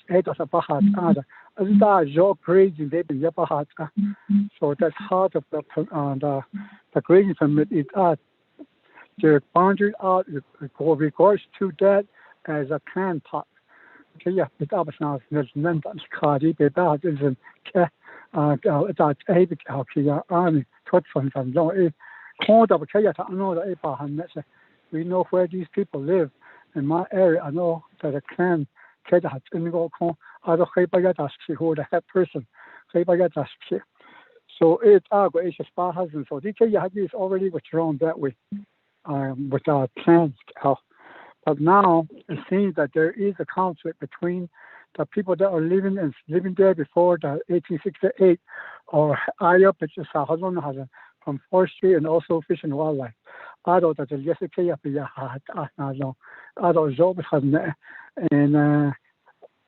it's really causing a lot of conflict out there. She could actually die the not stand I know the other and they can't utilize it anymore. Oh, not lunch carried no. I don't they're being told that they permit no so that kind of conflicts a lot of families now families beside the hospital. So 89 so the carrying capacity has not but crowd the hospitals within where you guys use for these wild animals to graze. I don't what is it studied annually or how many 5 years, 10 years, etc. And then also a permit for all your animals. Because these permits and that because of all these animals. So I heard there's a lot of permit that just got stuck there in that office. So not over 10 years that was linked up. And that's if webinar talks about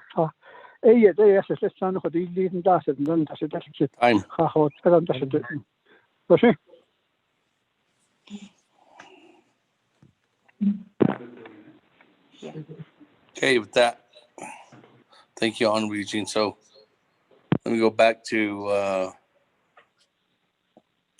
Miss Benji. Thank you for the question. Regarding the question and concerns of Council Eugene, regarding the carrying capacity vegetation studies, that is conducted by the BIA, and the Fish and Wildlife helps and assists when they've received funding. And how often that happens, it's really sporadic based on when the BIA is conducting the studies. As we speak, they've been completing some studies, but for certain areas, but we can go ahead and provide a formal response on that. And yes, a lot of the permits are being held up. The reason being is that our understanding is the Navajo Nation Fish and Wildlife, they receive this function from the BIA by contract, but the funding is what the problem is and not being available. Initially, the department, kind of like out of courtesy, they used to help out the BIA, but there was never any funding made available for this.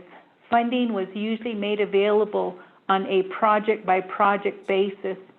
So now we're working with the BIA to try to get funding.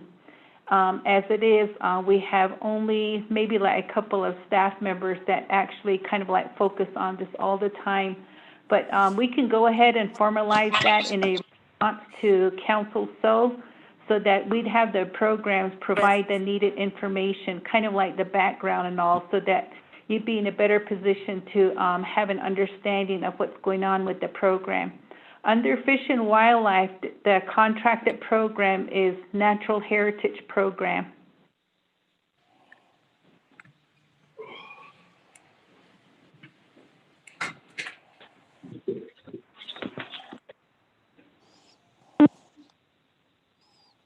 Mr.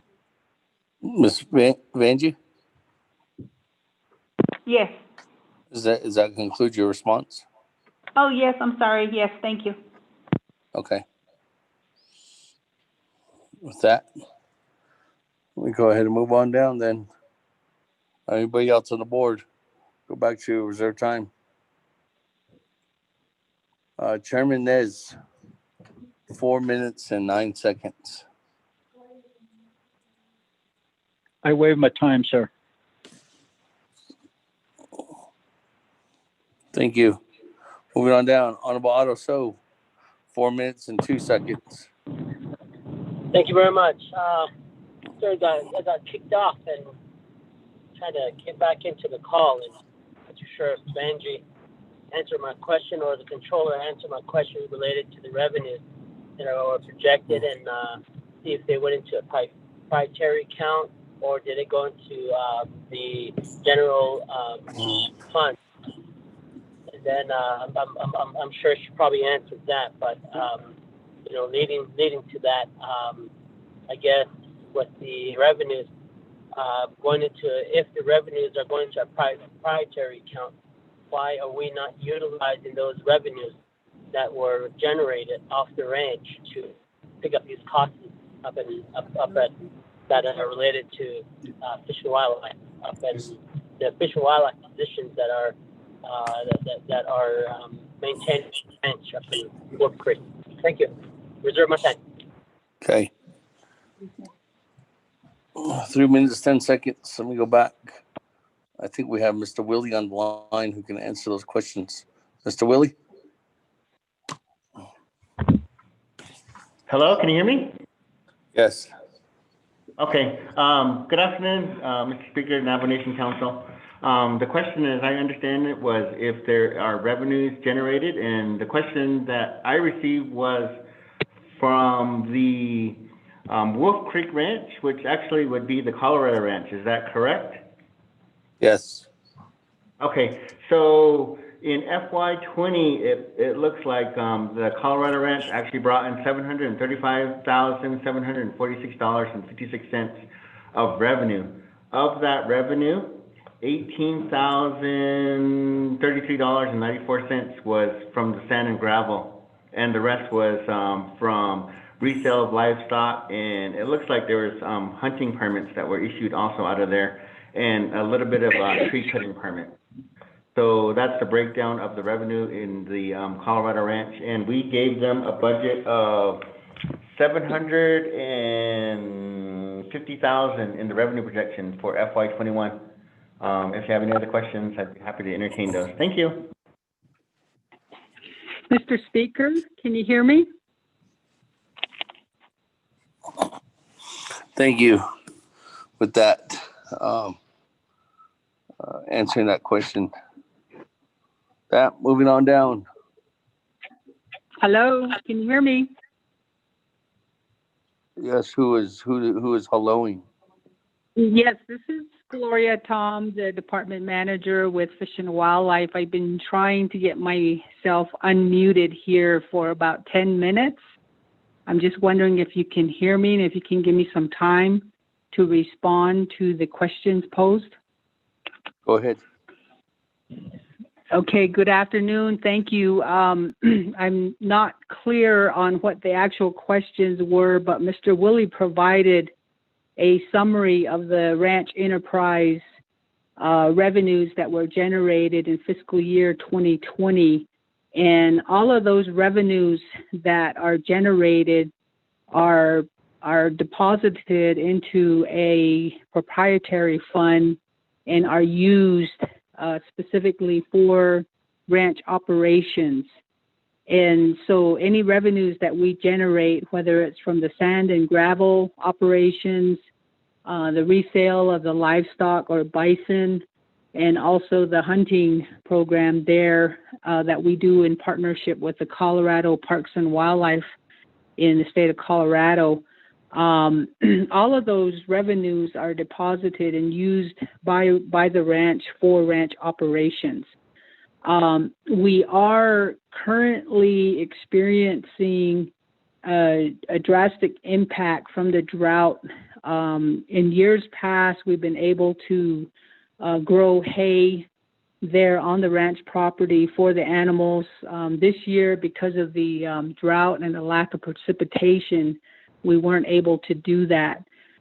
So moving forward into fiscal year 2021, we will be looking at reducing our cattle numbers as well as our bison numbers. And then we'll be looking at doing a lot more structured livestock management in terms of animal identification, taking blood samples, biological samples, revisiting and revising our vaccination program on those animals, and working with fewer animals, but looking at improving the quality of the bison herd and also the cattle herd that's there. We do have 2 full-time staff that work on the ranch, the general manager, Samuel Diswood, and 1 ranch hand. And then we also have several employees who work under contract. And we eventually want to move those individuals from the contract over into the enterprise program. In addition to those revenue sources and those activities, we also are looking at trying to improve the infrastructure there on the property in terms of the ranch homes, and expanding the revenue base to include a lot more of an outdoor recreation program, and generating revenues from that.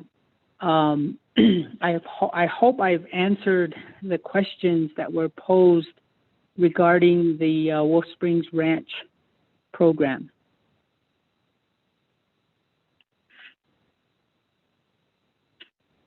And that concludes my remarks, Mr. Speaker. Thank you. With that, colleagues, I'm going to get on the board and go back to reserve time. Honorable Eugene So. Oh, actually, I have no more time. Sorry, Honorable Eugene So. Honorable Otto So. Hey, don't do that to me. Otto, 3 minutes and 10 seconds. Thank you very much. I was looking at the amendment and then looking at speaking on behalf of related to Wolf Creek, but I guess I was playing in the flower field. So I'm going to divert my time to Mr. Eugene So. Okay. Thank you. Okay, thank you. Honorable Eugene So, 2 minutes, 51 seconds.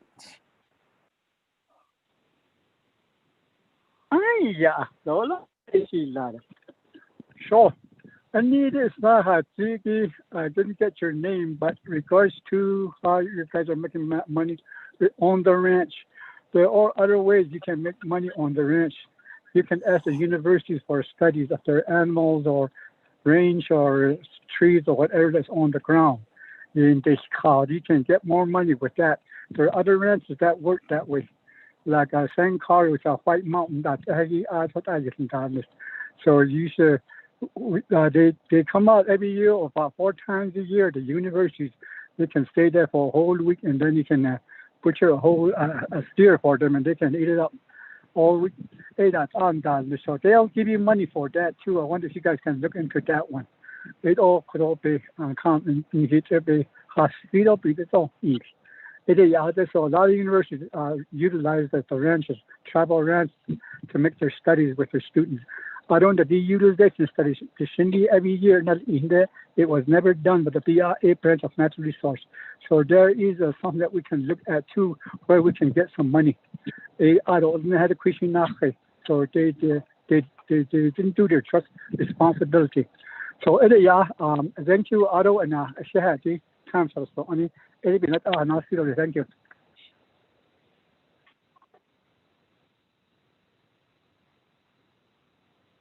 Thank you. With that, colleagues, I don't have anybody else with reserved time or anybody on the board. Are we ready to vote on Amendment 15? Going once, going twice,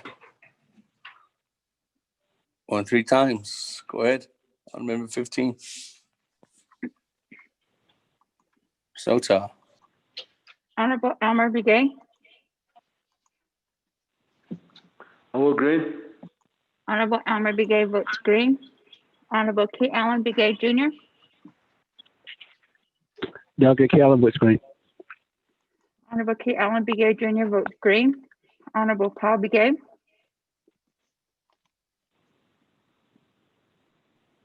Honorable Nathaniel Brown. Delegate Brown votes green. Honorable Nathaniel Brown votes green. Honorable Eugenia Charles Newton.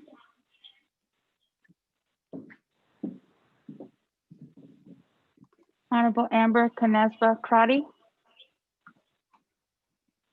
Delegate Amber Kinesbaugh Crotty votes green. Thank you. Honorable Amber Canesba Crotty votes green. Honorable Herman M. Daniels Jr. Green. Honorable Herman M. Daniels Jr. votes green. Honorable Mark Freeland. Green. Honorable Mark Freeland votes green. Honorable Pernell Halona. Halona votes green. Honorable Pernell Halona votes green. Honorable Jamie Henyo.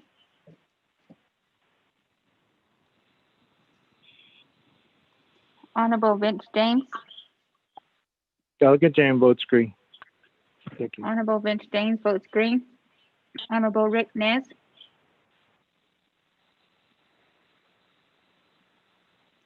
Honorable Carl Slater. Delegate Slater, green.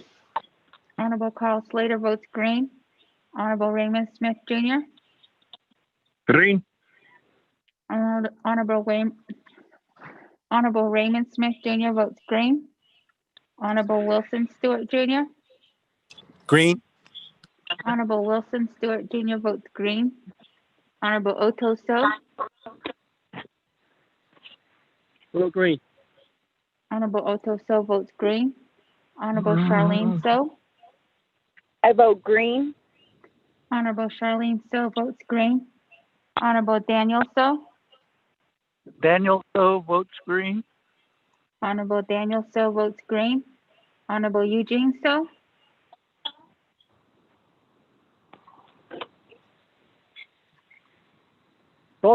Thank you.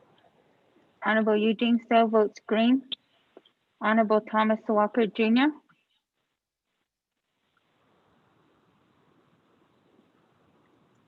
Honorable Edison Winika. Green. Honorable Edison Winika votes green. Honorable Edmund Yazzie. Green. Honorable Edmund Yazzie votes green. Honorable Jimmy Yellowhair. I vote green. Honorable Jimmy Yellowhair votes green. Honorable Paul Begay. Honorable Paul Begay votes green via text. Honorable Eugenia Charles Newton. Honorable Jamie Honorable Eugenia Charles Newton votes green. Honorable Jamie Henyo. Green. Honorable Jamie Henyo votes green. Honorable Rick Ness. Park car. Truck.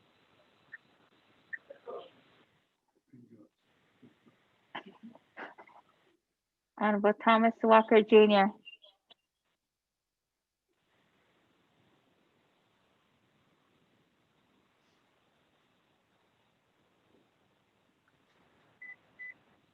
I vote green. Honorable Thomas Walker Jr. votes green. Speaker with a vote of 22 yeas and 0 nays. Speaker not voting.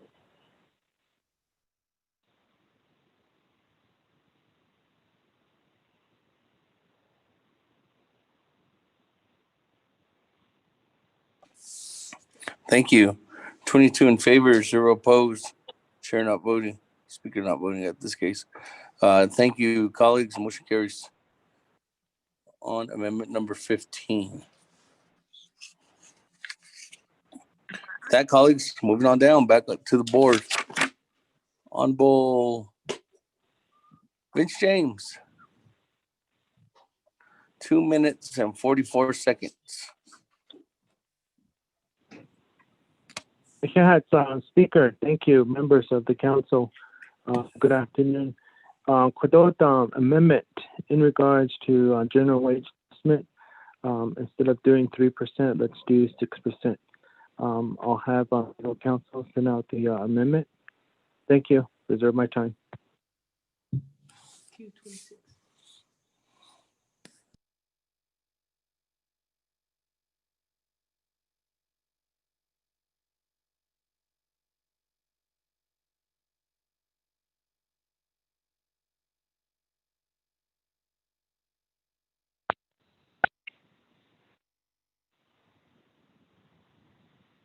Hold on, we're still getting the information, Honorable James.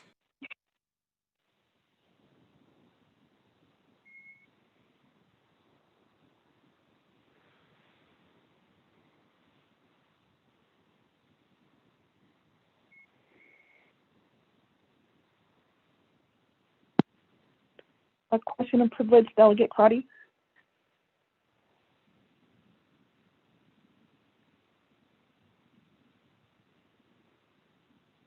Question of privilege, Madam Chair Amber Crotty.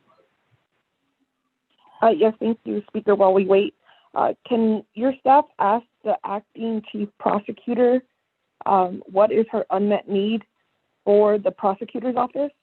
Thank you. And if there's a budget. Thank you, Speaker.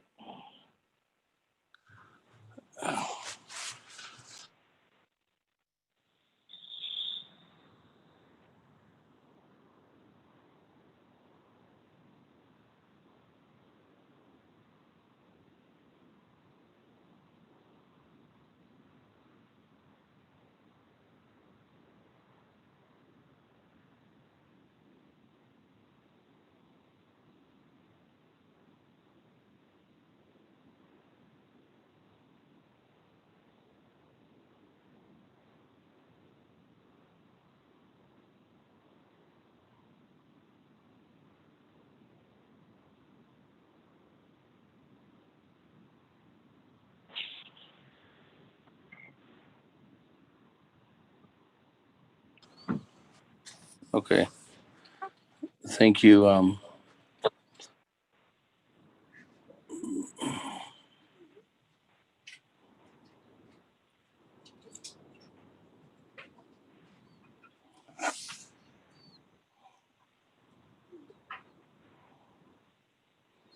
In reading this amendment, Honorable Vince James, I have a question before I can even move forth on this amendment. Is to, well, maybe to yourself or Office of Legislative Counsel. We have 3%, but now you're moving it up to 6%.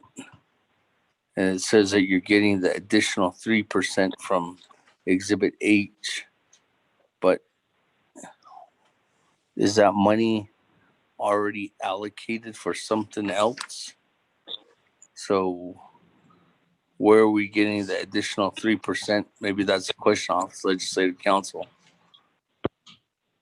Or is this amendment going to put the budget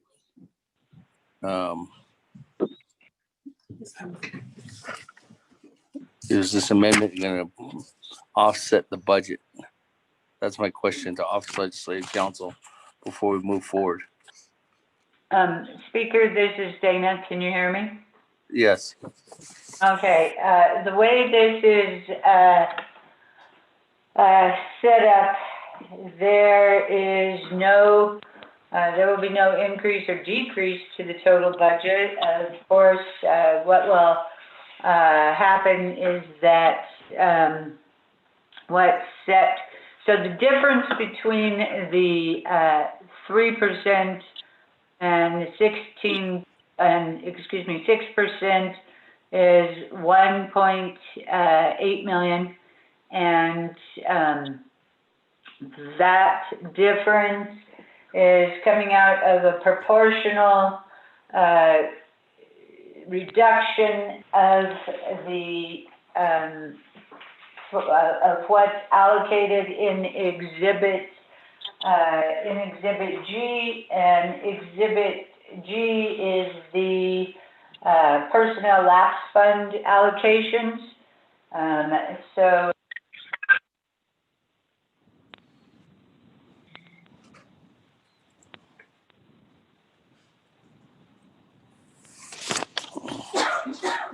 Speaker, can you hear me? I'm having a little bit of problems here. Yeah, you cut off there for a bit, but you're back. You're good. I can hear you.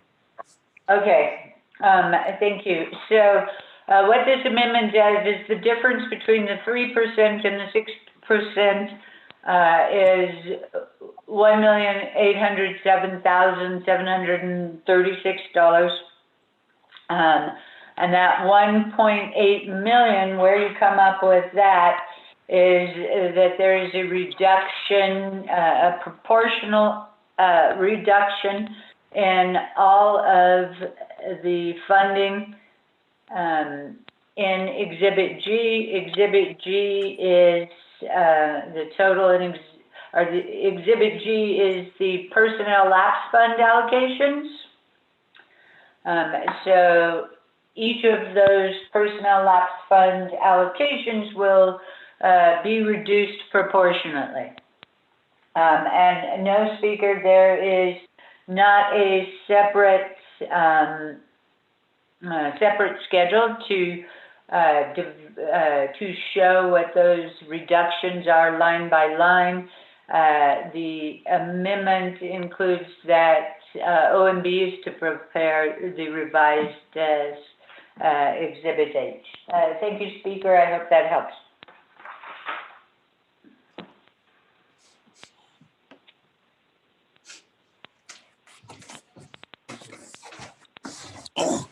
Where's Exhibit H? I'm sorry, I said Exhibit H, I meant Exhibit G. Okay.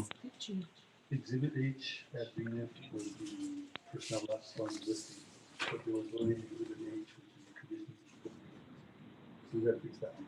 Okay. So that's a technical amendment. Yeah. But it is, H is the personnel lapse fund allocation. That was revised at Navi 2, I believe. But the reduction of the amounts of each one of those is going to offset the cost. But we don't know where we're taking the money from, that allocating that to OMB. So.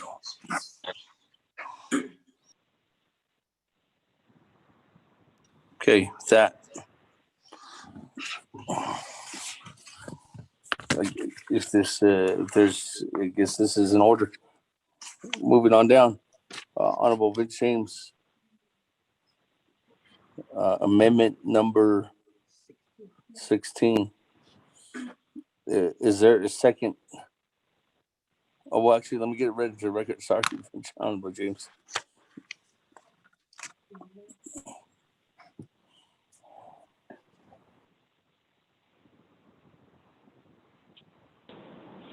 Mr. Speaker, members of the Navajo Nation Council.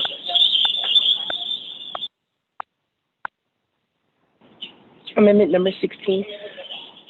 1, page 3, line 3, amend paragraph C as follows. The Navajo Nation Resolution CF07-11, titled Establishing and Designating the Personnel Account Savings as Restricted Carryover Funds to be used for administering and maintaining the classification and pay plans by the Department of Personnel Management, and further implementing a moratorium in any future proposed budget revisions and or reallocations from the general fund personnel account saving establish a moratorium in any future proposed budget revisions and or reallocations from the general fund's personnel account savings and require those savings to go in annual general wage adjustments, step increase, and others salary adjustments to the pay plan.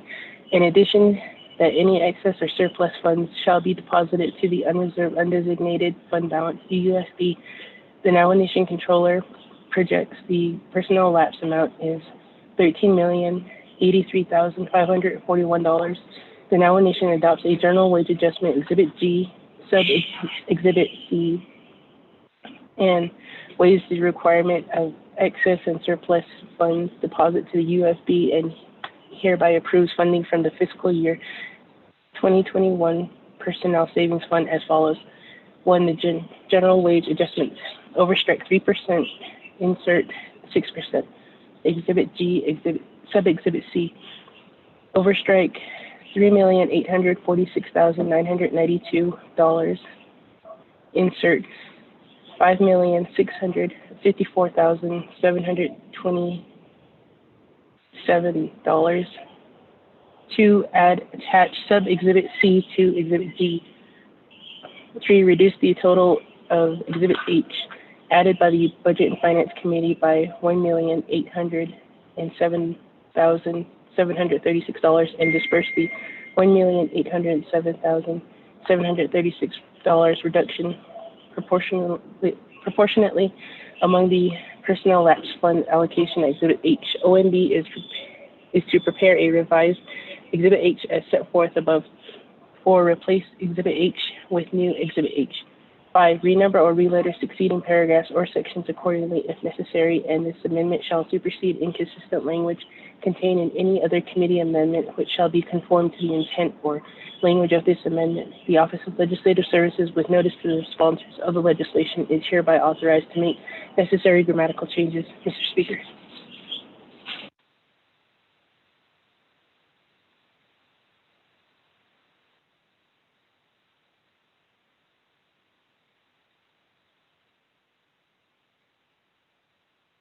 Thank you very much. That colleagues, Honorable Vince James, motion on amendment number 16. Is there a second?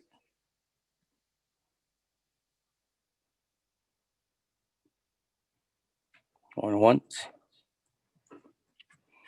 twice. Charles Newton, second. I'm sure Charles Newton. That colleagues, any comments, questions on amendment 16? Once. Point of privilege, Speaker, Mr. Zenio. Point of privilege, Chairman Henio. Thank you, Chair. To the Speaker Damon, additional 24th Navajo Nation Council. Please think carefully on this point. The is that as Budget and Finance Committee members, when we were doing the budget hearings, many of the programs were having a hard time with last year's general wage adjustment at 2.5%, I believe it was, in funding that as part of their operational budget. And the fringe rates increasing also. So my point here is that it's going to become more expensive for the programs to fund any general wage adjustment above 3%. And what will happen is it'll shrink their operational direct services and put all of their money into the personnel account. And therefore, they're reducing direct services to the Navajo Nation.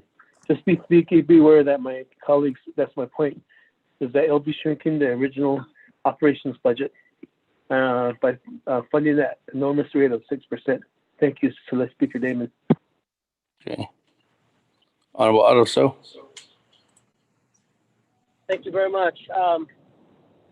Man, I wish I was a tribal employee now. 6% increase. I tell you straight out, I'm voting against this. 3% is what had been discussed, and the tribal program has already allowed it for these adjustments to happen, because when the budget process began, they took it off from the top. Yes, we're pumping money in from elsewhere, but We're going to have a shortfall next year. How are we going to pay for it next year? These adjustments, because next year is going to be another 3% increase again. Wage adjustment. I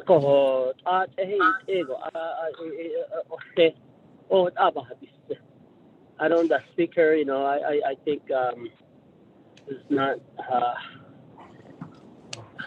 But no, based on that, yeah, reserve my time. 347. Survey time 3:47. Honorable Jimmy Yellow here. Floor is yours. Okay, On thank you Amendment very 16. much. Okay, can you hear me, Speaker? I can hear you. Okay, good then. Tika 6% igita isito pika shinat ani. To bohona zar hey. Peso toni peso ni budget oshita. And this is going to be a costly impact. It's going to be a reduction. It's going to be big reductions. It's going to happen. Personnel, oh, you told it. So, kadi peso than any dollar, we're going to have less decline of revenue too. I don't understand. It is not on. Fringe benefit rates also increase at the same time. That's going to cost money, especially with this 6%. But without it, not the bonus, not on. Or it only costs a budget, but not or to change it that it's so. The 3% and they are killing other 2, 3, 1% and leisure. They go 60,000, they go this any given less. Even in Tobiga not only about this reduction that on here and his barrels and could I thought that these 6% you give Bobiga. I saw about Sito his barrels and she when not a peso you put all this. I don't know lay after the nickel.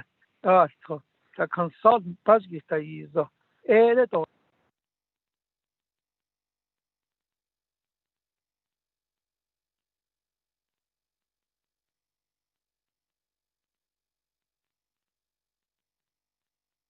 Speaker reserved his time. He got kicked off.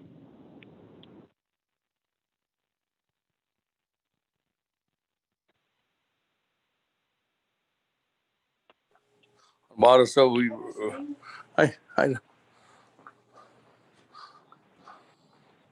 reserve your time. Every time.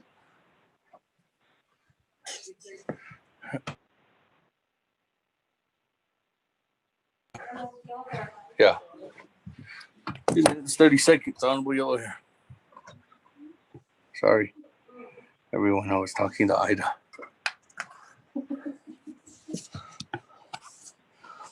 That moving on down. I don't have anybody else on the board. We'll go back to Honorable James.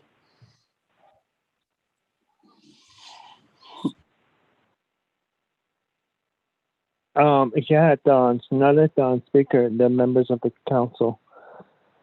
So Don, not on Linigi, ako ipe son Linigi, to Ben Hitchen Haotzi, at Ben Hitchen, so Zangi, ya 8 did 3% increase, 2%, 1%. It's Ben Hitchen has still. Ita isa hot out. Best hata so zina ako do best eda do no to ita ha tri ko hajishin na ha best ashan ada in ha best eto les ako ita ba yata sil to best haitzi Mr. Sida Tari DPM do yen hija hazi survey Italia adon das ka ako di kodon hata anshigi na beho the nani glenin hita hoto ni idia higi da akeda la be akeda yika jokot ben hija ha ozina ako ita anta tikit lenigi Italia ko olia akeda bi heda is kedin hitna is akeda be ke yi ka chokot a in his istan elia ko ado kon na ki kon a be the based on unmet needs the no nata hadit a anna hapik and nata hadit a kon zaten his holjish ado kon na hot ahead a kon an hit that need ole kon la unmet needs non needs non hit that need ole o a unmet needs a o hot a na hapik that na ni chokot a ben hije yati oko o hayu o hot a ni hije da is kai oko a de jo hot a beso da net de higi ado ta on higi di be hanaste ni hinas be hanaste hane la de shin hiden ne de nish eda hot date ya inat anidan lenigi ya di peso e ajo bonus payment islini so da de ya bit da halia khode ya ko so da hajo pa ko ne de nish na nation lenigi ke da has kai a such a date nation hallo so that ako da hanse ko bonus bit that ko konne nahin de peso leni de o hot at na night netlo ako hot beninat ya kodoba nan hoshka ako be hot ha o zido be hot istan italia ado de neshigi akot hojoba ya da kito yen da kesos do da genedole o hayut ne na ha de neshin ha da isne do besta hosen he il kd ge inle jo nihinago oje hata histo has anje edo betle hinelt eda do betle hilt eda okoko a konde ye a soba but de kodit niso benache ina nation lini ina de endo de chokot a in sa kesit a oko am need so odi no at the question la ana khai o hot a but sa nan da hi niso ha shit asian ashant de yot ha shit asian do de yot o hot a nas bel hol session le ko hot a not on lini with the neck exercise lini gi ben hija ha state do le a kodoshe be lagan extra do le ko first in regards to the concern of what Ms. Rashida Toddy from the Department of Personnel Management has indicated to us was in regards to the survey that was done. How our hourly wage, we are so behind. We are behind as a nation of how much we pay hourly to our Navajo Nation employees. And I believe Honorable Pernell Halona requested for that copy to be provided. And so with that information, we were shared that we are so behind in millions of dollars on paying hourly positions for compatible positions around the Navajo Nation, and also with other entities that are within the Navajo Nation. And we continue to ask ourselves, how do we do our best to accommodate these hourly wages for our Navajo Nation employees? So based off that, I made this legislation to come before us due to the fact that we know that programs every year come to us with unmet needs. Every year there's unmet needs. And I have nothing against that, but I think at this point in time, unmet needs should be going into personnel for our staff that do the job of the Navajo Nation, that do the duties. Majority of our staff go above and beyond their time frame. They get to work before 8. They go home after 5 p.m. Our low-key, our non-exempt employees, most of them have not received any bonuses, but yet administration, staff, administrators, management key staff, upper management key staff receive bonuses. And I brought these concerns up to you before. We need to have some sort of report an audit when it comes to providing bonuses. We have certain Navajo Nation employees that are receiving $7,000 worth of bonuses, $5,000, $3,000, but yet our non-exempt employees don't even receive that kind of a bonus. And in lieu of in that, I believe we have to try to accommodate and do our equal support for all our Navajo Nation employees to receive this 6% increase. And it makes a lot of sense to do that if we are way, way behind on paying our hourly wages for all these positions within the nation and then also out of the nation. I know the cost of living is high if you go into the urban areas, but still yet we have BIA, we have IHS. These facilities, these entities are still paying higher even though the job site is within the Navajo Nation.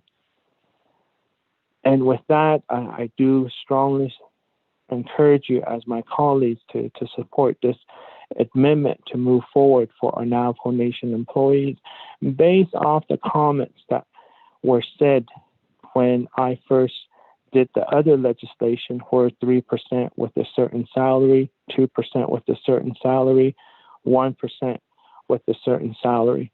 That legislation fell.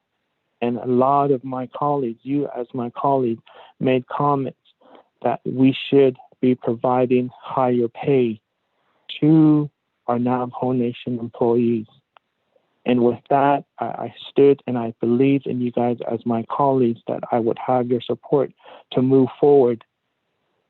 Let's not step back on our comments that we had made at that time when that amendment fell. So with that, colleagues, I ask you to support this amendment and let's support our Navajo Nation employees. Thank you. Thank you with that, colleagues. And thank you, Honorable James, for that explanation. With that, I don't have anybody else on the board. Let me go back to reserve time. Speaker Daniel So.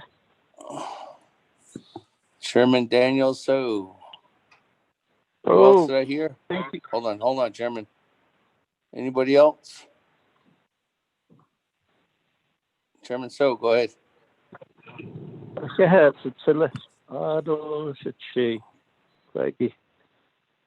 Amendment ni Daniel Soldigi.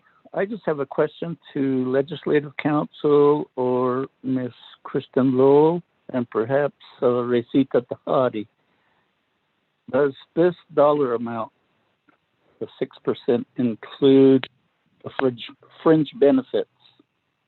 I recall that the fringe benefits level was somewhere around 50%.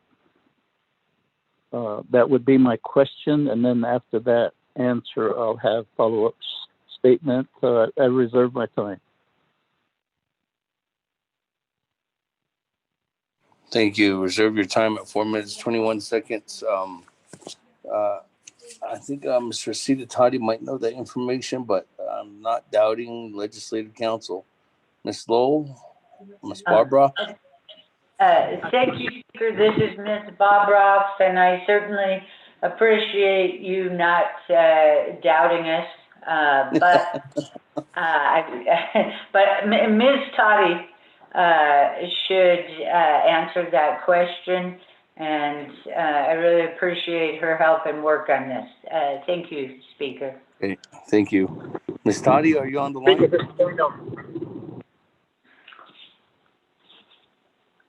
Chairman Hinyo,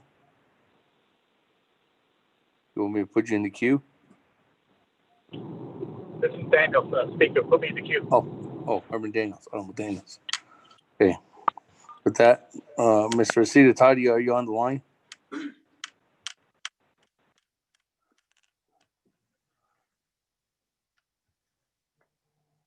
Call 1-800-DPM. Get Ms. Toddy on the line. Okay. We're calling DPM now. Get Ms. Toddy on the line. So let me go back to The floor, Honorable Daniel. So as soon as she gets on the line, Chairman, so I'll go back to her. Honorable Herman Daniels, floor is yours. Speaker, I don't know if you can hear me. I can hear you. Okay, thank you, Mr. Speaker. But just talking to the amendment, but my brother, but it's a Celia again, Delegate James. Man, the yarn that no call. Read of it, I don't know. Once again, last Celia just, go to best, go in that. And now the Celia and then I'm the snack with Delegate James. Celia's way, I'll eat it. I don't know, not where you better listen to her. Celia's not kid, already see with an ash. I'll eat it.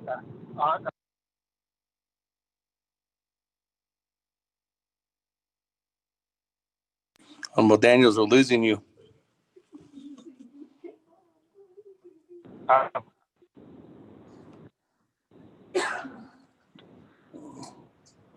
We can't hear you, Honorable Daniels. Okay, Speaker, yeah, thank you. I need what the delegate, so, what he alluded to, I need what next year about the Yakodo, I don't know, think of budget, I need to go on the, I get, See, there needs to be. Honorable Daniels, we lost you again. That last portion we cut off, Honorable Daniels.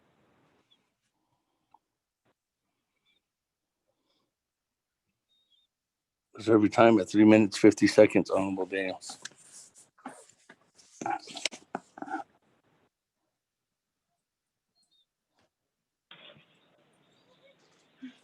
Okay, with that, Mrs. Toddy, are you on the line? She's on the line. Yes, I am. Thank you. Oh, there she is. Ms. Toddy, there was a question by Chairman Daniel, so I don't know if you're able to hear that question.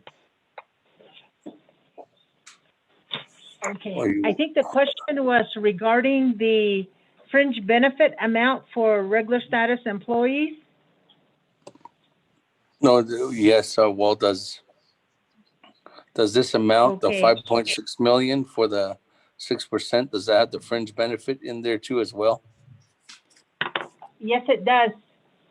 Okay, that was the question.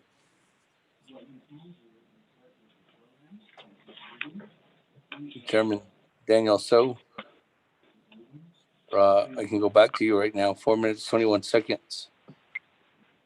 Thank you, Speaker. I'll reserve the rest of my time. Okay. 4 minutes, 20 seconds. Hey, with that, colleagues, any other comments, questions? Let me go back to reserve time then. Honorable Otto So, 3 minutes, 47 seconds. Thank you very much, Speaker. Well, I'll tell you, Honorable James, I did support the sliding scale increase, 3, 2, 1. And yes, we know that it failed because we wanted it to be brought to 3%. But at the end, we all supported the 3%. But now increasing it, I see the so yeah, we got to identify some dollars to pay for it, but you're gonna have to think about our shortfall coming. So what I understand, but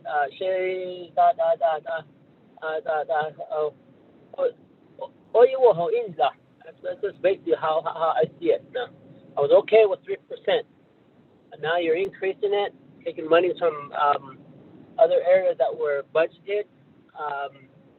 So right now, you're taking dollars from other areas. So I'm just gonna go ahead and just urge the body to vote against this and reserve my time. Thank you.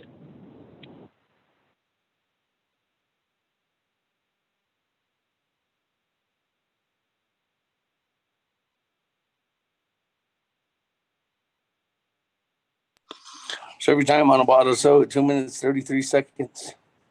That moving on down. Honorable Yellow Hair. Speaker, 3 minutes, 30 seconds. Honorable Yellow Hair.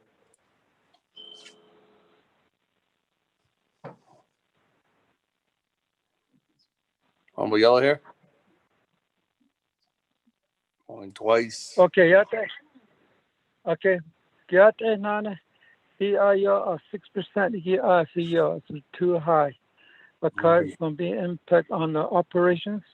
2021 operating expense is going to be decreased. We will more increase in personal line items. That's going to take a lot of money, and this is going to cause also a layoff too. In Navajo, 3% could they be? What are they? The lowest salary that I know is probably in control and accounts payable. They make peanuts. 4% of party. I think that is what the program manager and then control. That's all you they make a lot of money. Like my Mr. James, they make money out of a bonus pay. That's all you don't start to 7,000 to 8,000. Like traditional last year, that's all you 7,000 without no justifications. They go up a percentage, they 3 or 4 or 5%, and the higher they get their salary, a lot of money. Even in 6%, I heard of 100. Just not us, Mr. James. They make money, but for accounts payable should be making money. That's very. They're the one that are very working hard too. It owns about hospital. They got reserves. Save my time. Yeah, let's go back to this 3%. Thank you very much. I reserve my time. Yeah, speaker.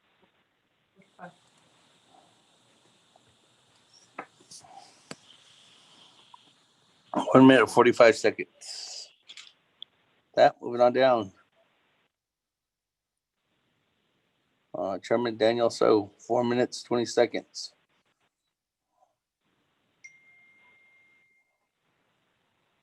I'll just waive the rest of my time and let's just vote on this. Thank you. Okay, we ready to vote? Ready to vote? Speaker, this is Delegate Charlton. Okay, moving on down then. Honorable Daniels, 3 minutes, 50 seconds. Yes, thank you, Mr. Speaker. But I'm just going to wait my time. Ready to vote. Okay. Moving on down. Honorable Elmer Begay.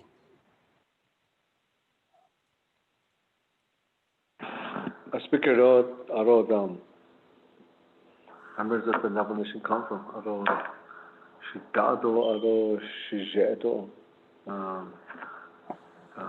Vince James, Yate, Vanin Yagi, for 6%.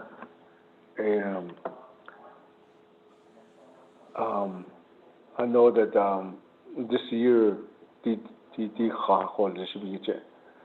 I know that the Navajo Nation government,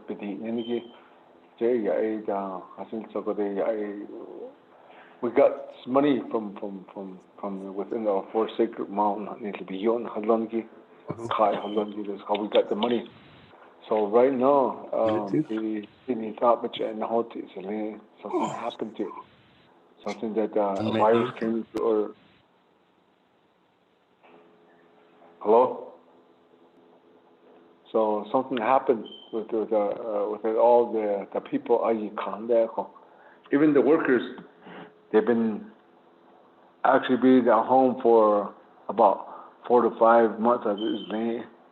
Working from home. But people, my chapter really went through a lot, trying to serve the people. Just like, for example, water resource. We needed water. The chapter hauled all the waters, all the all the necessary things that they keep the government going. Ako aro iya ni ka ogoda nitsin. Ako abansi kesi I guess. What we're saying, the money that we give to these workers, we just want to make sure it goes to these elderly that are in remote areas like myself. Because there's rural areas they still haven't get their power line and water line yet. I think so, but east which does it. Since I often to that cost and done it. So today, when you go over there, visit them. I thought you can't get other. Nikegado what and his need to done neko. It now goes the initiative. How do we balance these? Has that be 1,000? Just 6% or then need or no one that such it is kiddo and had the initiative neko. It is or the shin hin had the initiative has sweet sound and under Kodiki. If it are $1,000, how can we start? When we can start giving some of these fundings increase for our workers, how do we know that these workers go out to these people that are in need of help? How do we evaluate them? Through my visitation to these people.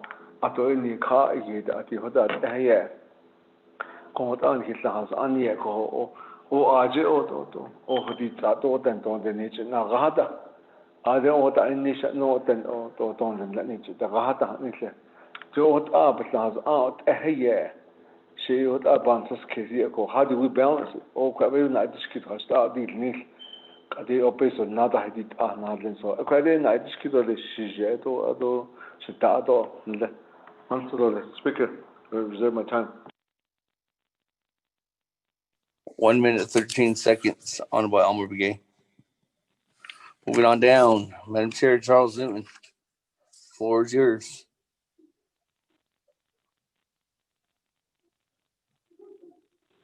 Can you hear me? Yes. Yes, Speaker, I'm here. Can you hear me? I can hear you.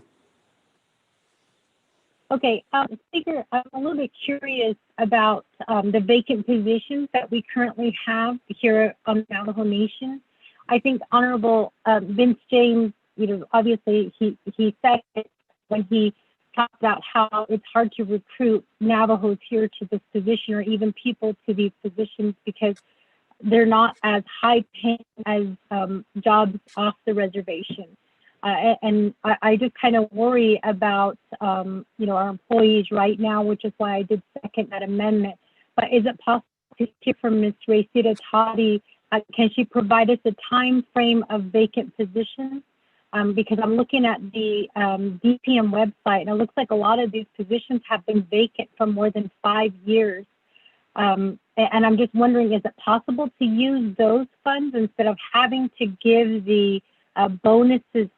Couldn't we just give a wage increase to everyone across the board? That way we're being fair. Thank you, Speaker. I reserve the rest of my time. 3:57. Reserve time at 3 minutes, 57 seconds.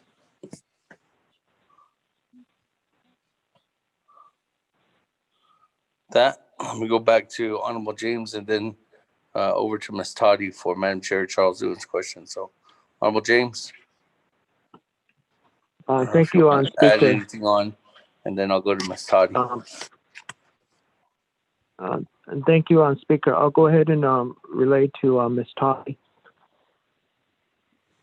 Ms. Toddy? Yes, Mr. Chair, thank you for the question. Madam Chair, Charles Newton, can you please restate your question? Thank you.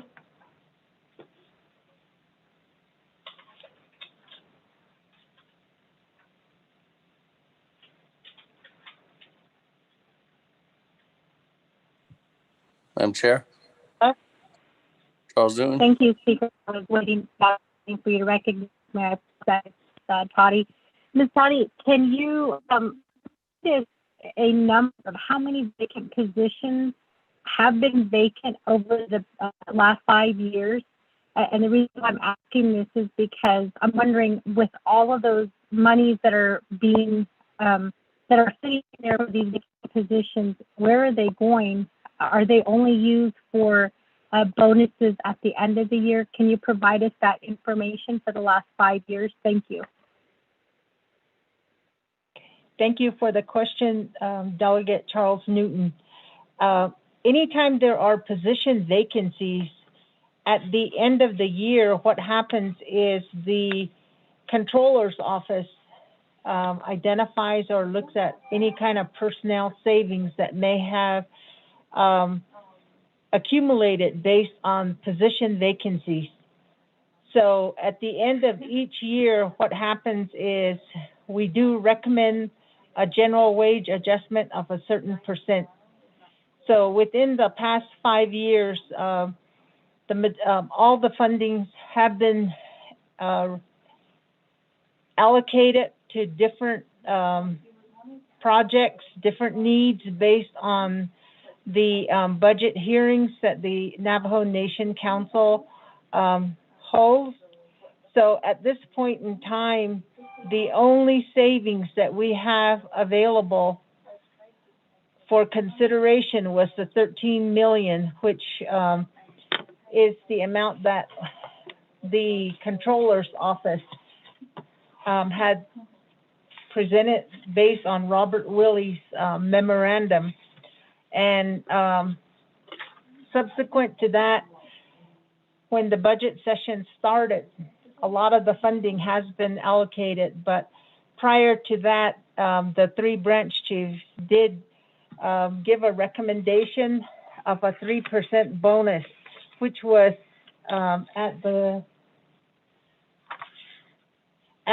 $3,846,992. And as other delegates have mentioned, if we were to increase it to the 6%, or if you were to increase it to the 6%, you would need to identify an additional $1.8 million. So that's how the personnel lapse funds are addressed at the end of each fiscal year. I hope that answers your question. Thank you.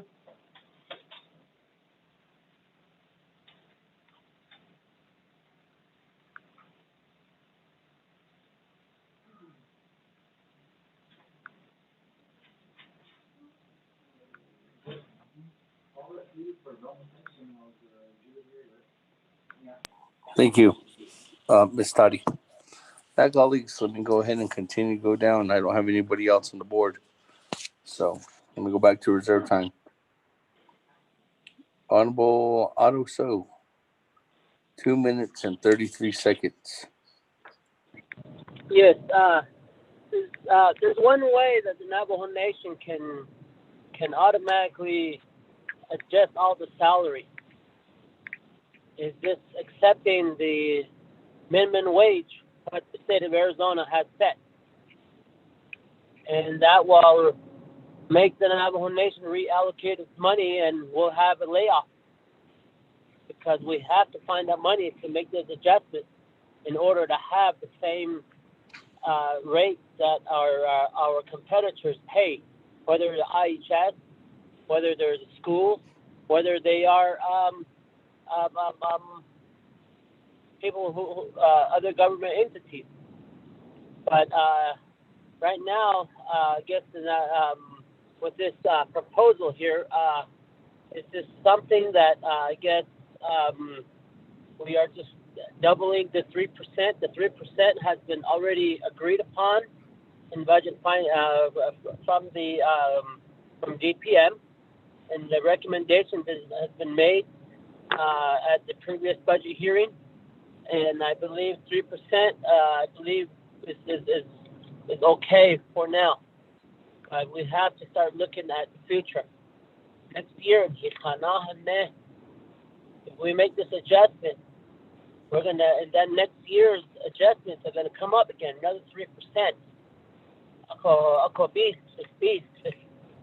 ako epeg ko I bao na sensunan do kana lashi karon da ko ya chin hide di aban dokinde na and based on hada ni ke onda I is na di de ya na ni do the onsen.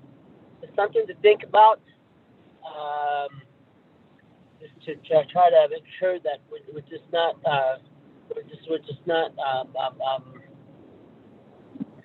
it is very important. It is an important amendment, but the concerns is the next year's budget and oyo aro to bawi chino the do aro kay enough with the do just like the travel policy. Aja basta hadlin. Oh, what ashnan? That's way my time.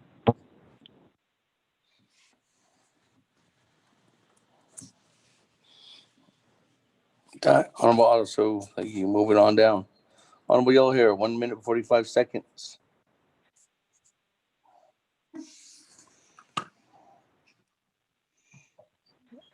Honorable Yellow Hair.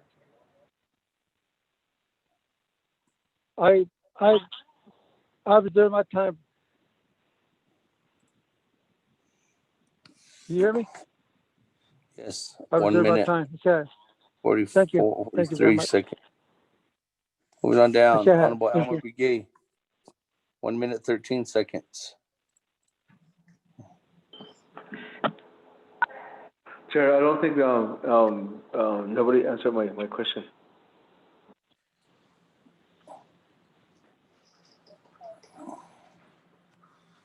Okay, when we go back to Honorable James. Honorable James, question from Elmore Brigade. Honorable Elmore Brigade. The Speaker, though members of the council, those with Honorable Elmer Brigade. Your question, Resida Hanina answer Elon Sunday. Kodo personal lapse fund, the deep no Bahanetse, Don Hitchona Resida. This year, a 13 million Jokoni lot a personal lapse fund to lean. Ako Jo a personal Tahigi 8 positions that are vacant. But that's and has anigi. Jo a hot a ada peso. A hot a hinate. Ako at the a hot a dig at Kodo base only they have not the best anigi our new fiscal year beaten his na holdish. How many of those positions Jo Kwaiki are vacant? And how many of those positions that are vacant have been vacant? For how long? Some of these positions that are vacant are beyond 5-10 years that have been vacant. And DPM, Division of Human Resource, has tried and worked with DPM to do as much as they can to fill a lot of these positions. It's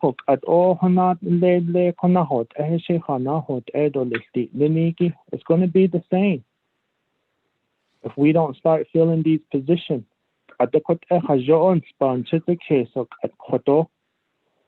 The new fiscal year, how many positions has been filled? Ajana neshbita old kaho adon nenda is nelde. Hanza bisna hodoljish. So it are point the ya adult ista. So hey kogi ne installs. So there's 10-15 days until closing date. Now bakat dolis. Edota open until fill bakat dolis. Hot abakabo. Add in the nen so they nabit the kidolis. Interview nabit the needle. Ado a bekedo a hanza na hodoljish. A background check na hat needle. Later not hala pan astaha gito. Do ya that a fanda stay quite not catul a hanza but na hodoljish. Probably another 15 days, depending on the background. Might go beyond 15 days. I thought a month not totally. Obes or honanas nendo. I don't think quite enough social Kate nota. Hiring documents. Not no os Kate not hold just not so 2-3 months that's it totally. Ako peso fiscal year do hold G's don't live hard internet and a peso quite in aspect nanas nendo. Jo quite gigi a benina at the snako.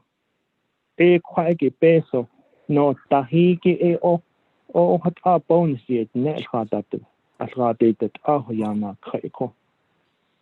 Ado asade the net date neshu yahodits eho ado ten non nashento bohonet leader. At a benet as that hashte. Why am I going above and beyond my duties when I'm not even getting a bonus pay when it's just upper management that's receiving bonus pay? Each department is different. Each supervisors are different. Ako quite a peso nante he get a quite a bonnet anko. A jo a Miss Tardibjen, not a kidoshi. Provide us a listing of how long these positions have been vacant. They ask the dishne or what on his horses or satnan nahi ni satnan dahi ni or adot the palm we're just going to continue to keep this position vacant. Jo put out a ya kunzen la nahi banana shade lagi put I get the et. Ebenina at the sneko. Ebenina ekodo han shan sahoba and Disney. Sahoba Ilia was show hey di quite 6% raised by Ilia was she I each end. The don't not. Let's go redo the position. Let's do the PCQ. Let's redo that position. Let's fill this position. Jokoto nisako. Atengo go ekona hot akot aba yana nail hitole. Kuni la personal lapse funds. Sunne lan hit that no hajin hitato nadot ihako. Oko kuna hot honanat edole. There's going to be a big amount of personal lapse fund again because of these vacant positions. There's a lot of vacant positions. Obey or set naznel or set naznel. Late fourth quarter beach and now holds of the fiscal year the bonus it hanada did jo hot aban sa case hot ad neta nesting. So lean ko she ate or that ain't ani that she ate a hot ajo ban so that case. Then we have a lot of Navajo Nation employees that are still at step grade A that been in that position for maybe over 5 years, 10 years, and they're still at step A. By now, they should have been at mid-grade of the pay scale. But that's not the case. A quite keeping not the snatch or a huge a hot a halabita the ninja opening not a kodo non-hinge car cautionat not leniki. Hot a not nasty to list a another speaker.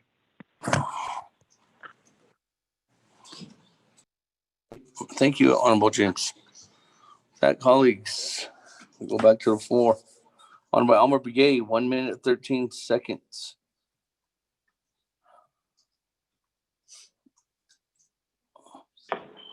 Thank you, Speaker. I think my questions relating to how do we know that to ensure that I guess I'm not guess or anything or it don't add. Halit Abahasan do the lecture to Bishwas and do not on it. They could Hana other to Hawanda other Abahasan or a Kabanan Tato this other the she's that you don't just out it that up to the house. Easy because over the year. I would that I go it to cut Kabatraja. But how do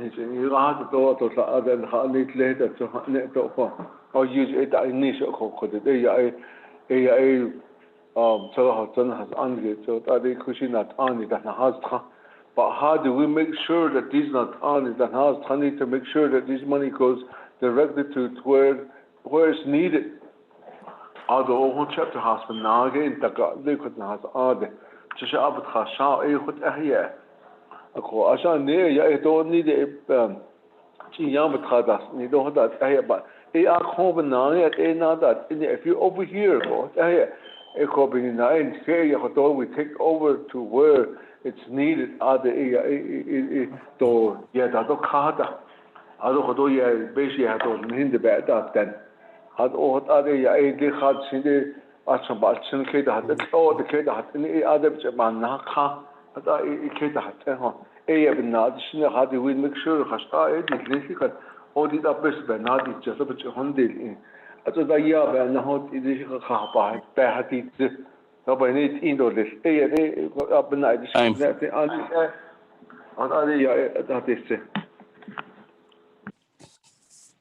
Thank you, Honorable Elmer Brigade.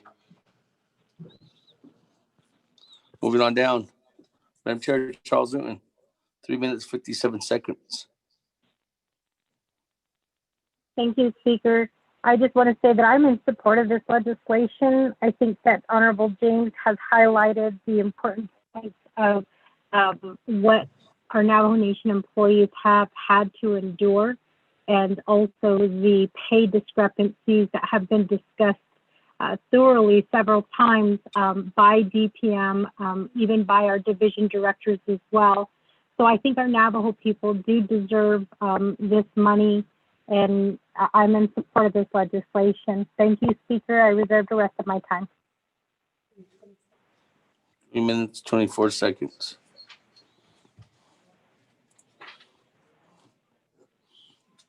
Moving on down, Honorable Yellow Hair, 1 minute, 43 seconds.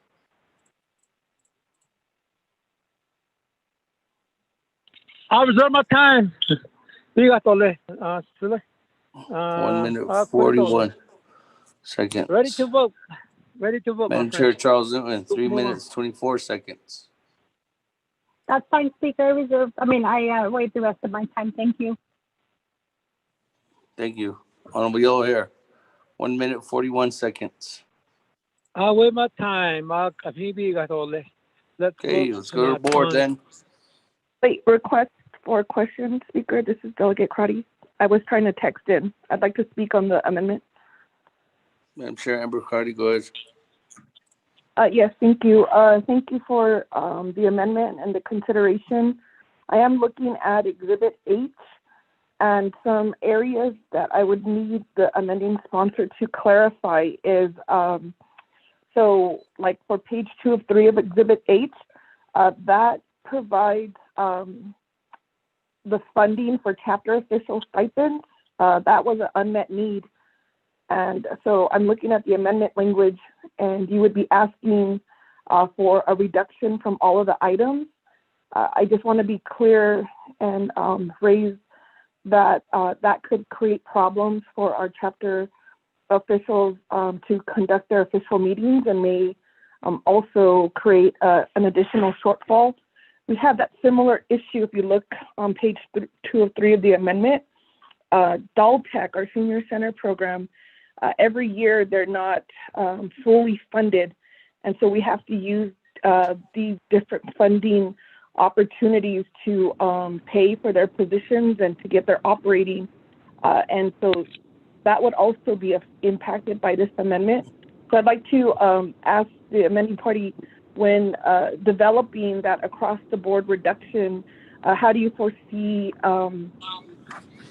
the future shortfalls for these unmet needs?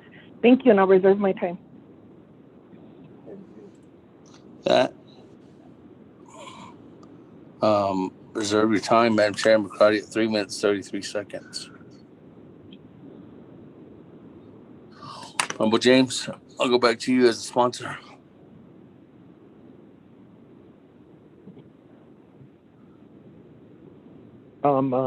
Thank you, Senada Speaker, other members of the council. Ms. Crowley. In regards to Richard, I'm sorry.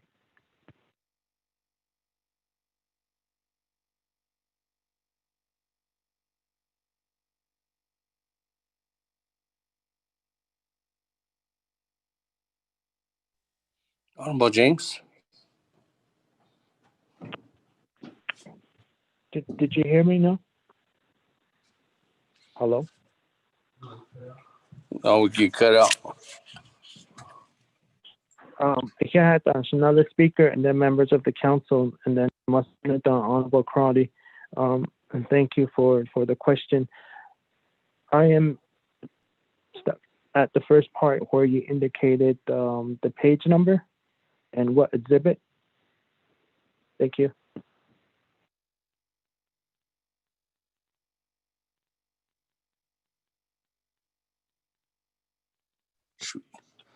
Madam Chair, Amber Cardi, you're referring to Exhibit H, right? Speaker, yes. So, and I'd like to just make sure, is this amendment, when in reading the amendment, it does identify Exhibit H. So please clarify if that's what we're doing with this proposed amendment. Thank you, Speaker. The reduction. Yes, it's a reduction of the personal lapse funds that were the allocations. Honorable Vince James.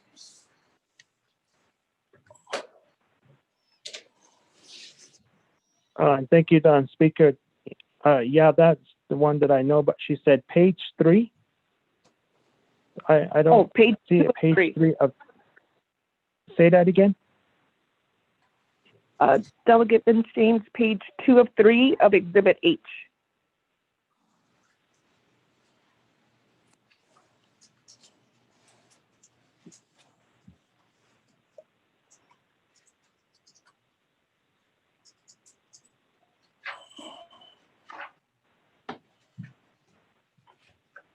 If you have the digital copy, Speaker, it's on my copy, it's page 38 of 80.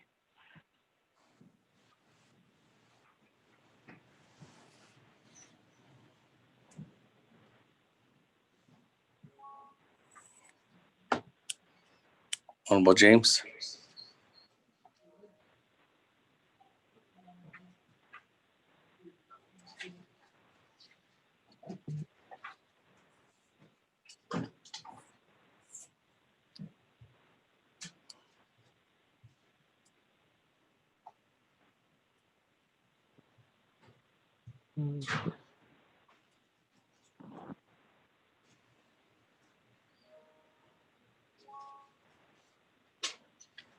So I can't another speaker. So in regards to the Exhibit H for the chapter, we know that this is the personal lapse fund. So with that being said, there is going to be still additional funding available due to the fact of positions being vacant. And if you look at the time frame of how long it will take to fill the position, it will still give you save you some funds there as well for the upcoming fiscal year. So as of now, I guess the question would be, since fiscal year 2021 has the initial date, even though we're on continued resolution, if that had started now and we're in fiscal 2021, how many positions has been filled already currently? And I don't think there's going to be a big number that will be provided to us that will indicate how much positions have been filled. So we're already saving thousands of dollars again, or we're already putting thousands of dollars into the personal lapse funds again for this upcoming budget year. Thank you. Thank you. That. Go back to the floor. Madam Chair, Amber Cardi, only one at a time, 3 minutes, 53 seconds. Or 33 seconds. Sorry, Yes. 33 seconds. I know my colleagues would like to vote. And so I also wanted to know in terms of the DALTAC. So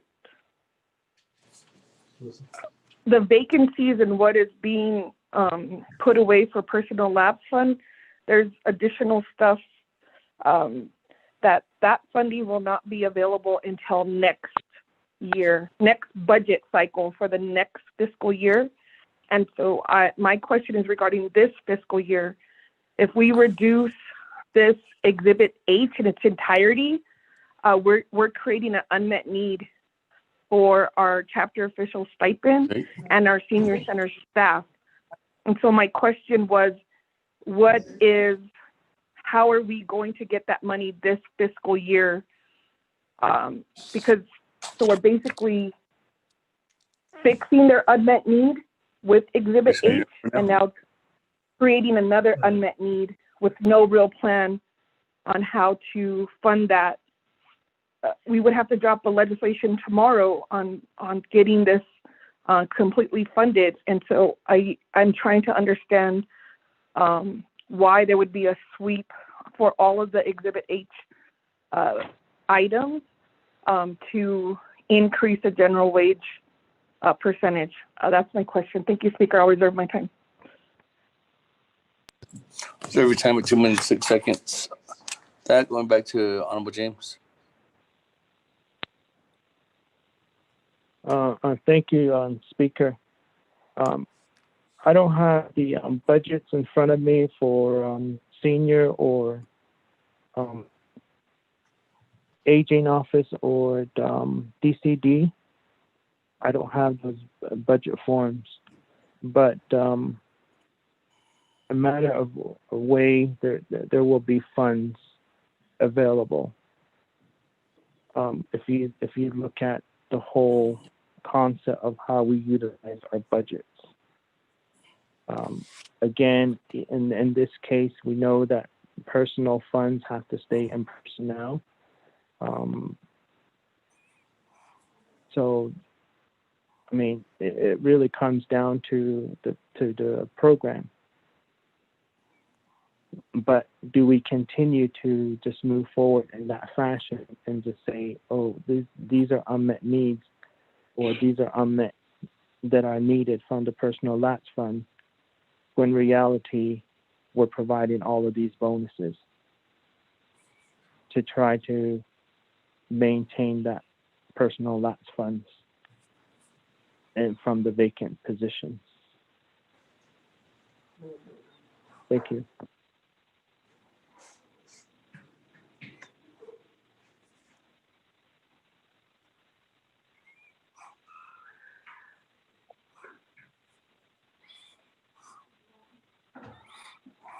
Okay, thank you, Honorable James. That no one on the board going back to reserve time. 2 minutes, 6 seconds. Madam Chair, Amber Crotty. Thank you, Speaker. I support giving our employees a livable wage, and I think we can do that. But just sweeping the whole Exhibit H without consideration to how we're creating an unmet need for the other programs.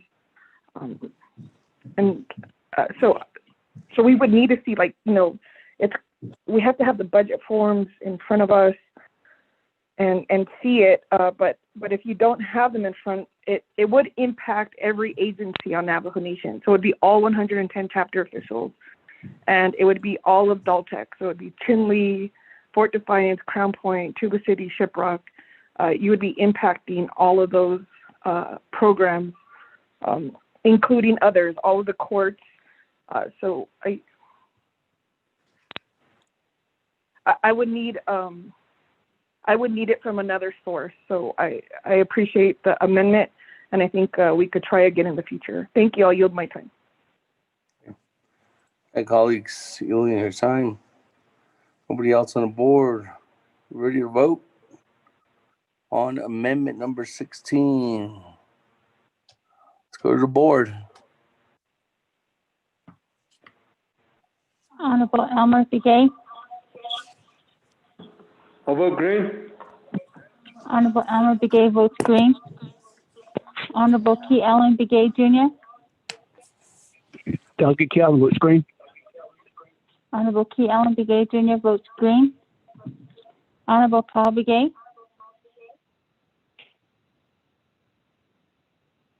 Honorable Nathaniel Brown. Honorable Nathaniel Brown votes green via text. Honorable Eugenia Charles Newton. Charles Newton votes green. Honorable Eugenia Charles Newton votes green. Honorable Amber Kines Bakrati. Delegate Amber Kines Bakrati votes red. Thank you. Honorable Amber Kines Bakrati votes red. Honorable Herman M. Daniels Jr.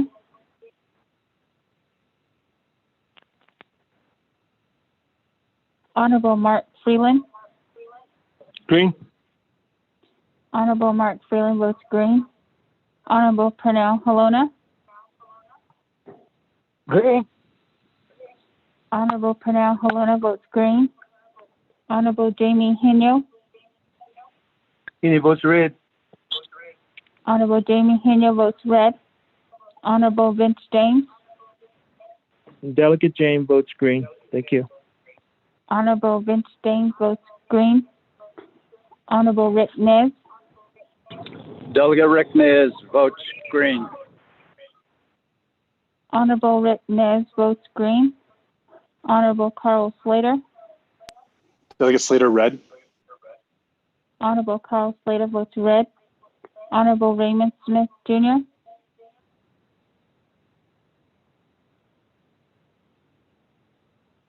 Honorable Wilson Stewart Jr.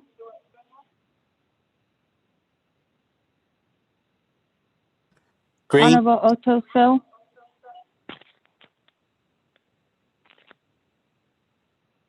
Honorable Wilson Stewart Jr. Green. Honorable Wilson Stewart Jr. votes green. Honorable Otto So.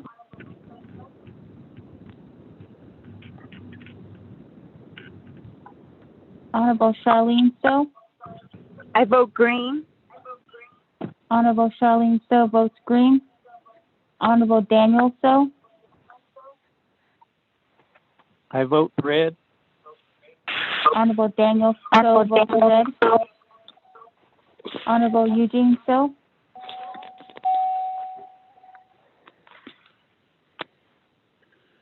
Honorable Thomas Walker Jr. Otto So votes red. Honorable Otto So votes red. Honorable Edison Winika.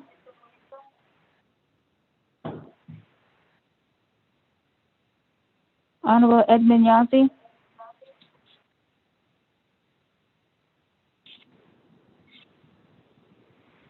Honorable Jimmy Yellowhair. I vote red. Delegate Yellowhair. Honorable Jimmy Yellowhair votes red. Honorable Paul Begay. Votes red.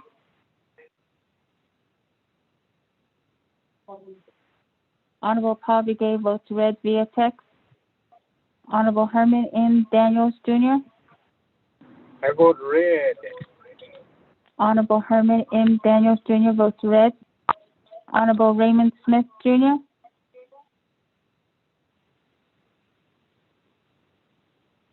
Honorable Eugene So.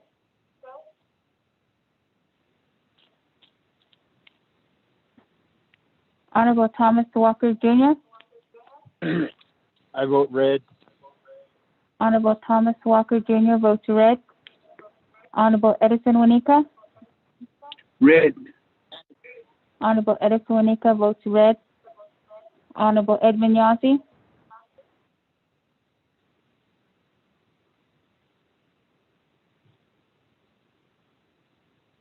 Speaker, with a vote of 10 yeas and 10 nays.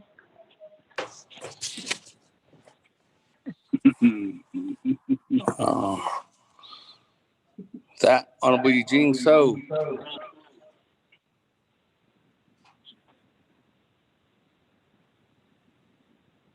Honorable Vice Chair Smith. Honorable Chairman Speaker Yazzie. Damon. Speaker Hello? Damon, this is Delegate Nez here. Yes. I'm going to change my vote to red. Thank you. Chairman Nez will change his vote to red.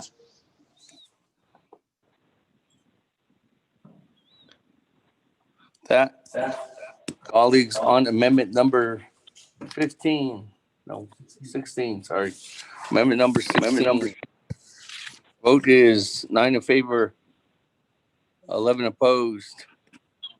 Speaker not voting, motion fails. That, back to the main motion, colleagues. Moving on down. Honorable Otto So, 4 minutes, 34 seconds. I'm gonna reserve my time. Move on down the line. 32 seconds. Moving on down. Honorable Elmer Brigade, 2 minutes, 15 seconds.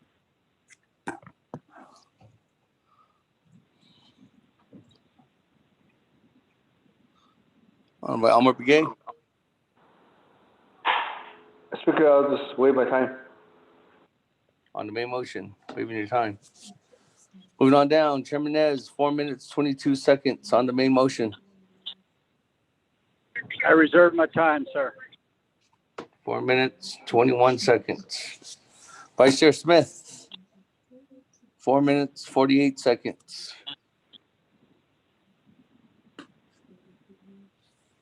Vice Chair Smith, going twice. Vice Chair Smith going 3 times. Moving on down, Honorable Herman Daniels, 2 minutes, 26 seconds.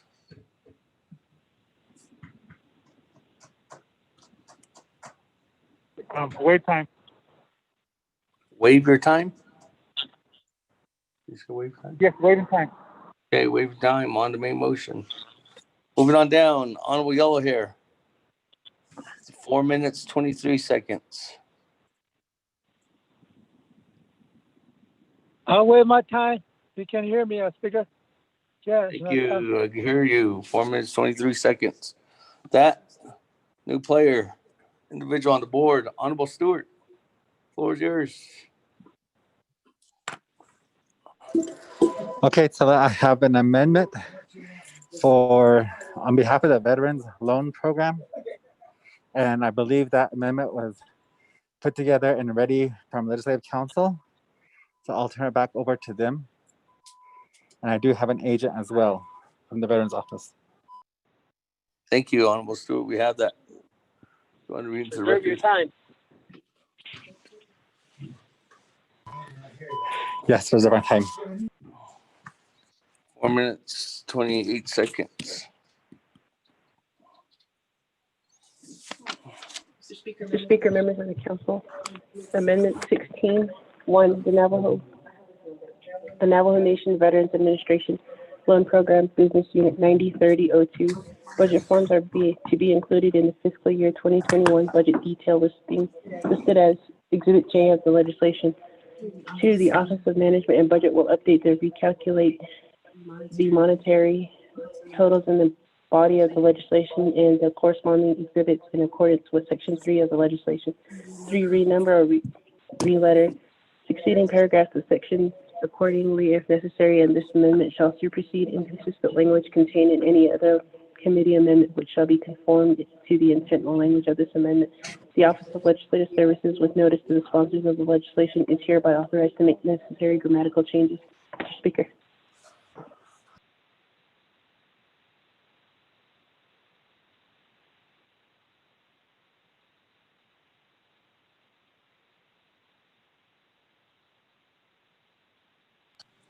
Okay, with that motion by Honorable Stewart on amendment number 16.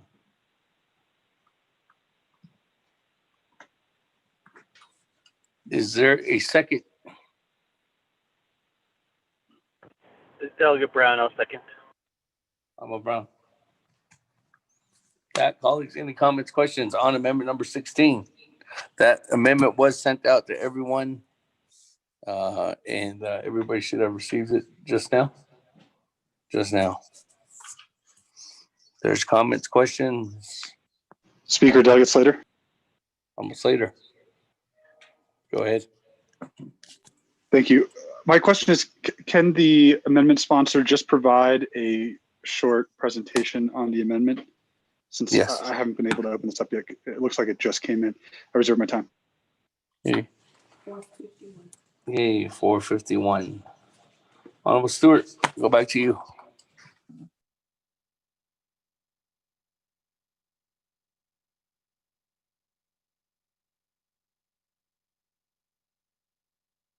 Honorable Stewart.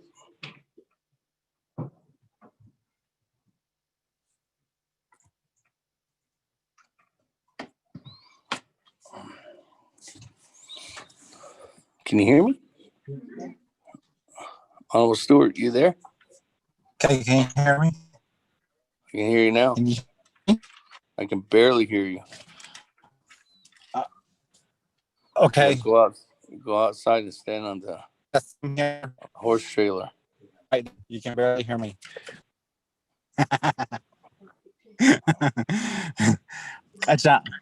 Oh, that better? Yes. Okay. The 4th chapter house. So with this amendment, it's to assist the veterans with the loans program for this year. And as stated, I do have an agent. So our agent is from the Veterans Loan Department. So, and if she's not available, I do believe Mr. Z is on the line as well. So if we can find them, if they are there, if we can ask if they're there.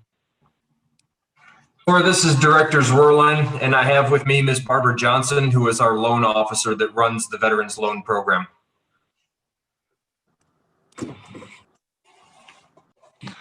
Did you want? Are you giving them the floor, Honorable? Yes, Speaker. Stewart? Okay. Yes, Speaker. Mr. Zwerline, floor is yours to give a brief update on what Thank you, Mr. Speaker, and honorable members of the 24th Navajo Nation Council. So the Veterans Administration has within it a Veterans Loan Program. When the original memos were sent from the Controller's Office, the indication was that the Veterans Loan Program was going to be receiving $0 for fiscal year 21. We have since had subsequent conversations with the Controller's Office, and the numbers have been recalculated where there was sufficient income earned through the Veterans Loan Program to allow the program to use $15,000 of proprietary funds, matching the same funding level for FY20 to be able to run the Veterans Loan Program in FY21. So that is a late modification to the original budget that was submitted by the Veterans Administration at the beginning of this process. Any more specific questions, and I will turn that over to my loan officer. Thank you. Good. Thank you. That, colleagues. Any other comments, questions? If there's none, we can go to the board. Speaker, it's Halona. Honorable Halona. Good afternoon, sir. I have a couple of questions, on the Veterans Loan Program. First of all, on that loan program, how much money do we have outstanding on the loan program? And when it gets paid back, where does that fund go back to? If it's a loan program you're talking about. And so those are the two questions I had right now, Speaker. Thank you. That go back to Honorable Stewart, you and your agents. Thank you, Speaker. Mr. Halona, Honorable Halona, and I will turn that answer over to, or ask Mr. Zwerline to answer that, please.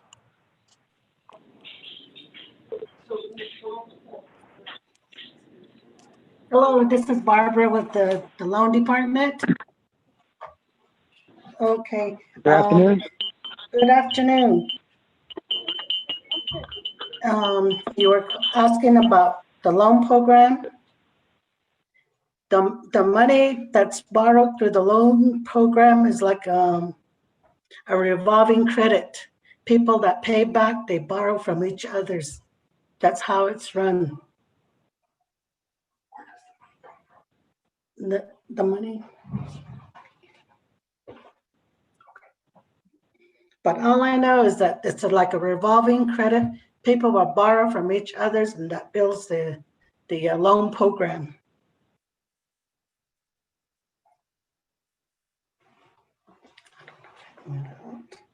So this is Director Zerline. I'll elaborate a little bit more on the answer to the question.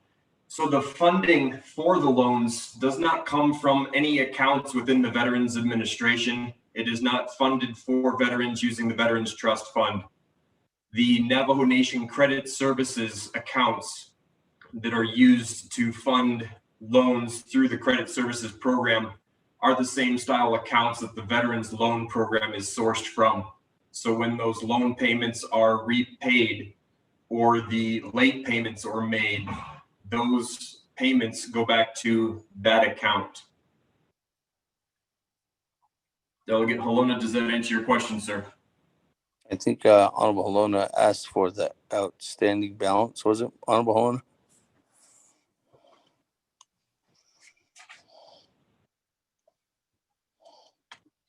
Honorable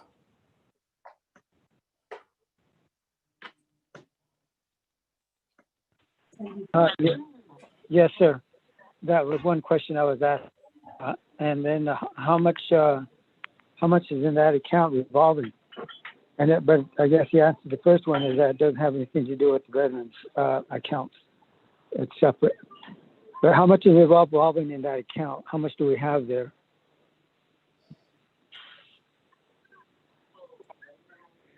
Mr. Zerline. Thank you, sir. We understand the question now. We are getting data from our collections officer to find out how much is outstanding at this time. So if you could bear with us for just a minute, she's just in the office next door and we're pulling up that data right now. And the other question was how much you currently have in there. And I think you indicated that you have about 15,000 that the controller has notified you of. Sir, the $15,000 is for the operation of the loan program itself. That is not the money that is actually used to fund any of the veterans' loans. So that is for operating expenses, not payroll, just operating expenses of the program.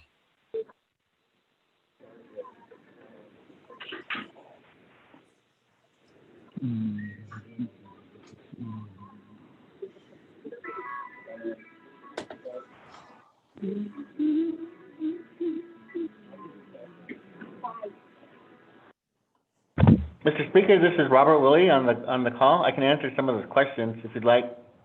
Yeah, Mr. Willie, go ahead. Thank you. Okay, the Veterans Loan Program is actually a loan program for veterans. They earn their money off of the interest that's off of these loans. We gave them $15,000 for administration of these loans. The fund balance in that account as of September 30th was $1.5 million. And that's all the information I have. Thank you.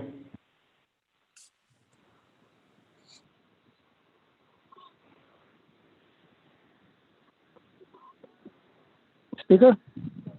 Thank you. With that, moving on down, then back to the board. No one's on the board, so. Honorable Slater, 4 minutes, 51 seconds.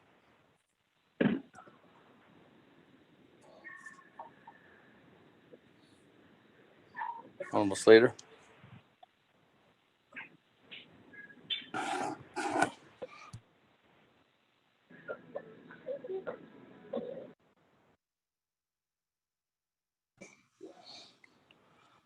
Moving on down. I don't have anybody else on the board or with reserved time. Went once, went twice, went 3 times. Let's go to the board on Amendment 16. Honorable Elmer Begay. I vote green. Honorable Elmer Begay votes green. Honorable Key Allen Begay Jr. Delegate Keller votes green. Thank you. Honorable Key Allen Begay Jr. votes green. Honorable Paul Begay. Paul Begay votes green. Honorable Paul Begay votes green. Honorable Nathaniel Brown. Delegate Brown votes green. Yeah. Honorable Nathaniel Brown votes green. Honorable Eugenia Charles Newton.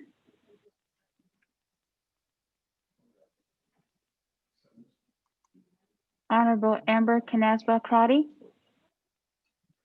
Delegate Amber Canesbaugh Carty votes green. Thank you. Honorable Amber Canasba Crotty votes green. Honorable Herman M. Daniels Jr.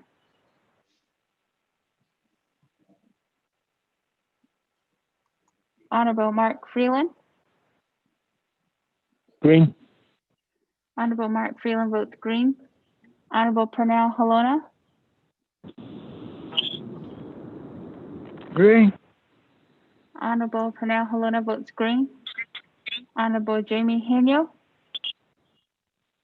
Henyo votes green. Honorable Jamie Henyo votes green. Honorable Vince James.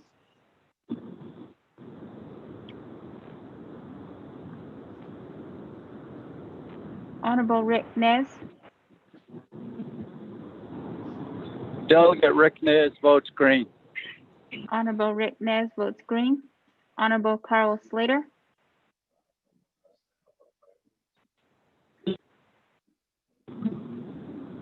Who? Honorable Carl Slater votes green via text. Honorable Raymond Smith Jr. Green. Honorable Raymond Smith Jr. votes green. Honorable Wilson Stewart Jr. Green. Honorable Wilson Stewart Jr. votes green. Honorable Otto So.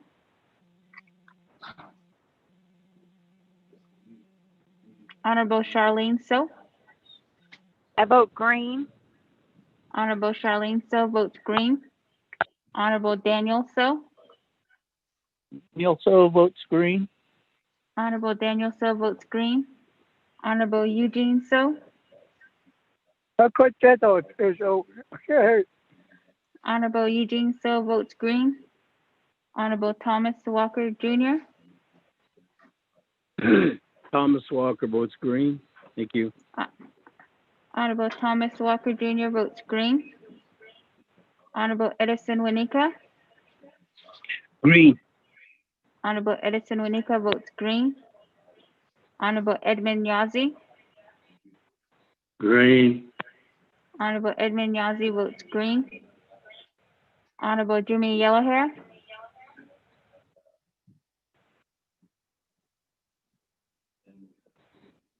Honorable Eugenia Charles Newton. Charles Newton votes green. Honorable Eugenia Charles Newton votes green. Honorable Herman M. Daniels Jr.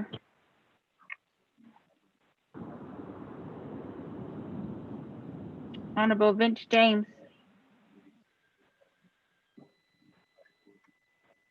Honorable Otto So.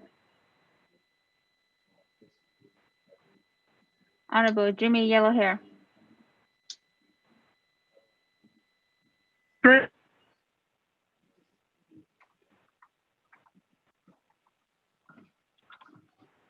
Honorable Yellowhair, you repeat your vote.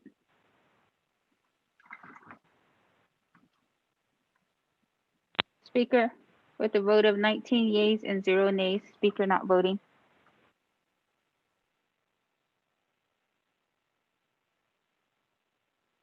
With a vote of 19 in favor, 0 opposed, speaker not voting, motion, or amendment 16 carries. That, I'm gonna move on down. Thank you, colleagues. I don't have anybody else on the board. Back to reserve time. Honorable Slater, 4 minutes, 35 seconds.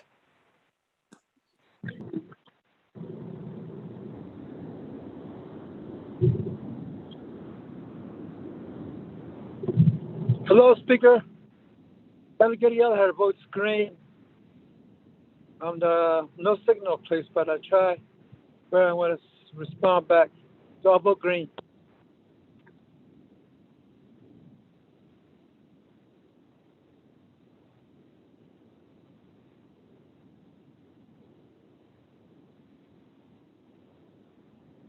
Okay, with that, colleagues, I didn't get a new motion, so that's 20 in favor of changing it from 19 to 20 with honorable yellow hair's vote on amendment number 16. 20 in favor, 0 opposed. Chair not voting. Honorable Slater. Yeah. Honorable Slater going twice. Honorable Slater going 3 times. Moving on down, Madam Chair Amber Crotty, 4 minutes, 14 seconds. Thank you, Speaker. We do have a technical amendment that Legislative Council asked regarding the UUSB. If that amendment is ready, Speaker, I'd like to motion with that verbiage to explain the amendment. Thank you, Speaker, and I'll reserve my time. You have that. Reserve your time at 3 minutes, 52 seconds.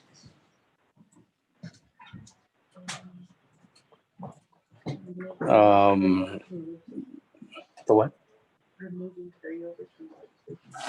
Is Miss Lowell? Do you know which one? Have you sent that over?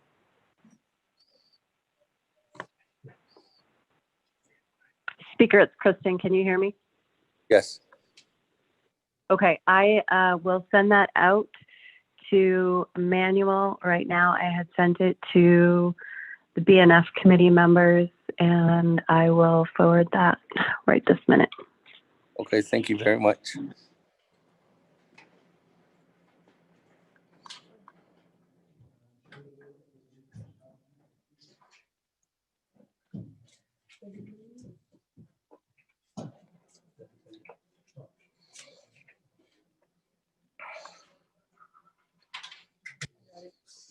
Got it? Okay, if you want to read it into the record, this is a technical amendment. Mr. Speaker, members of the council, Amendment 17, page 5, line 26, insert new paragraph N as follows, underscore, N, the Navajo Nation hereby waives 12 NNC sections 820 EF and J for the purposes of allowing the USD funds in the amount of $17,057,417 to be used for recurring expenditures and government operations in FY 2021 and underscore. 2, remember or re-letter succeeding paragraphs or sections accordingly if necessary, and this amendment shall supersede inconsistent language contained in any other committee amendment which shall be conformed to the intent or language of this amendment. The Office of Legislative Services will, with notice to the sponsors of the legislation, is hereby authorized to make necessary grammatical changes. Mr. Speaker.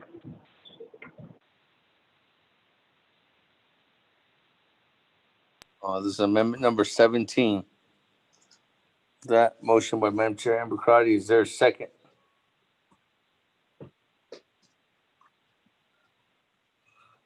One. This is Delegate Brown. I'll second. Well, Brown. That colleagues, any comments, questions? Chairman Yazzie. On the main motion, Speaker. On the main motion, Chairman, you do not have any more time. Oh, I don't have no more time. Okay. No. All right. Okay. Any other comments, questions? This was sent out, colleagues, on the amendment. Going once. Going twice. I heard some noise.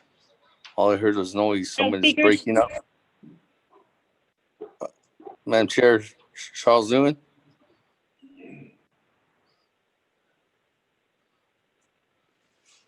I can't hear you. Can you hear me now? You're okay? Yes. Can you hear me? Yes.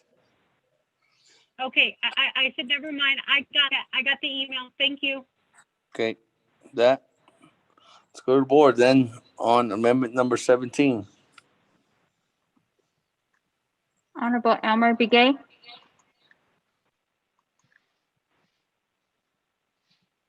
Honorable Key Allen Begay Jr. Delegate Key Allen votes green. Honorable Key Allen Begay Jr. votes green. Honorable Paul Begay. Paul Begay votes green. Honorable Paul Begay votes green. Honorable Nathaniel Brown. Delegate Brown votes green. Honorable Nathaniel Brown votes green. Honorable Eugenia Charles Newton.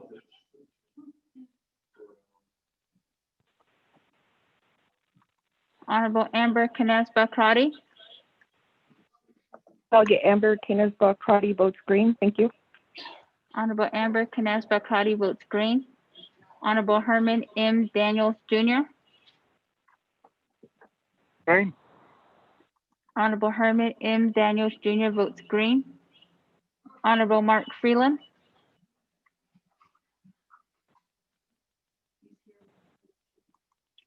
Honorable Pernell Halona.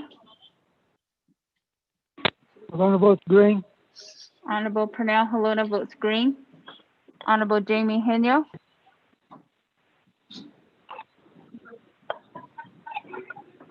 Honorable Vince James. Delegate James votes green. Thank you. Honorable Vince James votes green. Honorable Rick Nez. Delegate Rick Nez votes green. Honorable Rick Nez votes green. Honorable Carl Slater.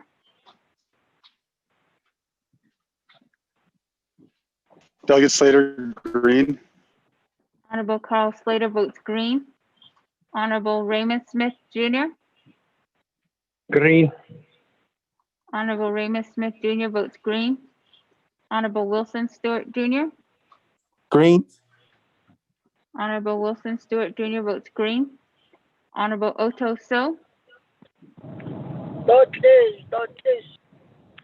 Honorable Otto So votes green. Honorable Charlene So.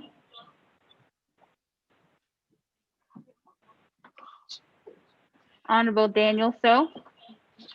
Daniel So votes green. Honorable Daniel So votes green. Honorable Eugene So.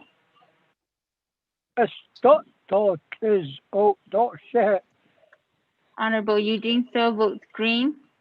Honorable Thomas Walker Jr. Thomas Walker votes green. Thank you. Honorable Thomas Walker Jr. votes green. Honorable Edison Winika.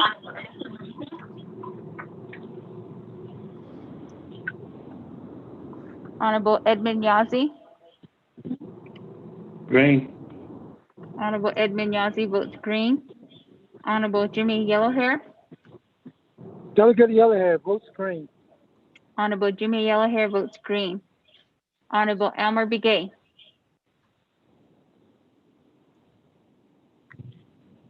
Honorable Eugenia Charles Newton.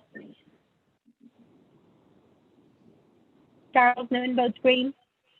Honorable Eugenia Charles Newton votes green. Honorable Elmer Mark Begay votes green. Freeland. Honorable Elmer Begay votes green. Honorable Freeland, Mark green. Freeland. Honorable Mark Freeland votes green. Honorable Jamie Henyo. Henry votes green. Honorable Jamie Henyo votes green. Honorable Charlene So.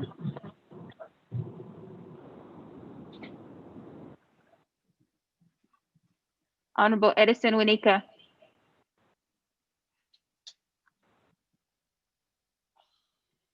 Speaker with a vote of 21 yeas and 0 nays. Speaker not voting.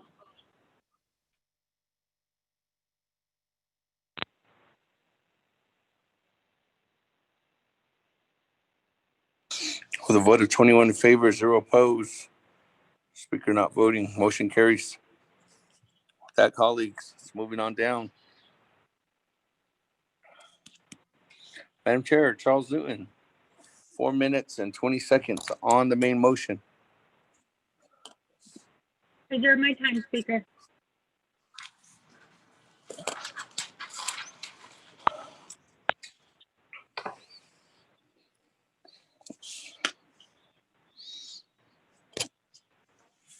Reserve your time at 4:16. No, 4:18, sorry. That, moving on down. Honorable Freeland, 1 minute, 48 seconds. Or is it 40 seconds? 1 minute, 40 seconds.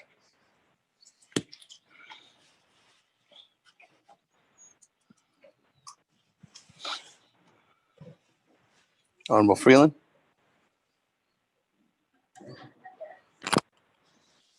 Honorable Freeland going twice.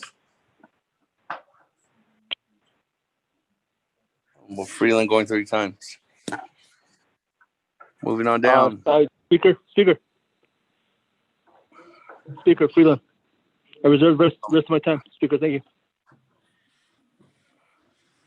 1 minute, 38 seconds. Moving on down.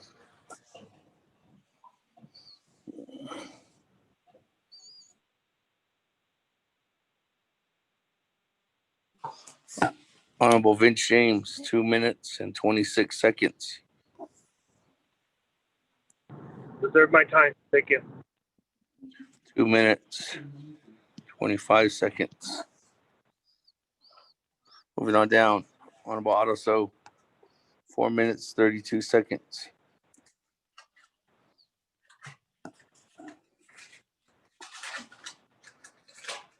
Honorable Otto So. Going twice. Honorable Otto So going 3 times.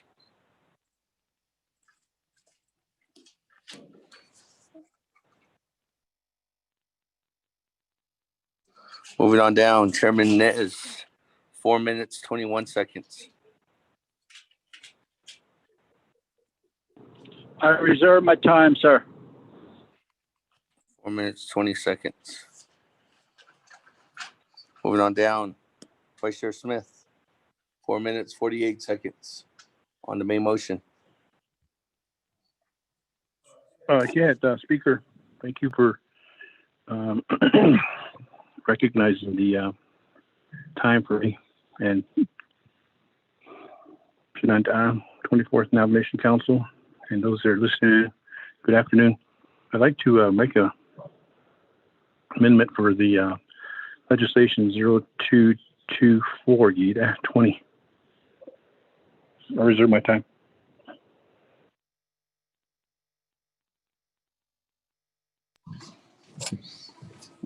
What is your amendment?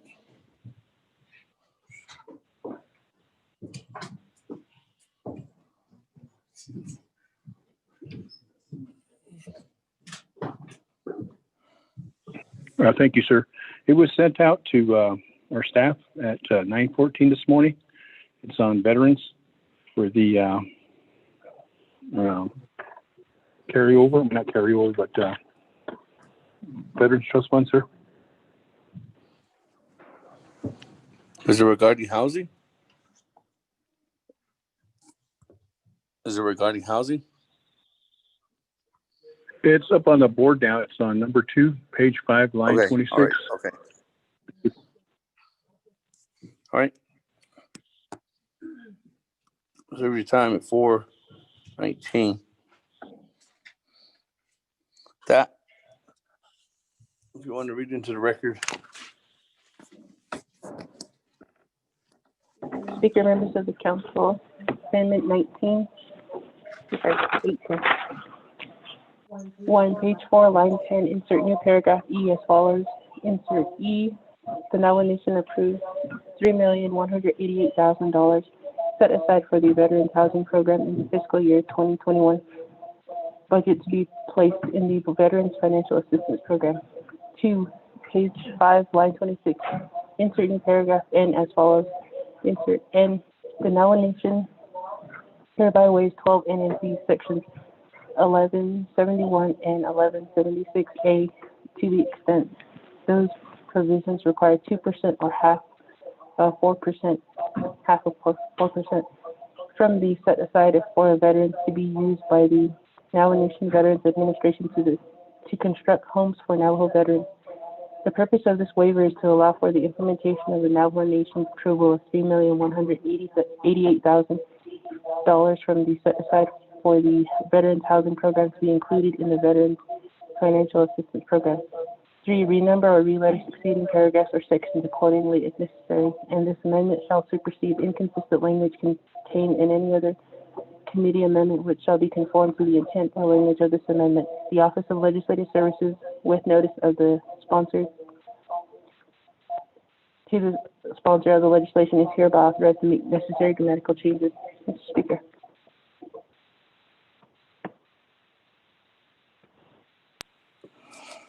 Okay, thank you. With that is amendment number 18. Motion by Vice Chair Smith. Is there a second? Eugene So. Eugene So.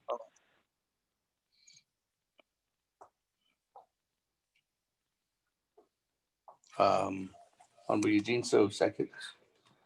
Pat Collins, any comments, questions?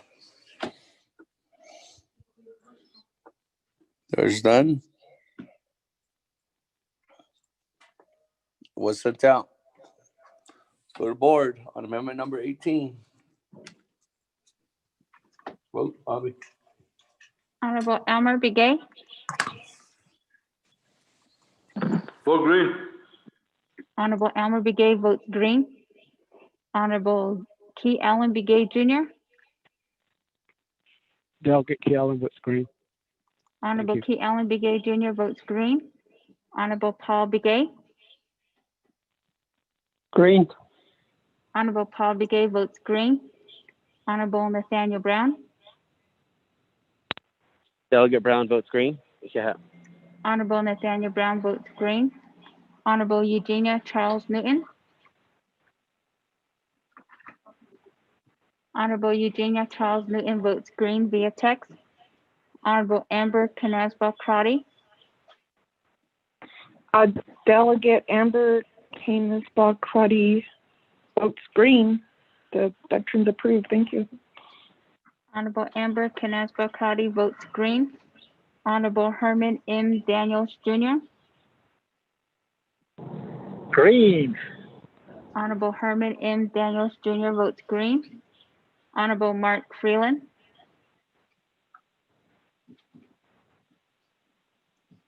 Honorable Pernell Halona, Halon votes green. Honorable Pernell Halona votes green. Honorable Jamie Henyo,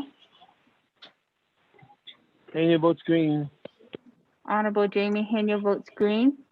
Honorable Vince James, Delegate James votes green. Thank you. Honorable Vince James votes green. Honorable Rick Nez, Delegate Rick Nez votes green. Honorable Rick Nez votes green. Honorable Carl Slater,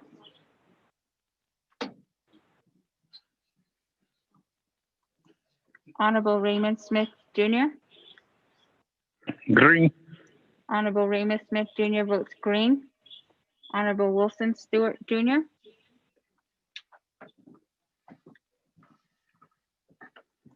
Honorable Otto So,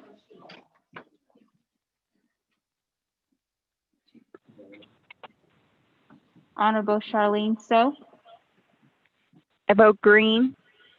Honorable Charlene So votes green. Honorable Daniel So, Daniel So votes green. Honorable Daniel So votes green.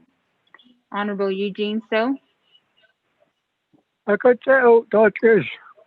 Thank you. Honorable Eugene So votes green. Honorable Thomas Walker Jr., Thomas Walker votes green. Thank you. Honorable Thomas Walker Jr. votes green.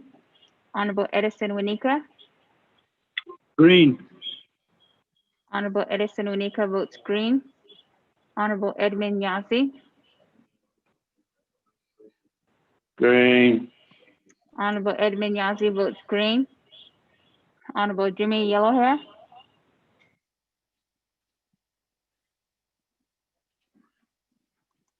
Honorable Mark Freeland, Green. Honorable Mark Freeland votes green. Honorable Carl Slater,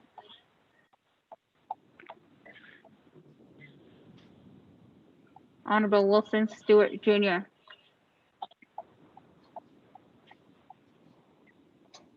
Honorable Otto So,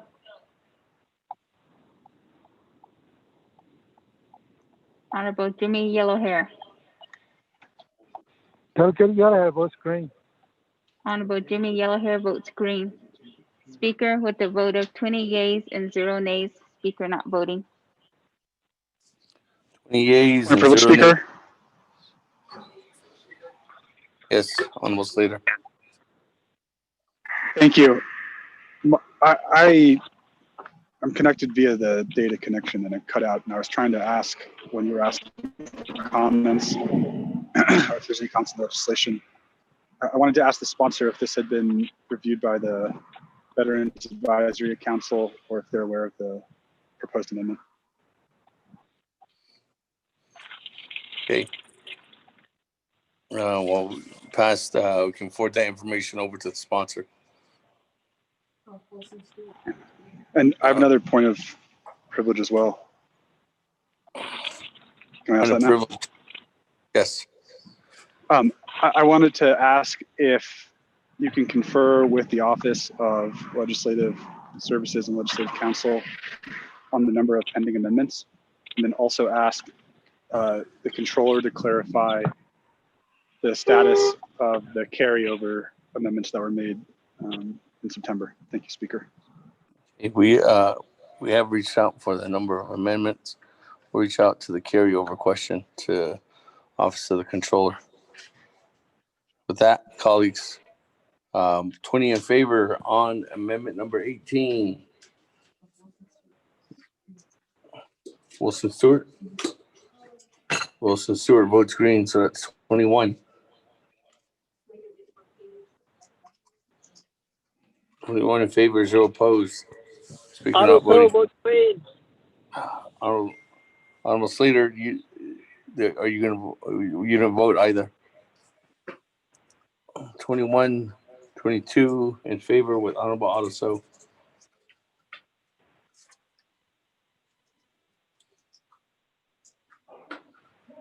$22 in favor, 0 opposed. Speaker not voting. With that, moving on down. Did Ms. Barbara come back and text you back on that one?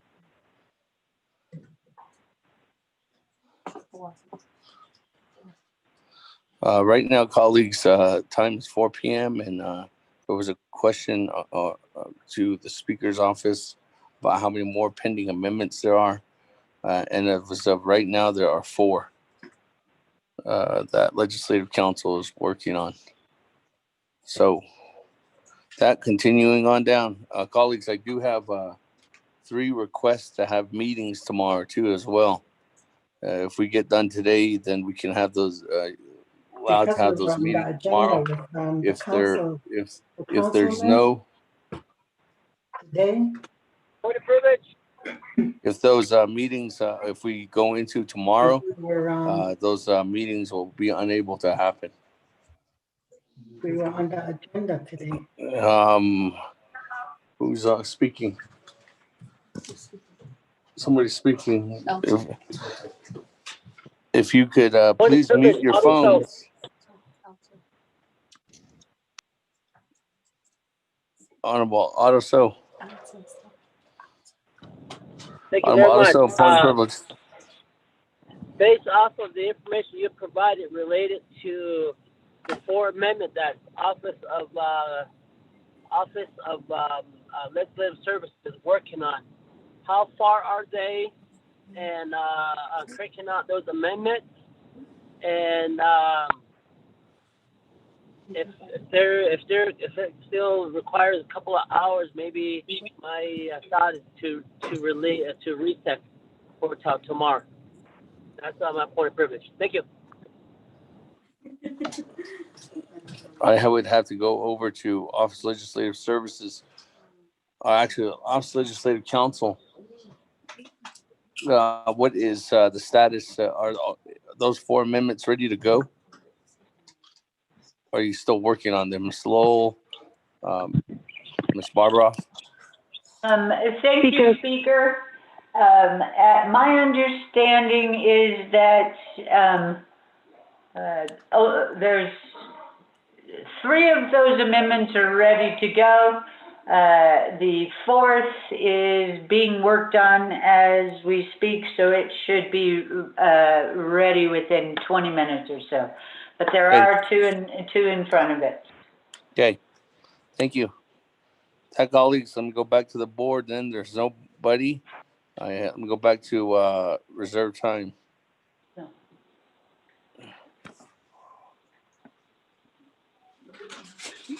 Moving on down. Honorable Wilson Stewart, 4 minutes, 28 seconds.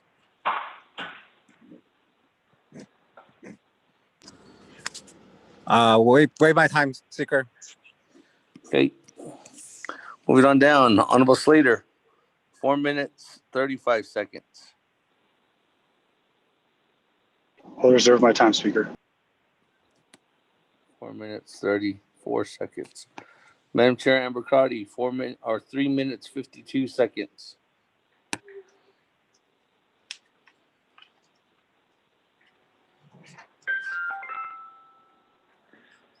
Chair Amber Crotty going twice. Chair Amber Crotty going 3 times. Moving on down. Madam Chair Charles Newton, 4 minutes, 18 seconds. Reserve my time, Speaker. 4 minutes, 17 seconds. Moving on down.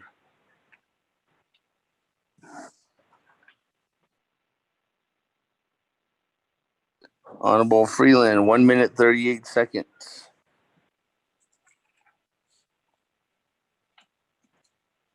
Speaker, reserve my time. Thank you.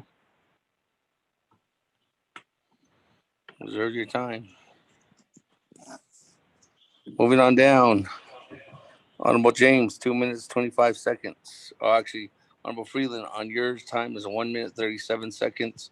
Honorable James, 2 minutes, 25 seconds. Floor is yours. Delegate James, reserve time. 2 minutes, 24 seconds.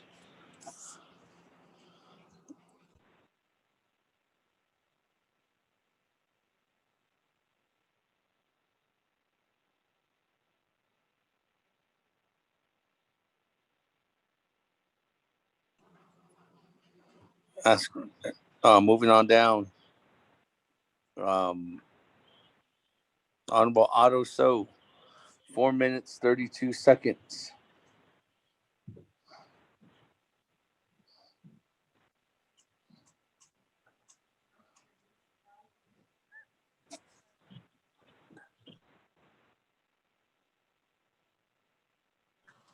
Honorable Otto So, going twice. Honorable Otto So, going 3 times.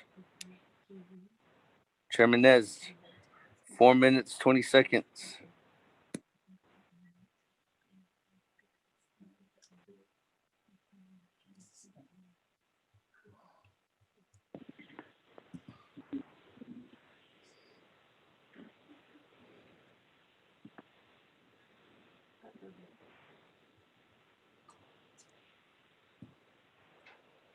So,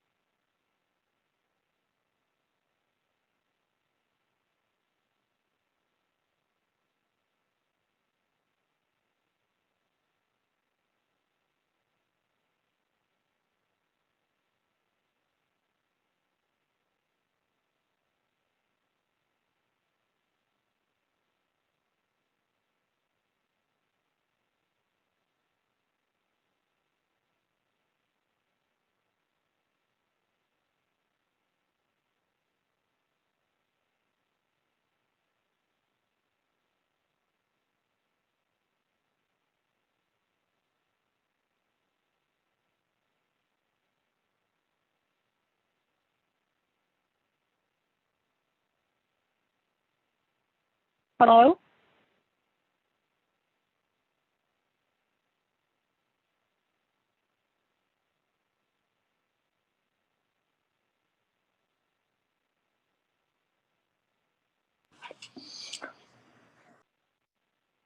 What?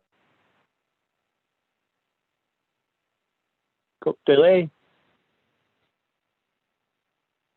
Are we still on? Just speaker. Green.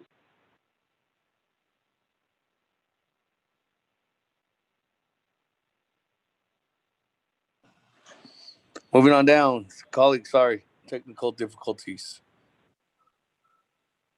We are back. I have nobody in the queue. Honorable Vice Chair Smith, 4 minutes, 19 seconds on the main motion.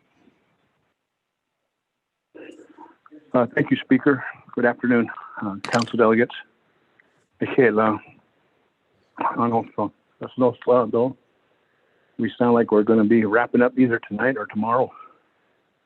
I'm just hoping that the budget will be comprehensive and everything will be in order and that we can continue with our FY 2021. A lot of our constituents and chapters are saying we need to get the budget done. I know we went through the continuing resolution and the resolution is still in place. But I just want to thank my colleagues for voting on the amendment on the veterans. And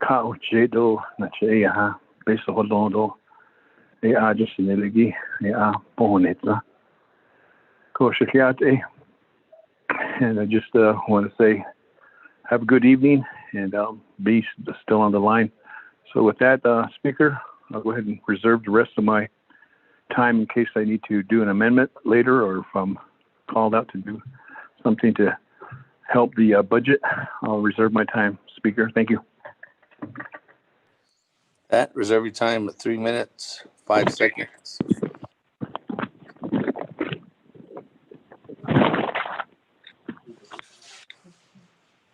Okay, with that, moving on down. Nobody on the board. Back to reserve time. Honorable Slater, 4 minutes, 34 seconds.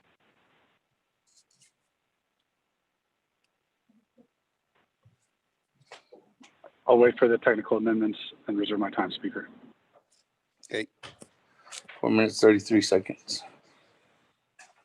32. Moving on down, Madam Chair, Amber Crotty, 3 minutes, 52 seconds. Thank you, Speaker. I do have a question to the controller. If not asked, I need to get a clear understanding in terms of the carryover as we have an exhibit with multiple carryovers, and I'll reserve my time. Thank you. That, I think we did give a heads up to this, Mr. Rob Willie and Mr. Willie, are you on the line now?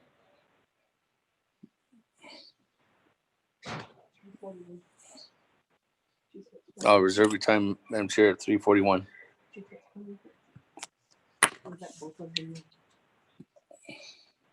Mr. Willie?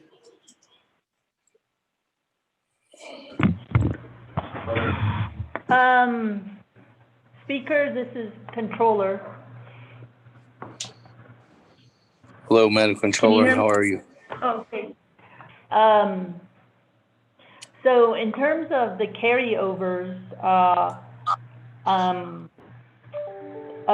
normally we, because the budget process gets done and the comprehensive budget gets approved before the fiscal year ends, we usually get those carryover amounts and requests before the fiscal year ends. And with the fiscal year end, we have a closing process of the financials, which goes into October. And based off of what has been approved and authorized through the comprehensive budget. So in this situation, obviously, we're in a continuing resolution. We didn't have any carryovers approved with a comprehensive budget because we're in a CR. Therefore, our normal process is closing the books in October, and which we've done. We close the books at the fiscal year end, and then we do varying adjustments, etc., calculations and everything. So we've closed the books, and essentially because we don't have any carryovers, because we don't have a comprehensive budget, there is no carryovers. So I just want everybody to be aware of that. This was discussed at Budget and Finance. We've explained the financial closeout process. So we pretty much closed out. We're just finalizing the various balances and so forth. So I just want to make sure everybody's aware. Yeah. Hey, with that, Madam Chair Ambercardi.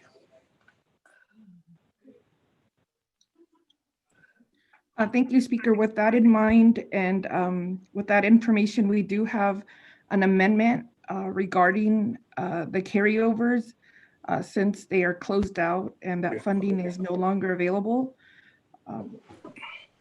We would have to amend and remove that exhibit, Speaker. So I'll offer that amendment. Thank you.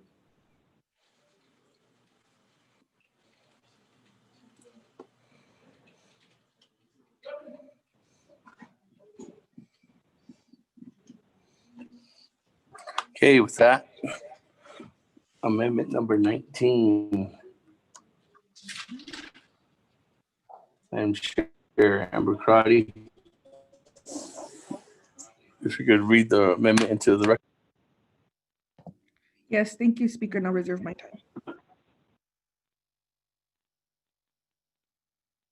3 minutes, 14 seconds. Mr. Speaker, members of the council. 1, the purpose of this amendment is to remove all the Navajo Nation FY 2020 carryovers into 2021. 2, amendment number 2 approved by Navajo Committee is deleted in this entirety as follows. Amendment number 2, overstrike amendment number 2.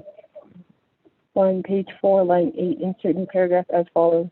D, the Navajo Nation hereby approves carryovers of general fund and unexpended balance from the Navajo Nation fiscal year 2020 into fiscal year 2021 from unexpended operating fund balances for division, departments, and programs as listed in Exhibit I. 2, the carryover exhibit will be inserted as new Exhibit I. All exhibits will be relettered accordingly and overstrike. 3, Exhibit I, which is entitled The Navajo Nation FY 2020 Carryovers into 2021 is deleted. 4, the Navajo Nation Council amendments 1, 3, 4, 6, 8, and 10, which approved carryovers, are deleted in their entirety. 5, delete any other amendment that approved carryovers. 6, renumber or reletter succeeding paragraphs or sections accordingly if necessary, and this amendment shall supersede inconsistent language contained in any other committee amendment which shall be conformed to the intent or language of this amendment. The Office of Legislative Services, with notice to the sponsors of the legislation, is hereby authorized to make necessary grammatical changes. Mr. Speaker.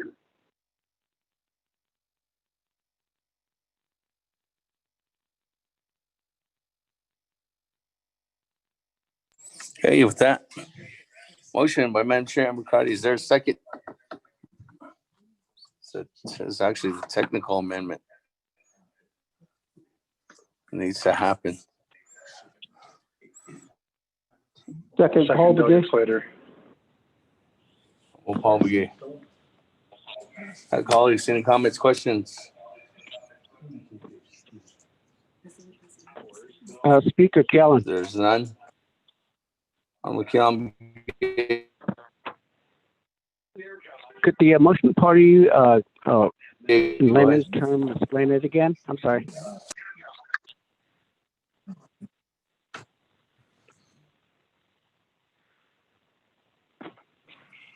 Madam Chair, Amber Crotty.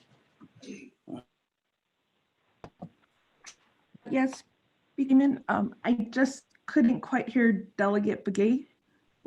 If you could just restate the question, please. Oh, he just wants you to do an overview again of the amendment. Okay.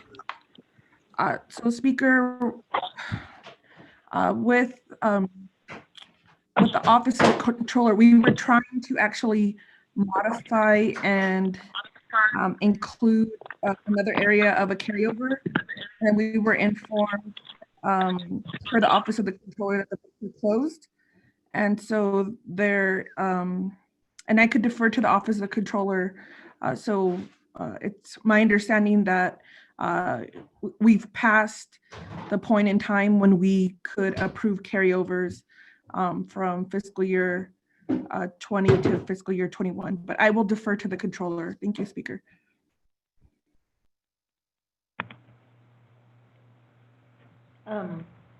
Speaker?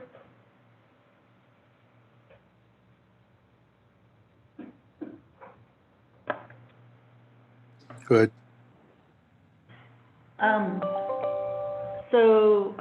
Speaker Otto Yate, and then Deja is Otto Shanala Quibinitis Kidiki. So the way the carryovers work in a normal situation where there's a comprehensive budget, because usually that gets approved before the fiscal year ends. So ko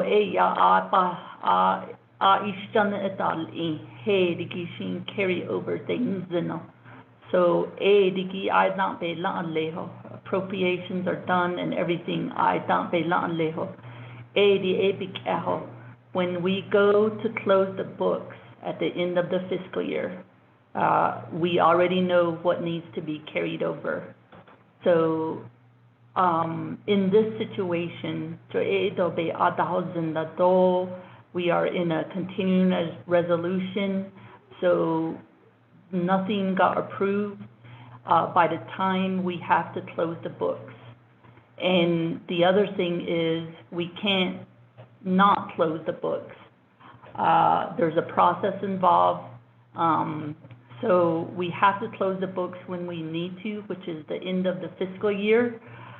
Although we have to get some of these balances finalized, etc. We have to start the audit process.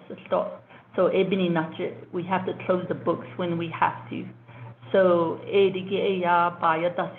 at Budget and Finance.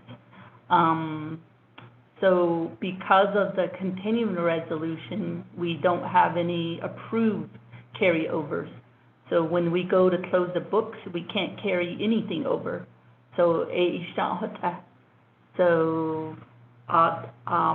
if I need to clarify again, let me know.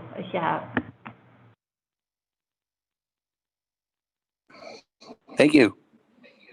With that, I don't have anybody else on the board.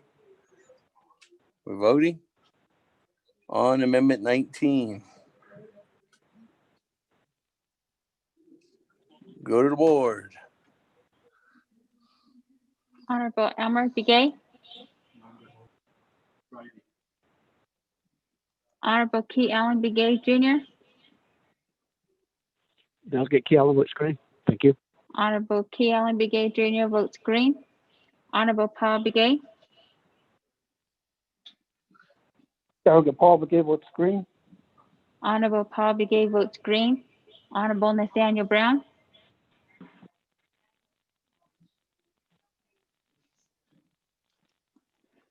Honorable Eugenia Charles Newton.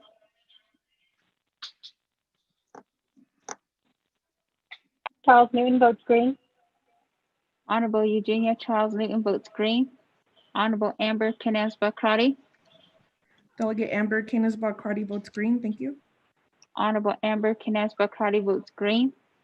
Honorable Herman M. Daniels, Jr., Green. Honorable Herman M. Daniels, Jr. votes green. Honorable Mark Freeland, Green. Honorable Mark Freeland votes green. Honorable Pernell Halona,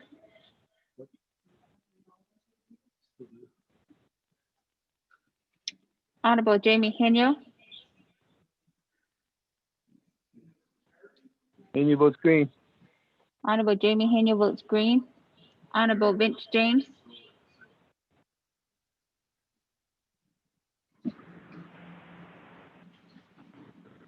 Honorable Rick Nez, Rick Nez votes. I'm sorry, Mr. Nez, can you repeat that? I vote green. Honorable Rick Nez Green votes chili. green. Thank you. Honorable Carl Slater, Delegate Slater, green. Honorable Carl Slater votes green. Honorable Raymond Smith, Jr., Green. Honorable Raymond Smith, Jr. votes green. Honorable Wilson Stewart, Jr.,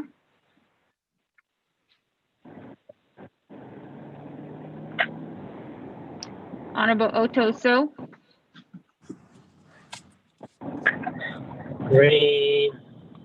Thank you. Honorable Otto So votes green. Honorable Charlene So, I vote green. Honorable Charlene So votes green. Honorable Daniel So, Daniel So votes green. Honorable Daniel So votes green. Honorable Eugene So, Good job. Good. Thank you. Honorable Eugene So votes green. Honorable Thomas Walker, Jr., Thomas votes green. Thank you. Honorable Thomas Walker, Jr. votes green. Honorable Edison Winika, Green. Honorable Edison Winika votes green. Honorable Edmund Yazzie, Green. Honorable Edmund Yazzie votes green. Honorable Jimmy Yellowhair,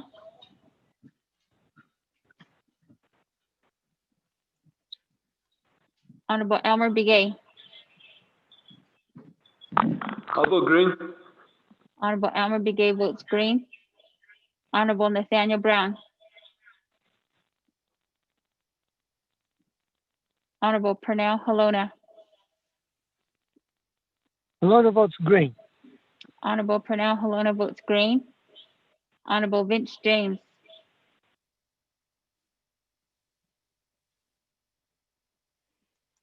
Honorable Wilson Stewart, Jr., Honorable Wilson Stewart, Jr. votes green via text. Honorable Jimmy Yellowhair,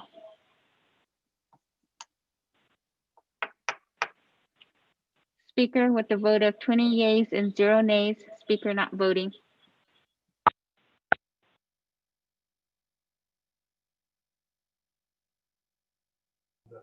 Thank you, colleagues. 20 in favor, 0 opposed. Speaker not voting. Moving on down. Back to the main motion. We have Madam Chair Charles Newton, 4 minutes, 17 seconds.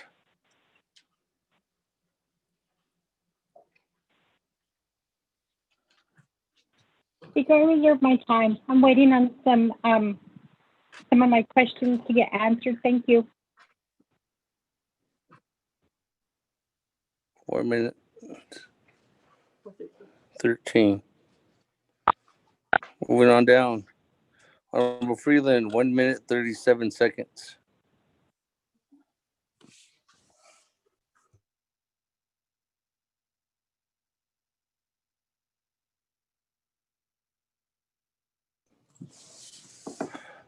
Honorable Freeland, going twice. Honorable Freeland, going 3. Reserve your time. 1 minute, 36 seconds.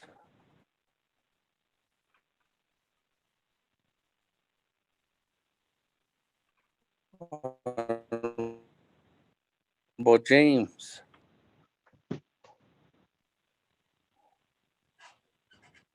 Honorable James, 2 minutes, 24 seconds. Going twice. Honorable James, going 3 times. Honorable Otto So, 4 minutes, 32 seconds.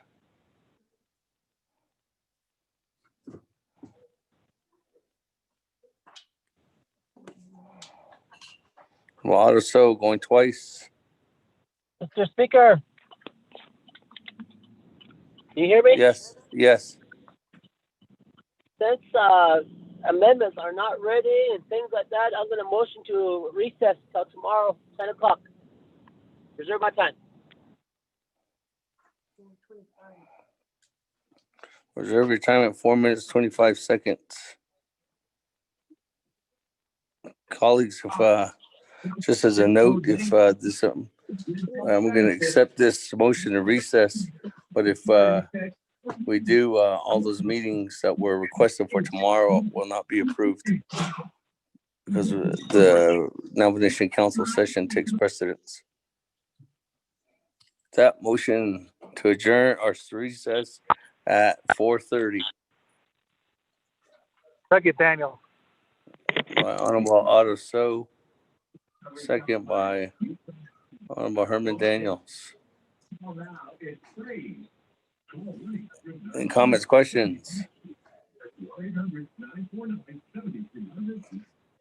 There's none. For the board. Honorable Elmer Begay. I vote green. Honorable Elmer Begay votes green. Honorable Key Allen Begay Jr. Delegate Calvin votes green. Thank you. Honorable Key Allen Begay Jr. votes green. Honorable Paul Begay. Delegate Paul McKay votes green. Honorable Paul Begay votes green. Honorable Nathaniel Brown.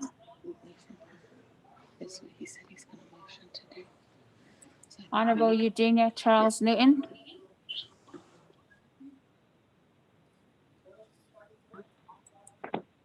Honorable Amber Delegate Brown votes Canaspa. green. Honorable Yeah. Nathaniel Brown votes green. Honorable Amber Canaspa Crotty.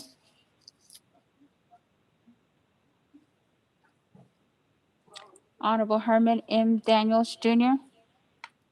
I vote green. Honorable Herman M. Daniels Jr. votes green.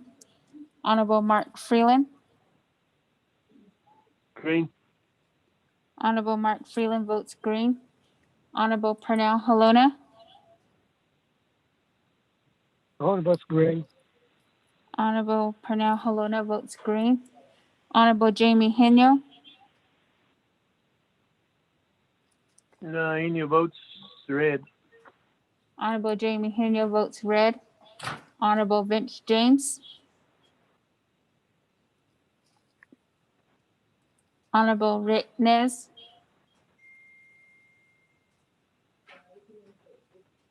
Honorable Rick Nez votes green via text.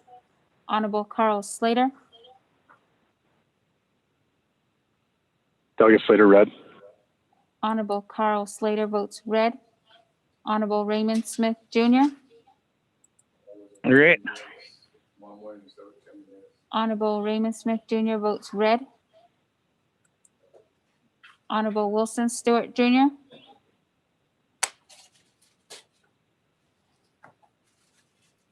Honorable Otto So. Vote green. Honorable Otto So votes green. Honorable Charlene So. I vote green. Honorable Charlene So votes green. Honorable Daniel So. I vote red. Honorable Daniel So votes red. Honorable Eugene So.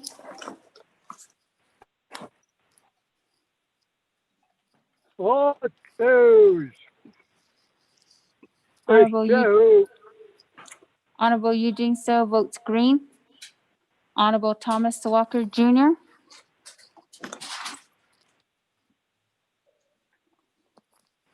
Honorable Edison Wanika. Votes green. Honorable Green. Honorable Thomas Walker Jr. votes green. Honorable Edison Wanika. Green. Honorable Edison Wanika votes green. Honorable Edmund Yazzie.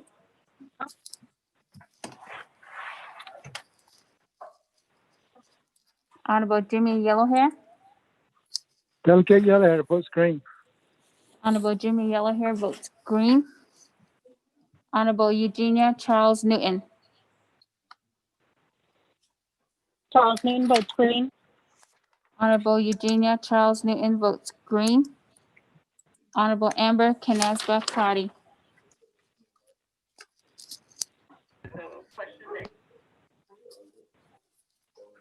Honorable Vince James.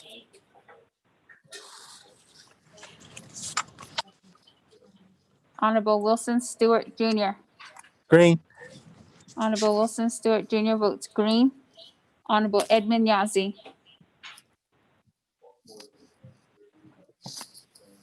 Speaker with a vote of 16 yeas and 4 nays. Speaker not voting. Hey, with that, colleagues, 16 in favor, 4 opposed.